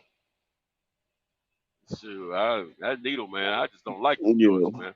Yeah, them needles nasty. They don't tell her what's. I know what's on the end of that bullet. The needles nasty. They don't tell her what you gonna get from the end of that needle. Yeah. Is it storming? Is it storming real bad where you at? I got the window crack. I was just saying, no. Is it storming? Is it just storming where you at? No. Okay. It's wet and damp, but it's not where it has Okay. rained before. Reason why I asked, I didn't know if you're still in Alabama or not, because it's coming bad. It's coming down bad. Yeah, I'm leaving. I'm leaving Huntsville. Just left Huntsville. I'm getting ready to end up in shoot, man, freaking traffic lights catch at the last minute while you rolling, man. I'm about to end up in New Market. They want to add another city to my route down here in Alabama, man. I got to see what the time and the mileage and the money's gonna be like before What I city? agree to anything. I What don't know. city? I want to think they said Tommyville or Thomasville or Tonyville. Or, it sounded like they were saying Tonyville. But I don't know what Tonyville. they I said. don't It's know not far from Tonyville. New Market. Okay, I'm about to say, cause Thomasville. I'm about to say Thomasville. Yeah, that's a Man, little ways from it. Yeah. shit. I wasn't Thomasville. going. I ain't going That's up. Southwest Alabama. That's Southwest Alabama, man. I think that's down there in Dallas County. So Well, not yeah, realize that's way down there. I think Thomasville down there by Demopolis. is there a Tonyville? I have no clue. I've never heard of a Tonyville. Yeah. I don't know what dude was talking about, man. He was talking about it was close to New Market. I ain't never seen no signs for it. Yeah, Every blue moon I have to go to Athens, Alabama, and I don't even like going to Athens because it's away from my regular route. yeah. And I don't get any extra money out of that. Mm-hmm. I should. But actually they be tricking me, man, because when I come in, take this route over, I didn't know this route was actually two routes combined into one. They had me running it for one just paying me for one route. And I learned later on that it was two routes combined. But my money has changed since then.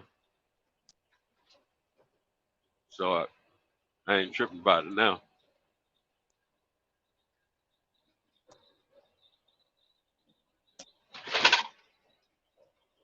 But yeah, man.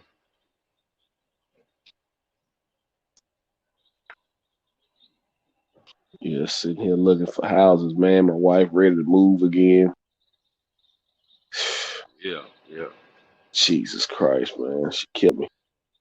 Yeah, I hate moving. Period. I want another house myself, but I hate moving. We just moved here 3 years ago. Yeah. I was still trying to get to know the house then. Mm-hmm. Yeah, but she ready to go. Yeah, I feel you. Yeah. So you know how that go. Damn, man.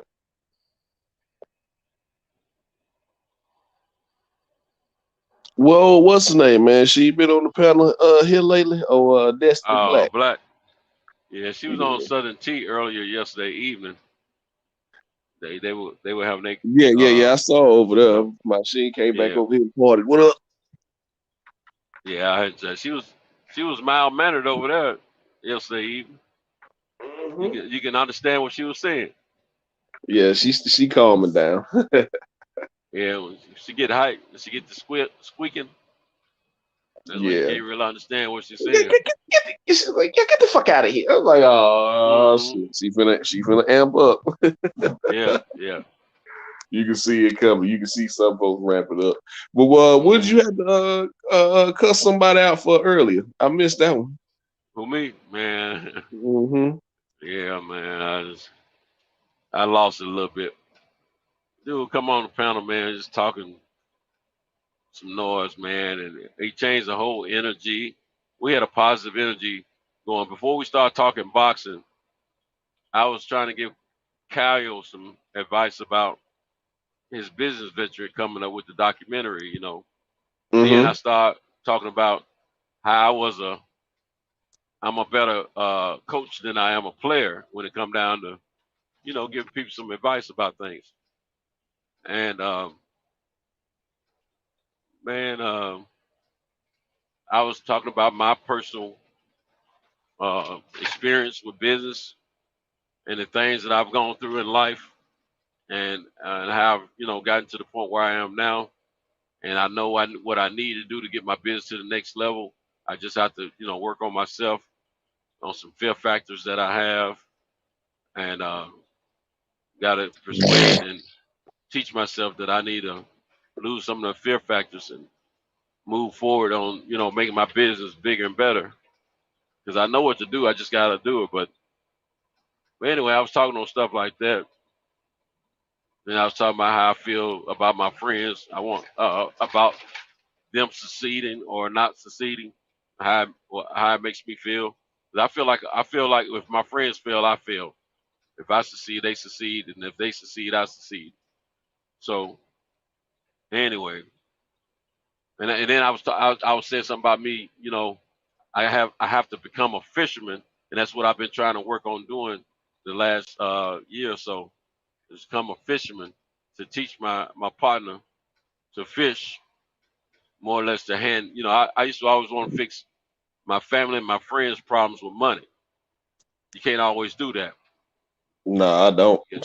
Yeah, you gotta try to do it.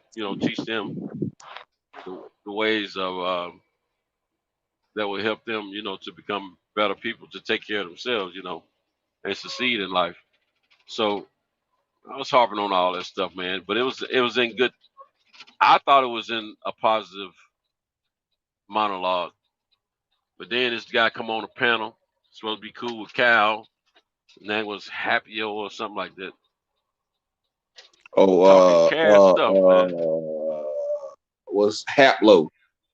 Haplo. Okay, yeah. Mm-hmm. Talking cash stuff, man. Talking bad, I said, Peters got on him first, told him about his energy not being positive, and then I said something about his energy, he changed it and whatnot, and the fact that we didn't know who he was, and why was he talking and acting like this, that, and the third. And shoot, he started trying to cut me up a little bit, man. So I talking about how many inches I'm gonna put down his mama's throat, and I got talking about how he was I gave him a nickname. Man. I gave him a nickname, Free Booty. Oh man. Then I had he said something pissed me off real good. I was talking about fighting him and everything, man. You know what I'm saying? I told him when I get finished whooping him, I'm gonna put these inches down his mama's throat while he watching all that. I didn't, and I said it. I apologize to some folks about an hour or so ago, because I don't need to let people get under my skin. Like I left the show, man, for about an hour or so until he left off. I didn't want to be on the panel with him because I want to go. I don't calm down that easy. But I had to pull myself away. But it's let me get this man his stuff. But anyway, so hold on, let me get this guy his tote. I forgot I got to my stop.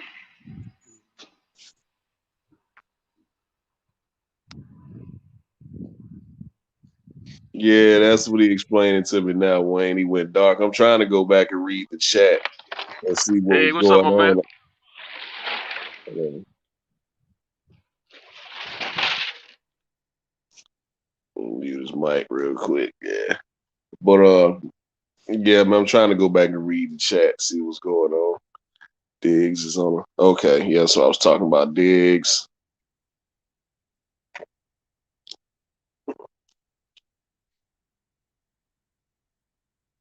Yeah. Boycott PBC. Are we still on that? We still on that, man. We're gonna watch. It's just boxing, man. It's just boxing. This is how boxing treats us. As my guy Kyle would say, we are in an abusive relationship with boxing, and we ain't leaving. So it just is what it is, man. Let me see.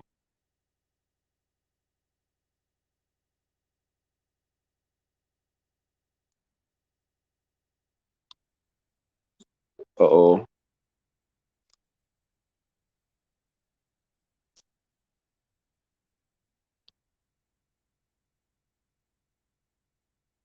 Oh, man. My phone died right on time. Y'all had 817 in here fired up last night. Oh man. So it seemed like y'all had a good time in here last night, man. And I missed everything.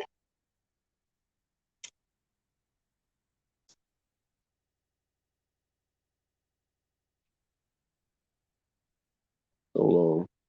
What Miss T at? I don't see Miss T in here. What's going on though, Dre's Finest? Appreciate you coming through the show. Yeah, man.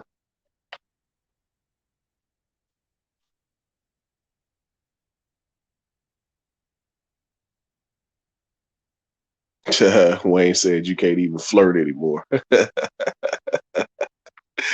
Yeah, man. The virus done changed a lot of things, man. It's done changed a lot of things. It's changed the way people gather. Uh, changed the way we look at people when they cough in public now. It's like changed the way the kids go to school.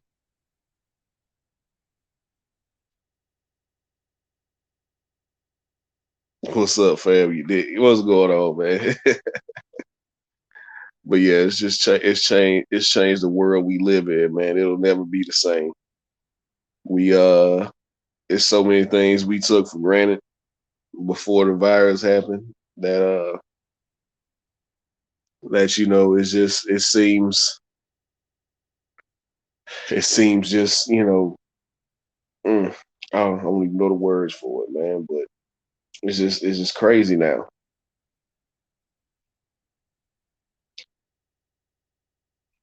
See what y'all got going on in the chat. Who all still in here?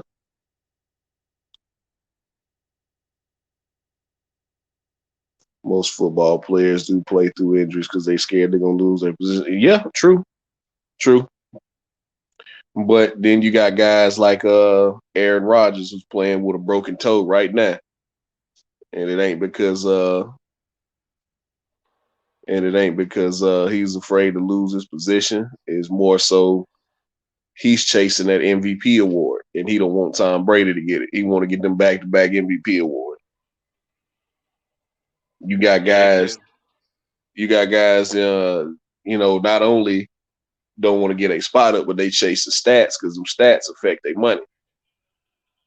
They got incentives like it's guys who get $1 million bonuses for making the Pro Bowl, or if you play 80% of the snaps, you get this amount of money, or so it's shit written into their contracts that incentivize them to play through rain, sleet, snow, whatever pain you got. If you can make it out there, and just personally, the training room is one of the most uncomfortable places, or it was when I was playing, because our trainer kept it so cold in there year round. He kept it freezing in there. It was one of the most miserable places to be. So guys, I was in a hospital when I was a kid. Yeah, man. Yeah, it was terrible. You hated going in there. You had to wake up and go get treatment. You know what I mean? And and if you didn't show up for treatment, it'd be just like the same thing as you missing practice. So it's like, oh, you injured? Oh, you rolled your ankle? Why didn't you show up for treatment? Why ain't you in here rehabbing that elbow or your shoulder, whatever it was? So why ain't you in here rehabbing? Why ain't you in here doing this? You don't want to play? You don't want to play no more? Because I gladly take your scholarship and give it to another kid. Hey, salute, Dre's Finest. Man, yeah. I was trying to speak to some of y'all a few minutes ago, but I was on mute and didn't realize. Yeah. Anyway, but yeah, shout out to Wayne, Dre's Finest, and everybody else in the panel. I mean, in the chat. Box fans. Salute, my brother. I was listening to you, DJ. I just noticed. Oh no, you good, brother. You good. I was just filibustering. Yeah. Well, yeah, man. I went left for a minute, DJ, man. But as soon as dude left the panel, he said his phone was dying or something. I went on, got back on the panel, man. But hey, it was worse than I got two people I got to treat that way now. You know why I don't talk to them. You won't hear me talking on the panel, or I won't be on the panel. But two of them now. Oh, okay. I think I know who the other one is. Salute, Dre's man. Salute. Yeah, that's it. Yeah. He came on the other night. I saw you exit stage left. I kind of chuckled a little bit. Yeah. It was perfect time It's because like, I yep, had something to do. go. Yeah, I had something to do anyway, so perfect time. Somebody was like, Sento dropped off, and I just kind of laughed a little bit. Yeah. Like, yeah, I know why he dropped off. Yeah, man.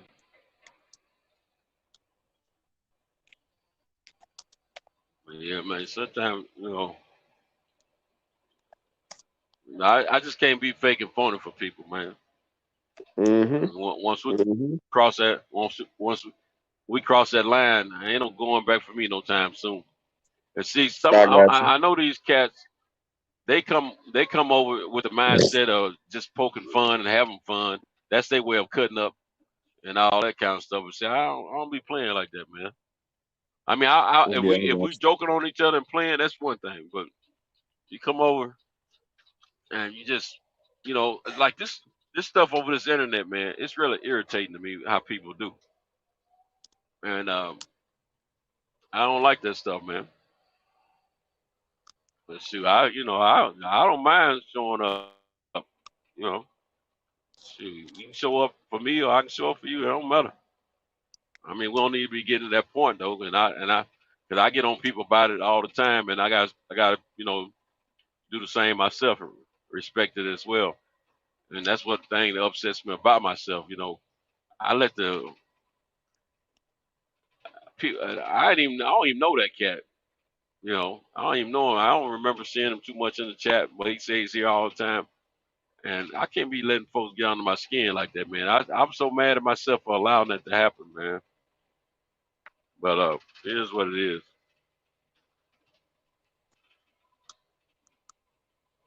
Yeah, we'll be all right.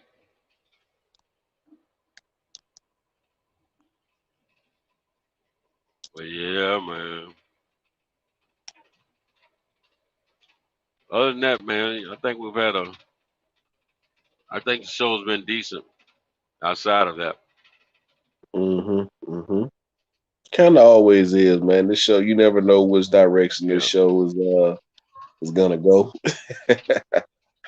It could be all boxing, exactly. but then again, it could switch from boxing to politics to movies and entertainment to music and movies, and right, like we did the other night.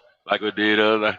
Hey, man, I was wearing Cal out about that J. Cole situation. I was gonna be quiet about it first, but man, they just don't compare, man. They ain't two different lanes to me.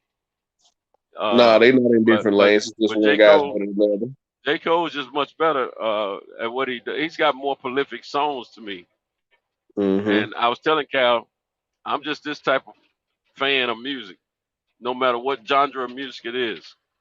When an artist is good and the music is good, when I hear it, if it could, you know, could keep my attention, you know, and make me want to keep listening to it, at least 80% of the time, or 80% of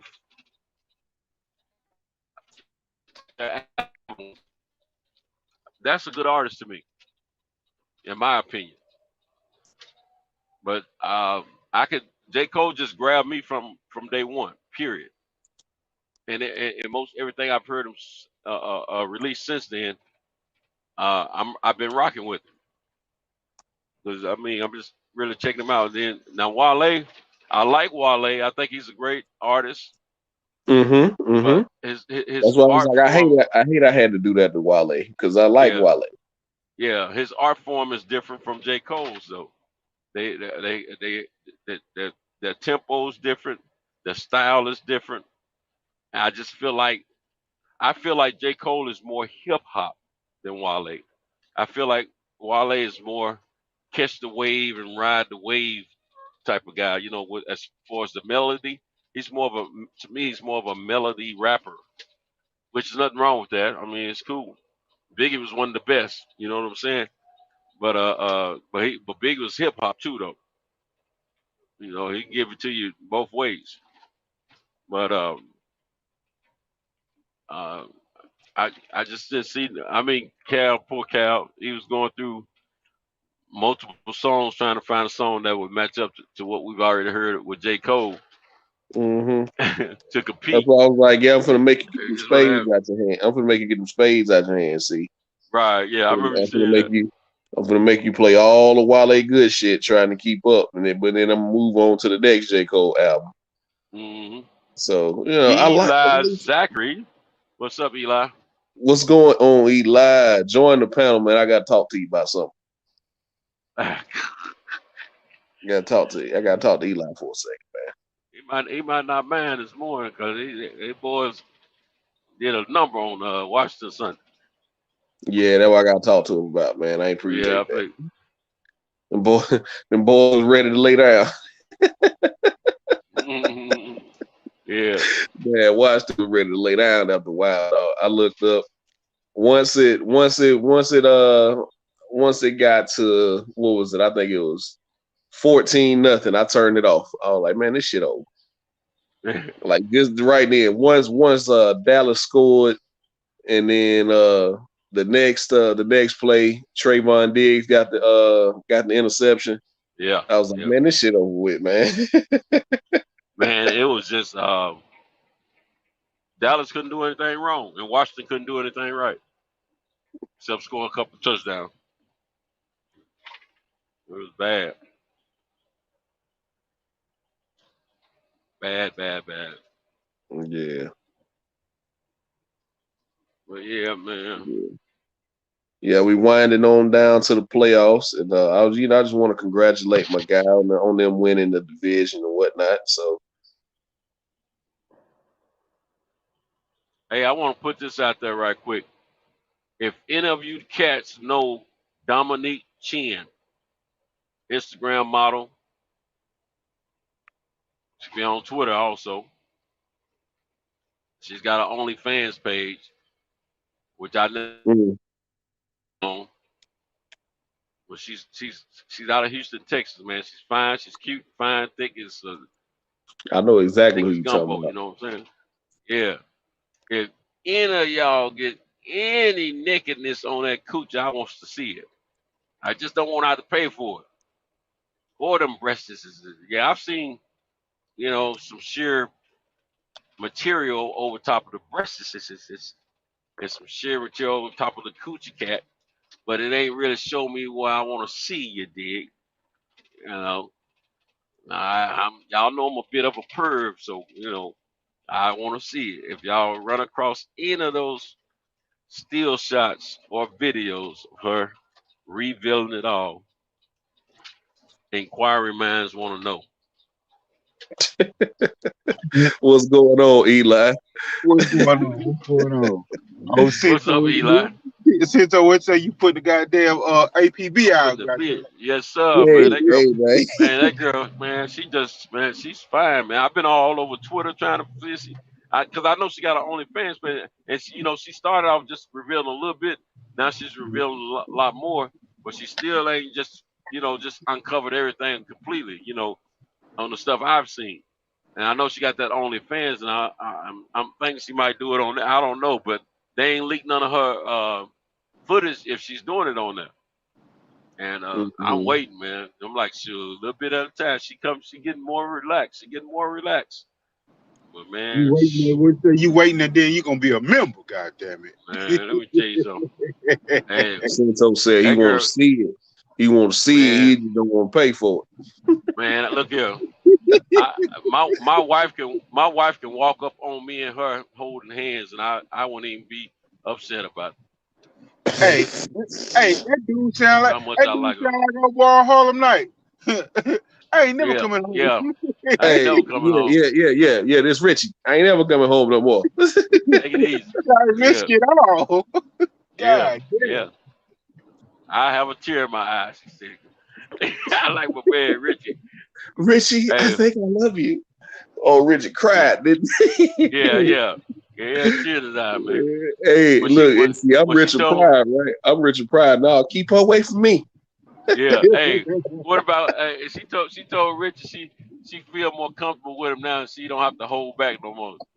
Hey, she don't thrill him so tough he didn't think she was holding back, but she said she was holding back. That nigga's out. Damn, it's more? Say, what was I missing if you was holding back? Right. Nah, keep Man. Sunshine away from me. Shit. Man. Hey, but how about them Cowboys, goddamn it? Yeah, man, y'all did the thing, man. I gotta give it to you. Yeah, I gotta give you credit, man. Y'all killed them boys, man. Look, Y'all playing some I'm gonna damn tell you good something football though. right now. Defensively, y'all playing some damn good football right now. But I'm gonna tell you something. Real talk though, y'all should have called a case Sunday, man. That was Hey, man, that was look, like a y'all molestation or saw them something. boys was ready to lay down, man. Hey, Yeah, man. Say, bro, they had to really pull their foot off the gas. Yeah, They had pulled. to, Yeah, dog. They back should have out there. pulled their starters at halftime, and it was 42-7 at halftime, dog. Bro, 21 each quarter. I'm like, damn. Say, this is a game of skunk right here. This is in Madden when you say fuck you. It's over. Turn the game off. Yeah. Look, Pay me my money. Look, pay my money, dog. Pay my money. It's over with. Nice shit, bro. They scored the most points Sunday, didn't they? This past week. Probably the most points of this season, but that's not the most points they never scored. Because No, I remember I'm just talking about this past Sunday for all the games that was playing. Yeah. They ain't done nobody like that in a long time though. I remember when they did, who was that? Shit. They ain't done nobody like that in a long time, bro. This team ain't look like this in a long. Y'all 11-4, right? Yep. Yeah. Yeah. We more and more people starting to talk about Super Bowl right now. Yeah. You know, we had the little rough stretch where everybody was catching COVID and shit, and the everybody wasn't together. But I don't hear nobody talking about that shit now. It's gonna be a rough run though before you get there. Yeah. Because you still got a couple teams. What was it? You got the You Rams, got the Rams, you got the Packers, you got Tampa, Packers. Yeah, y'all the NFC got it tough over there, man. I ain't bullshitting nobody, bro. That's my fear. Because I want to see us beat the good teams like that, beat the best teams. Yeah. I'm not even going to sit up here and bullshit. That's when you know what you really are, you know. Yeah. Yeah, I mean, when we started out the season, when we started out against Brady and them and took them in deep water like that, I was like, oh, okay.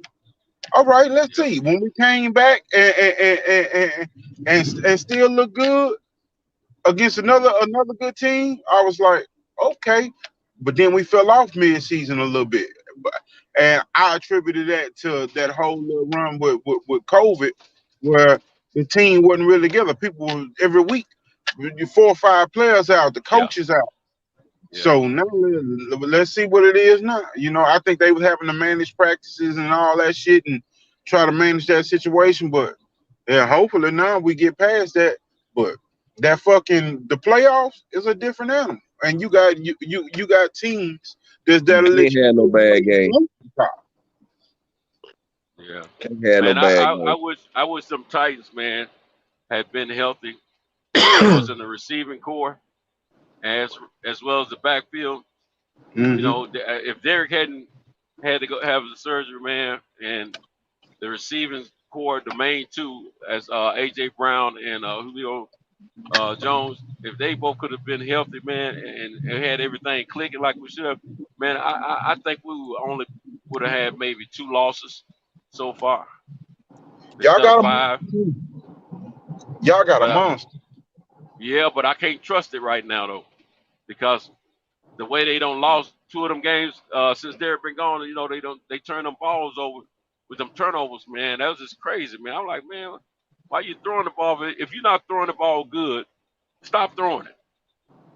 Well, the thing about it is they ain't got too much of a choice because people gonna load the bikes on them and down, basically. Yeah, I can dig that. You know, but sure, it's gotta. I mean, he threw it too many times against Houston, though, man. Too many back-to-back pass attempts and he getting picked off left and right. It's raining and wet like crazy. You know what I'm saying? I'm And, like, man, come on, man. and people gonna make him make decisions now. They gonna see where his IQ related. They disguising Right, coverages on him and shit right now. right, At right. first it was like you had to load the box and really stick to it because you got a monster back there in that backfield. Now Yeah, it's like, shit, how long can you really run at me? Okay, right. I'm gonna make you beat me passing, but I'm gonna make you think. I'm gonna That's load what the they box doing. on you. Yeah, Yeah, I'm I a mean, stunt. I'm run stunt satch. I'm a fake blitz twist. I'm gonna do all that shit in the trenches to you, and on the back end of it, I'm gonna disguise coverages. What are you going to do? I think if AJ Brown hadn't had the game he had, we would have lost this past Thursday night. Yeah, That's what I believe. yeah, man, and it was basically just throwing jump balls to AJ Brown, man. That was the Yeah, game plan. yeah, Hey, that's where Hey, shit, y'all ain't gonna cover it. yeah. DJ, you know, you one of them big boys that been in the trenches. You know Right. when you had a game with a motherfucker running all them twists and stunts at your ass Mhm. and disguising coverages behind that shit. Hey, quarterback be in the huddle, frustrated like a motherfucker. It's just, man, it's just simple. It's simple pass pro at that point, dog. Even when they sugar up, it's like when they running double A gap blitz, like you protect inside out. What's You the quickest don't, way for the quarterback to inside? and you got a zone block. Right. And when they running, I know they used to tell us, man, when they running when they run them twist stunts or them egg stunts, if something leave, something is coming back. Don't And chase him. hand them off. Hand them off. Right, hand it off. It's just like running pick and roll in basketball. If something leave, something coming back, man. It's just that simple. Yeah. So Yeah, yeah, man. I ain't building my hopes on a Super Bowl run this year. I was when they went on about a 6-game winning streak before Derek got hurt. Well, he was hurting, but before they decided he wasn't gonna play anymore, he was going to Yeah, he shut it down. Yeah, he man, shut it down. yeah, they said it. You're right, 'cause he was hurting already. But man, he was having, he was almost at 1,000 yards already and everything. Man, I was like, shoot, man, we got a squad. I was convinced we had a squad then. Hey, it's gonna be up though. The league right now. I mean, with the Packers, the Cardinals, the Cardinals been kind of faltering lately, but still, playoff time is different. That NFC gonna be tough, bro. Oh man, tell us about it. We finna sneak in the back door. Can you imagine that shit? We started 2-5 and about to sneak in the back door, man. Yeah, y'all had a good show on Sunday, man. It's crazy. They talking about. I didn't mean to cut you off. Since I'm No, my go bad, ahead. bro. Go ahead. Now go ahead. They talking about Jalen Hurts making the offense look more prolific than Wentz did. Man, listen, we see what Wentz doing. We see what Wentz doing in Indy. I hadn't kept up with his games as much this season as the little clips that I've seen. But if he plays anything to the level like he played in college, he's a good ball manager. He manages the game well normally. Yeah. And I'm hoping he at least have that kind of career. Jalen's thing, even going back to Alabama, dog, it was a knock on him, which it wasn't a knock for me, even though it teeters sometimes in the NFL. Jalen ain't gonna get you beat, right? He's not gonna win it for you, but he wasn't gonna lose it for you either. Right. He always took care of the football. He wasn't gonna take no chance. He wasn't gonna take no unnecessary chances. But now you see him getting strip sacked or whatever. But he'll make up for it. He'll get that play back. And I'm gonna be honest with you. I know that's your team, but I feel that he's still a young quarterback in the league. He's got the learning curve to go through, man. First 2 or 3 seasons. He pretty much still a rookie, man. Pretty much still a rookie. Because they didn't play a full starting season last year. So I'm chalking it up to learning, man. Now, he's just gonna get better, man. He's just gonna get better. And I mean, they already above 500, so that's a plus right there. If they can end the season above 500, that's a winning season for a team with a quarterback on that level of play right now in the NFL, in my opinion.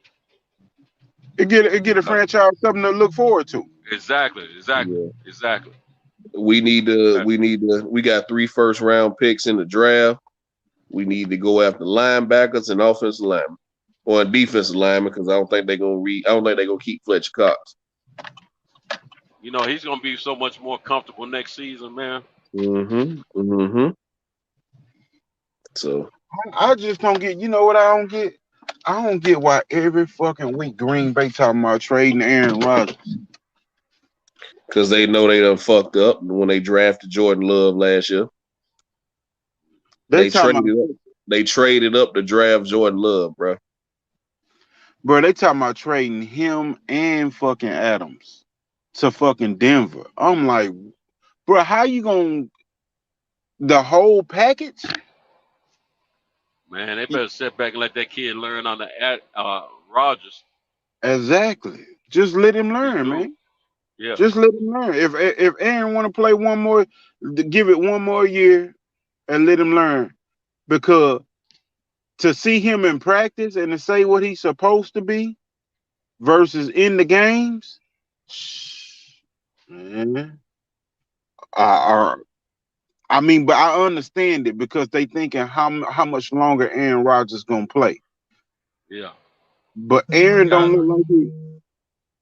He ain't letting up right now.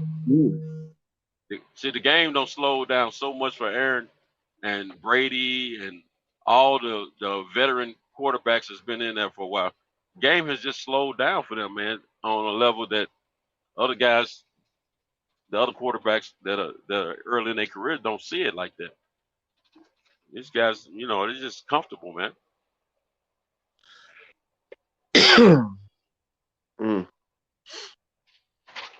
Yeah, it's yeah, I'm an Eagles pretty fan. exciting Big postseason. top. Yeah, I'm an Eagles fan. Damn sure about to sneak in the back though. All we need is Green Bay to beat Minnesota Sunday, and it won't matter whether or not we beat Washington. I appreciate Tua and the Dolphins doing their thing Monday night, getting rid of the Saints, even though we owned the tiebreak over them because we slaughtered them early in the season. I appreciate them going ahead and doing their thing, man.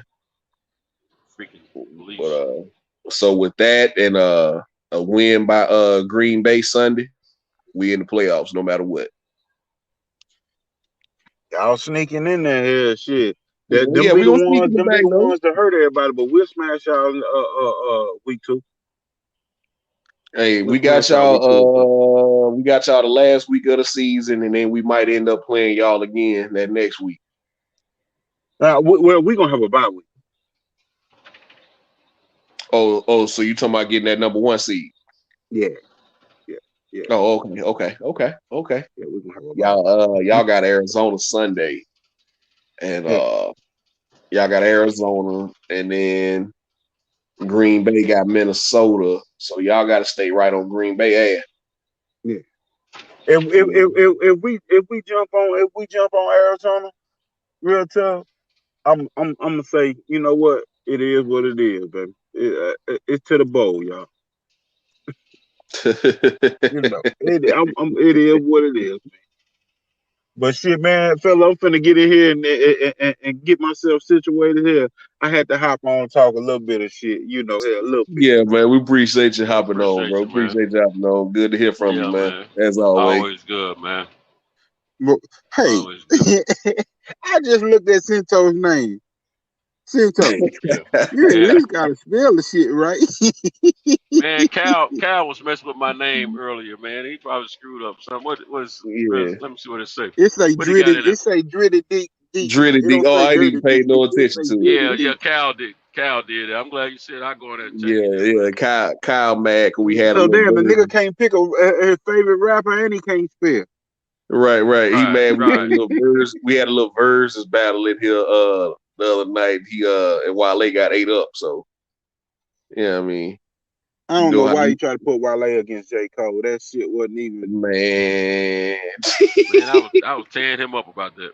Man, I was like, look, dog. Look, I like Wale too, but at the same time, man, come on, dog. Why we got to keep doing? He tried to win over the black vote is what he did. The dark skinned vote. Yeah. All right, look here. He went through. He would play one J. Cole song, then he'd go try to go through 5 to 7 songs of Wale to try to match up to it to compete against it. I said, man, come on now. Hey, did y'all hear what I did to countdown on Wale? After I was doing a song, I said, I got to do a countdown. You know, like in the boxing match, I counted them out. I counted them out to 10, man. Yeah. Now I like Wale. I mean, I think he's smooth. But to me, Yeah, Wale cool, man. Yeah, he can rap. He J. Cole is on a different level. To me, you know, Wale, he's more of a melody rapper, man. He catches the flow of the melody, man, and he blends it all, you know, together good. And he got some good lyrics, you know what I'm saying? But it ain't J. Cole style. I mean, it ain't J. Cole is he's versatile, man. And he's more hip hop to me than Wale. And I just like his style, man.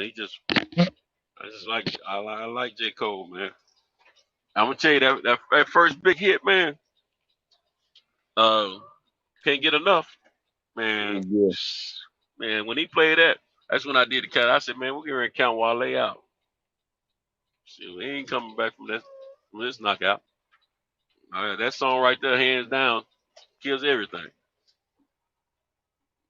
Shoot, and then he had the one song he didn't play. I wanted him to play.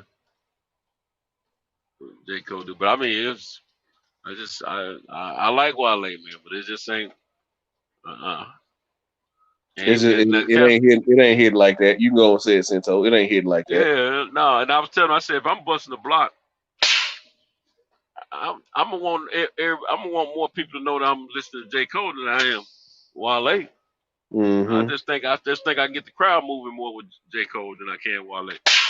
But there was a I gotta get this order up. But anyway, I was just like, man, you know, it's just bar for bar. I gotta go with J. Cole, man. Period. And then you know, J. Cole ain't about bringing in a bunch of features on his songs. He likes to do it himself.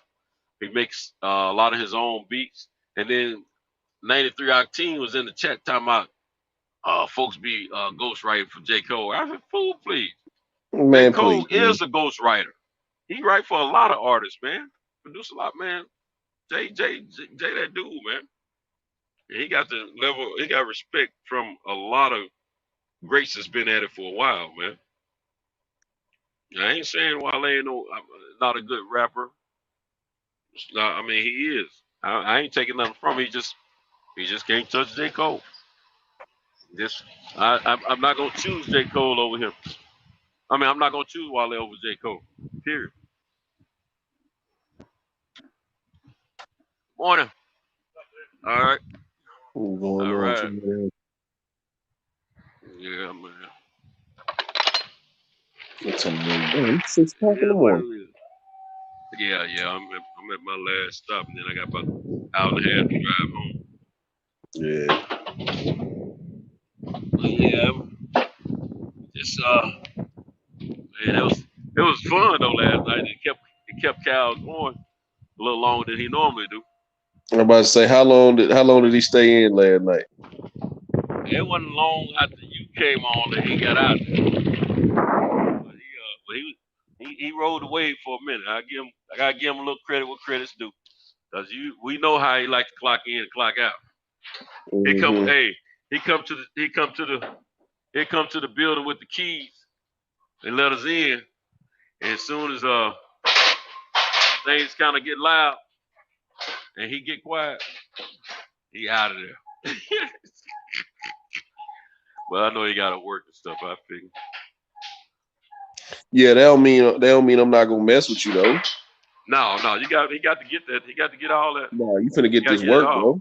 Yes, sir. Every bit of it. Oh man. We got to give him that work for sure. Can't be no writer. But yeah, it was cool little thing he did. Yesterday morning when y'all was still on, man, I got a call. I take it. Well, first I was in the back. I was backstage for a minute. Couldn't get on, but I took care of the call. I never did come back over. And some of my little friends called. You know me. I had to go see about it.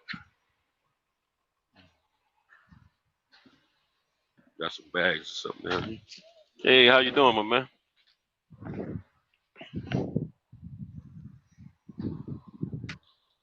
All righty. Y'all have a good one.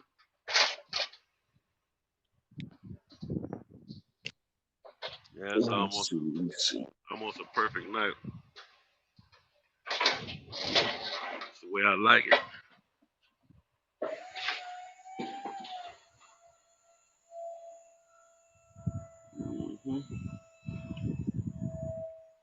I think I'm gonna stop around the corner though.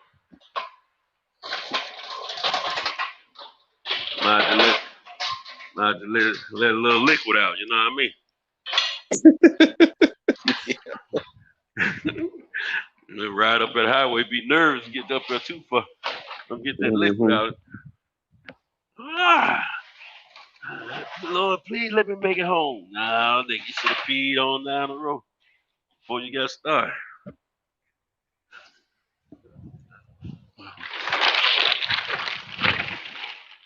Yeah, nice little run this night here.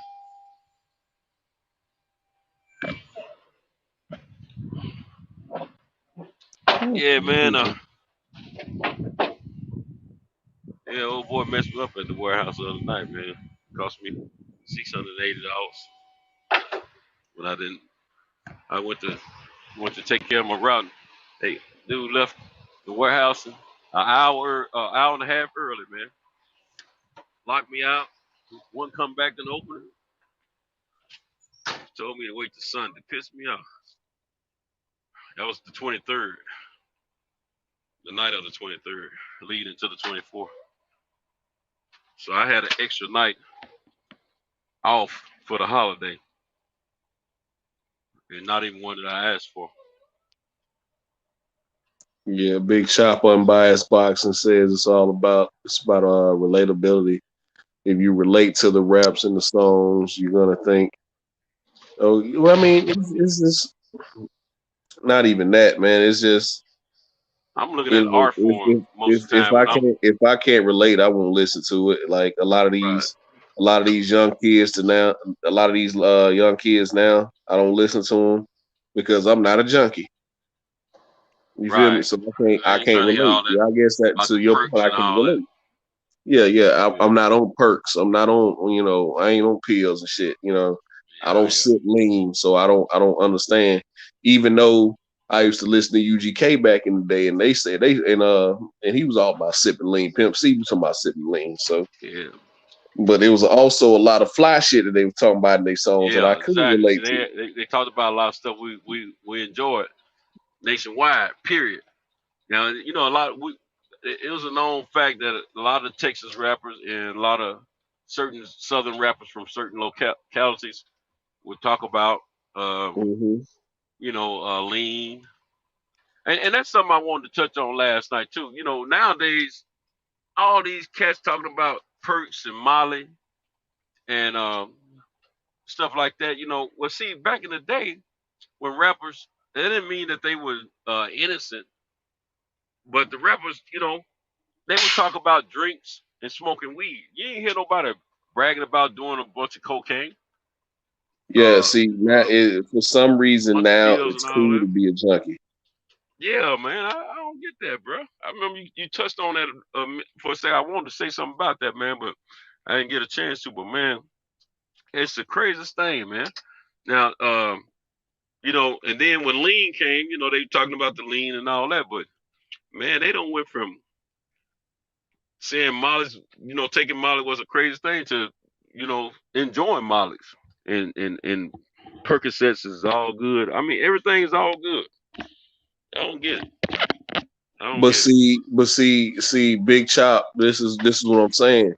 Like the way that they would say the NBA Youngboy and Juice WRLD and guys like that, and XXX Tentacion, like you hear them say, you hear these kids now say, man, these guys is better than such and such and such and such, right? They better than, you know, our favorite rappers.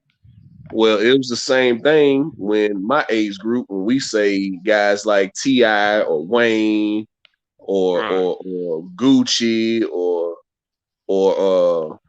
let me throw somebody else in there. Who else? You know, J. Cole, all those guys. Well, not really J. Cole because he came a little bit after them, but into adulthood, like J. Cole and Kendrick, they say they lame. You see what I'm saying? They lame to them. It's like, oh, they put me to sleep. Oh, I want to hear nothing. You really got people out here who I said last night. I was saying this last night. You really got people out here who think J. Cole and Wale and Kendrick ain't hitting no shit. Man, it's all about Future. Oh shit, the bathroom out of order, man. So I gotta go. I can't buy nothing here then. I mean, this all about is and when the older generation say, oh, all y'all talk about is selling dope and kill each other, I was like, I kindly point them back to NWA. I kindly point them back to KRS-One and MC. I mean, all these niggas were talking about selling dope, man. Yeah, back then. That's how. But back, it's a means to an end. Jay-Z when he first came out, Nas when he first came out. Yeah, well, see, they was rapping about then, experiences on the block. They were rapping about what appealed to them, and some of them was in the game, some weren't, but it appealed to them, and they would looking at the fact that one of the quickest ways to get up on smoke. Because I mean, back in the day, the rappers. When you're looking at ball players versus rappers, I mean, rappers didn't have the kind of money ball players had back in the day. They're getting it now, but they didn't have that back in the day. And then I gotta go to the other service station. That place, the bathroom's out of order, man. I ain't gonna send me getting no long line waiting to buy something. Now, if I can't pee in your establishment, but then you know those guys.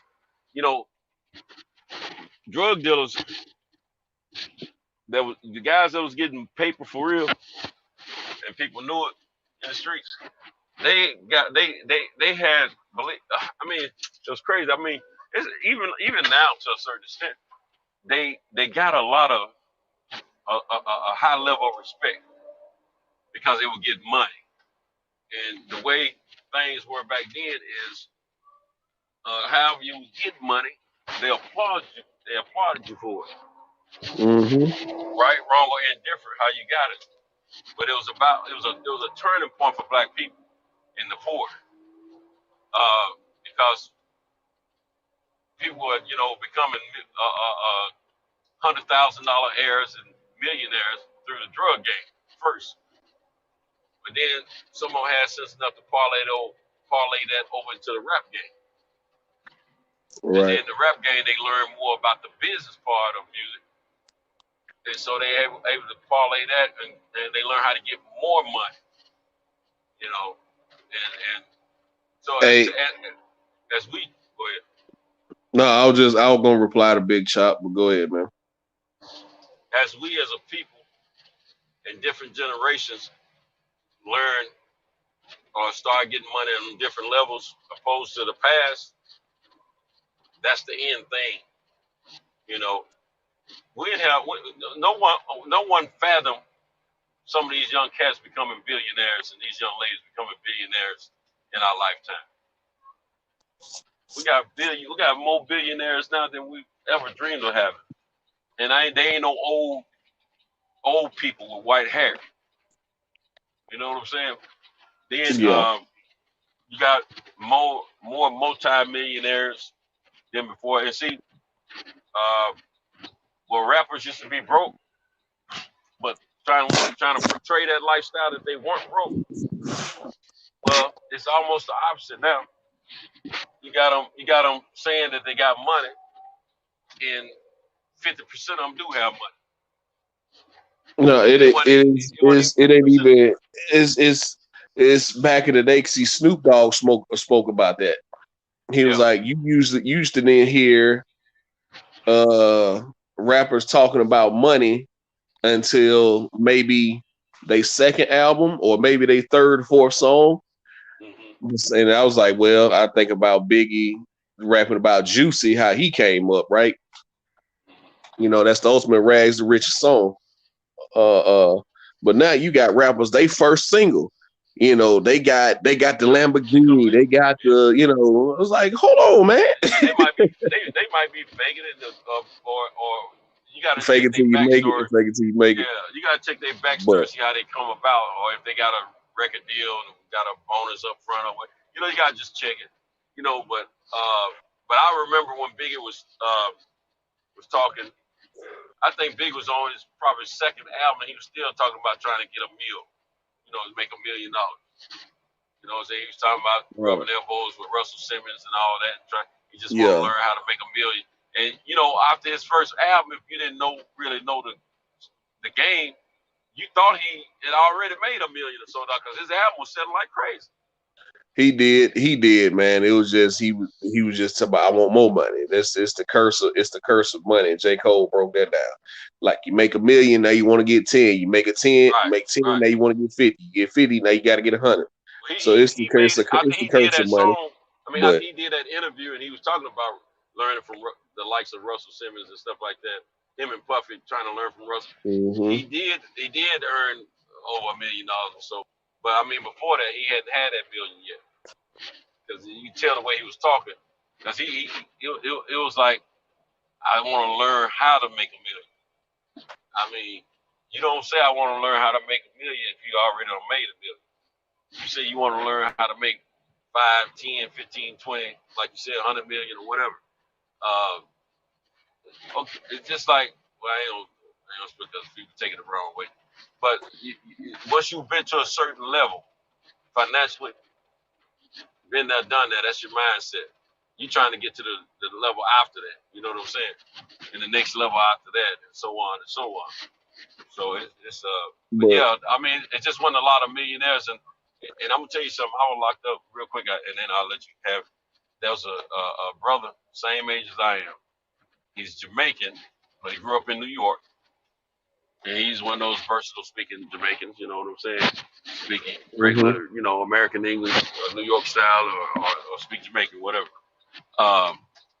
He used to tell us all the time about different people he knew in the New York area, as far as in the rap game. He said, man, them rappers broke, man. They ain't got no money. He used to tell us all the time. And we didn't believe it.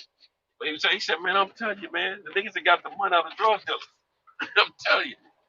Well, right, they telling their story. Right. Yeah, he was telling he was right at that time. During that era, the rappers were broke. The drug dealers had the money. Drug dealers sponsored basketball team. They sponsored rappers. They sponsored a lot of stuff. You know what I'm saying? Because they did have the money. They had the liquor. So yeah, you know, it's crazy. But go ahead, man. My bad. No, you good, man. I was just gonna respond to Big Top. It was like, listen, that's what I'm talking about, man. Like, that's why I really try not to say that these kids' music is trash, because there's been bullshit in every era. Yeah. For as much good music is for every Rakim and for every Rakim, Jay-Z, Nas, or whatever, there's an MC Hammer or Vanilla Ice, or you know what I mean? It's something along, you know, back in my era, it was Chingy. You know what I'm saying? Niggas was talking about Chingy. Or Chingy and Memphis Bleak. You know what I mean? So there's bullshit in every era, man. So I'm not really, you know, I don't really go up to these kids for their music. You gotta have some, or you wouldn't know what was good. You're right. You got to have something to compare it to. Exactly. Right. So I really don't go after these kids for their music choices. I just listen to it. I was like, this, and my immediate reaction, like when my little cousin was trying to put me on a Lil Uzi Vert, right? It was like I was just this ain't my speed, man. I was like, see, I must have to be high to understand Morning, it. how you doing? You know, I must really have to be. Yeah. Like, that's it. But you know what I'm saying? See, that was my era. See, that was the shit to us. You know what I'm saying? That song was hard as hell, but you had people who grew up listening to, you know, whatever came way before that. You know, LL Cool J and all them guys. Man, listen, Uzi ain't my speed. Like I've heard a couple songs of his that I like, but Uzi ain't my speed. I was like, when I hear it, and when he plays, when they play Uzi and NBA YoungBoy and what's his name, man? Oh man, he ain't really listened to Triple X like that. But Juice WRLD, I was like, oh, I must have to be high to understand this. I was like, I'm not high, so I don't, you know, I'm not really vibing to this like that. A lot of them say they would be high when they make the music because they figure that's Right. people listening to They it. just get in there, they get high, go in there, and they vibe out. Man, we just go in here and catch a vibe. Man. It's like, oh, y'all just get in here and just be saying shit. Mm-hmm. Yeah, that's how that Bass. mumble. I think that's how that Bass, mumble rap exactly. started. DJ Easy Rock, right? See what I'm saying? It's bullshit in every era, man. So I really don't condemn these kids' Yeah, music. Easy Rock. That hit he had wouldn't have been a hit if it wasn't already a hit. The song that he was playing, you know, that he was rapping over. It was already a hit from way back. It takes two to make. What's my guy's name? Not Rob Bass. What's my guy? Busta Move. What's his name? MC something. Busta Move. Oh, Yeah. MC. Yeah, he talked the man that won the Grammy, the first Grammy for rap. Nah, that was Will Smith. No. That wasn't Will Smith. This guy you talking about? He won the first Grammy for rap because he wore a tuxedo to the Grammys. Man, I'm telling you, it was Will Smith because they didn't even show it on TV. I'm telling you, it was Will Smith. I gotta look at, but this right here that's what they campaigned about his songs. He was the first rapper to win a Grammy. MC, he was on Delicious Battle. He was on that label with Tone Loc. MC, he was out there from the West Coast. Tone Loc. MC. It was MC something. Somebody, y'all help us out in the chat.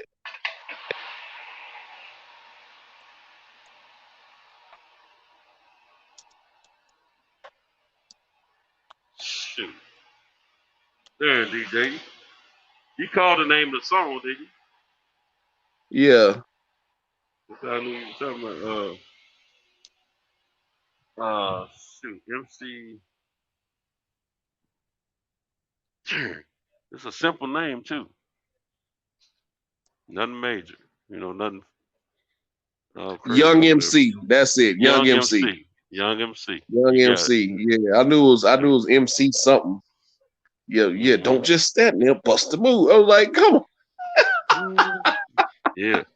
So you go back and listen to that, and you got the nerve to criticize, you know, like that's why I try not to say these kids' music is trash, because I was listening to Chingy.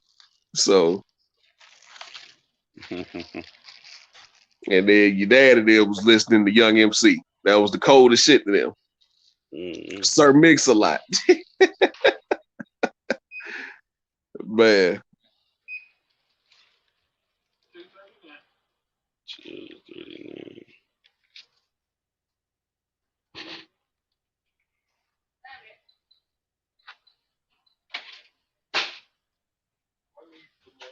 If you want it, baby, you got it. Oh man. Hey, we need to look it up. Look it up, because I could have sworn Young MC was the first one. That's the way they were advertising. He was the first one to win a Grammy for rap music.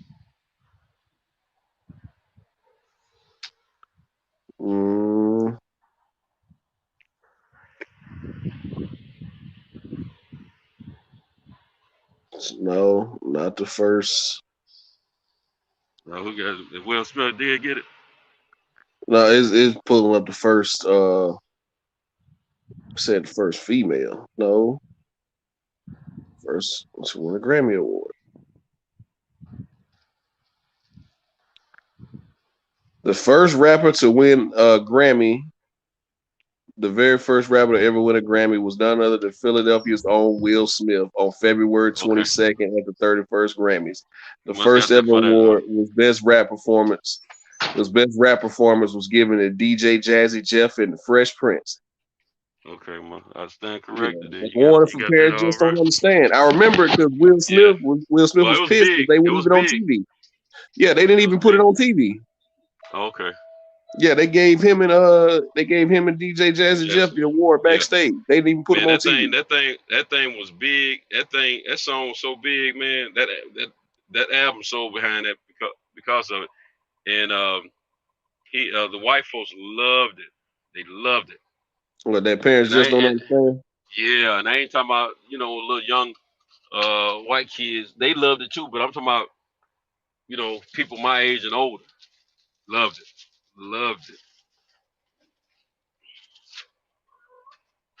I might be running to a bad spot in about 10 minutes, DJ. Because I ran my route backwards. So I can get finished at a decent time. And then if you're still out here, I can get back on the other side of the highway. But yeah, man, I stand corrected on that one there. But your boy was on television. Was he second, Young MC? Probably. DOS Effects. Oh man, you want effects? DOS. I remember DOS Effects. I was young, but I remember DOS Effects.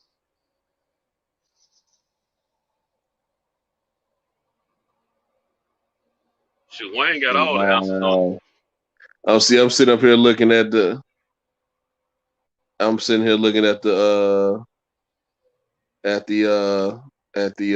history of best rap album, whatever, and I still can't believe Cardi B beat out Nipsey Hussle. On what's that? Best rap album in 2019 at the 2019 Grammys. Hers might have hit the mark before his though. Man, I remember Cardi B had hits upon hits upon hits. But yeah. As far as that was when Bodak Yellow, I Like It Like That, all that type of shit, right? But Nipsey Hussle Victory Lap, bro, that's the album that was the most complete album. But as far as commercial success, yeah, Cardi B had that.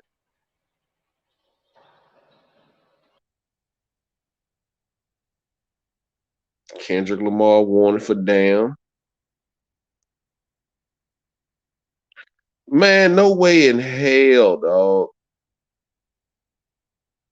So they took it off. Okay. What's going on, Snacks B? Big Dog Willie, what you got here? A footage of Punch Drunk car accident. Yeah, man, I've been hearing a lot of guys talk about it. I'm gonna leave that alone because I don't know what's going on with that. They saying the man faked it or the car accident. But he's supposed to have spoke on that. Yeah, it wasn't as bad as people made it out to be. Right. Yeah. So, but you got people saying he was taking up donations and shit like that. I don't know what was going on, man. So I'm gonna leave it alone. I ain't gonna really speak on it. But yeah, Wayne, that Nip album was the best, man. It really was. It really was, bro. I agree with you. But I like Cardi B because she is who she is, and she don't apologize for it. She ain't putting on a show. She's been this way for as long as I've seen her before she even made it on TV. For as long as I've seen her, she is who she is, man. She's always been this person before she blew up. That's what made her blow up. Genuineness. Yeah, she real, man. She ain't try to fake it. She always said, "Hey, I was a stripper. I like a lot of DICK. I like to suck it. You know, it just come real." Right, and when she was on that one season, she did that one season. She did Love and Hip Hop the way you're supposed to do it. Love and Hip Hop was supposed to be a platform to expose whatever you selling. If you got new music coming out, you're supposed to promote your music on the show. You got a clothing line or jewelry or whatever it is you selling, you're supposed to promote it on the show. Use the show to promote it. And she let us know. She let us know that season that she was on Love and Hip Hop, which is how I got introduced to her. That I'm a stripper and I'm trying to rap. It's like I'm a cliche. Yep, I'm a stripper. I'm trying to rap. And she was messing around with. She was messing around with DJ Self at the time, and she let it be known. It was like, yeah, I'm fucking him because he paying for my studio time. It was like I'm using him just like he called himself using me. Yep. And she let him know that. Even when he's supposed to have a little girlfriend or whatever, she was like, I don't care. That's between you and her. I ain't got nothing to do with that. That's between you and her. But you know what I mean? She just better not come after me. Yeah, she let all them gals know she fighting. She fighting. Right. Keep me out of it. Whatever you got going on with this dude, keep me out of it, man. She was like, I'm just fucking this nigga for studio time. I was like, at least she honest. One of them episodes, I wasn't even watching it that tough, but I remember one of them episodes they had the limelight on her, and she creeped up on this dude. What's up, motherfucker? What's up, motherfucker? She said it real funny, right? And, DJ Self was trying to play it. He didn't know. See, she had. It was all about business with her. He thought she was gonna be all in her feelings or whatever. You know what I mean? He thought she was gonna be all in her feelings, trying to sneak around and do this. She was like, "Nah, nigga, you can do whatever you want to do." She's like, "You getting what you get? You getting what you want to get out of this relationship, and so am I." Like, I'm getting free studio time. So everything, and in her whole time, coming up. Yeah. I still can't believe Macklemore and Ryan Lewis won that album. Man, oh man.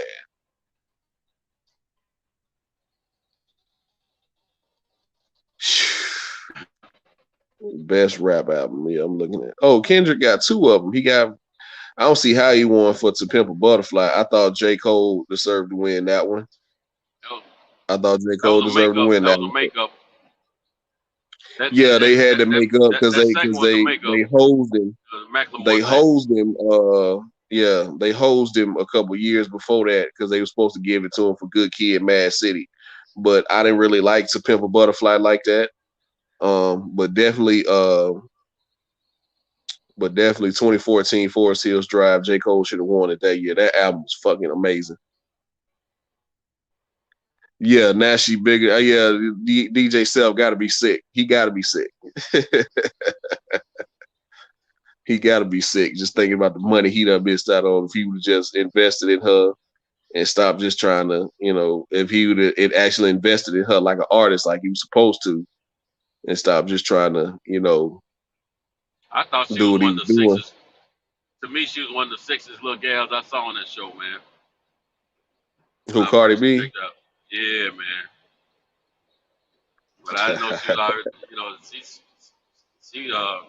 the way she is some rap skirt she had on one night. That night I'm talking about, man. And how she wearing her hair short, but she had that dirty red look to her, and she was just straight up who she was, and water down, and it just appealed to me. She probably looked like a little painted girl back then in person. Yeah, Cardi B fine, man. It's just personally, I wouldn't hit her, but but she cool though. She fine. Just personally, I wouldn't do it. She fine, man. Yeah. It just It's just personal taste. But she fine though. I understand why dudes will go after her.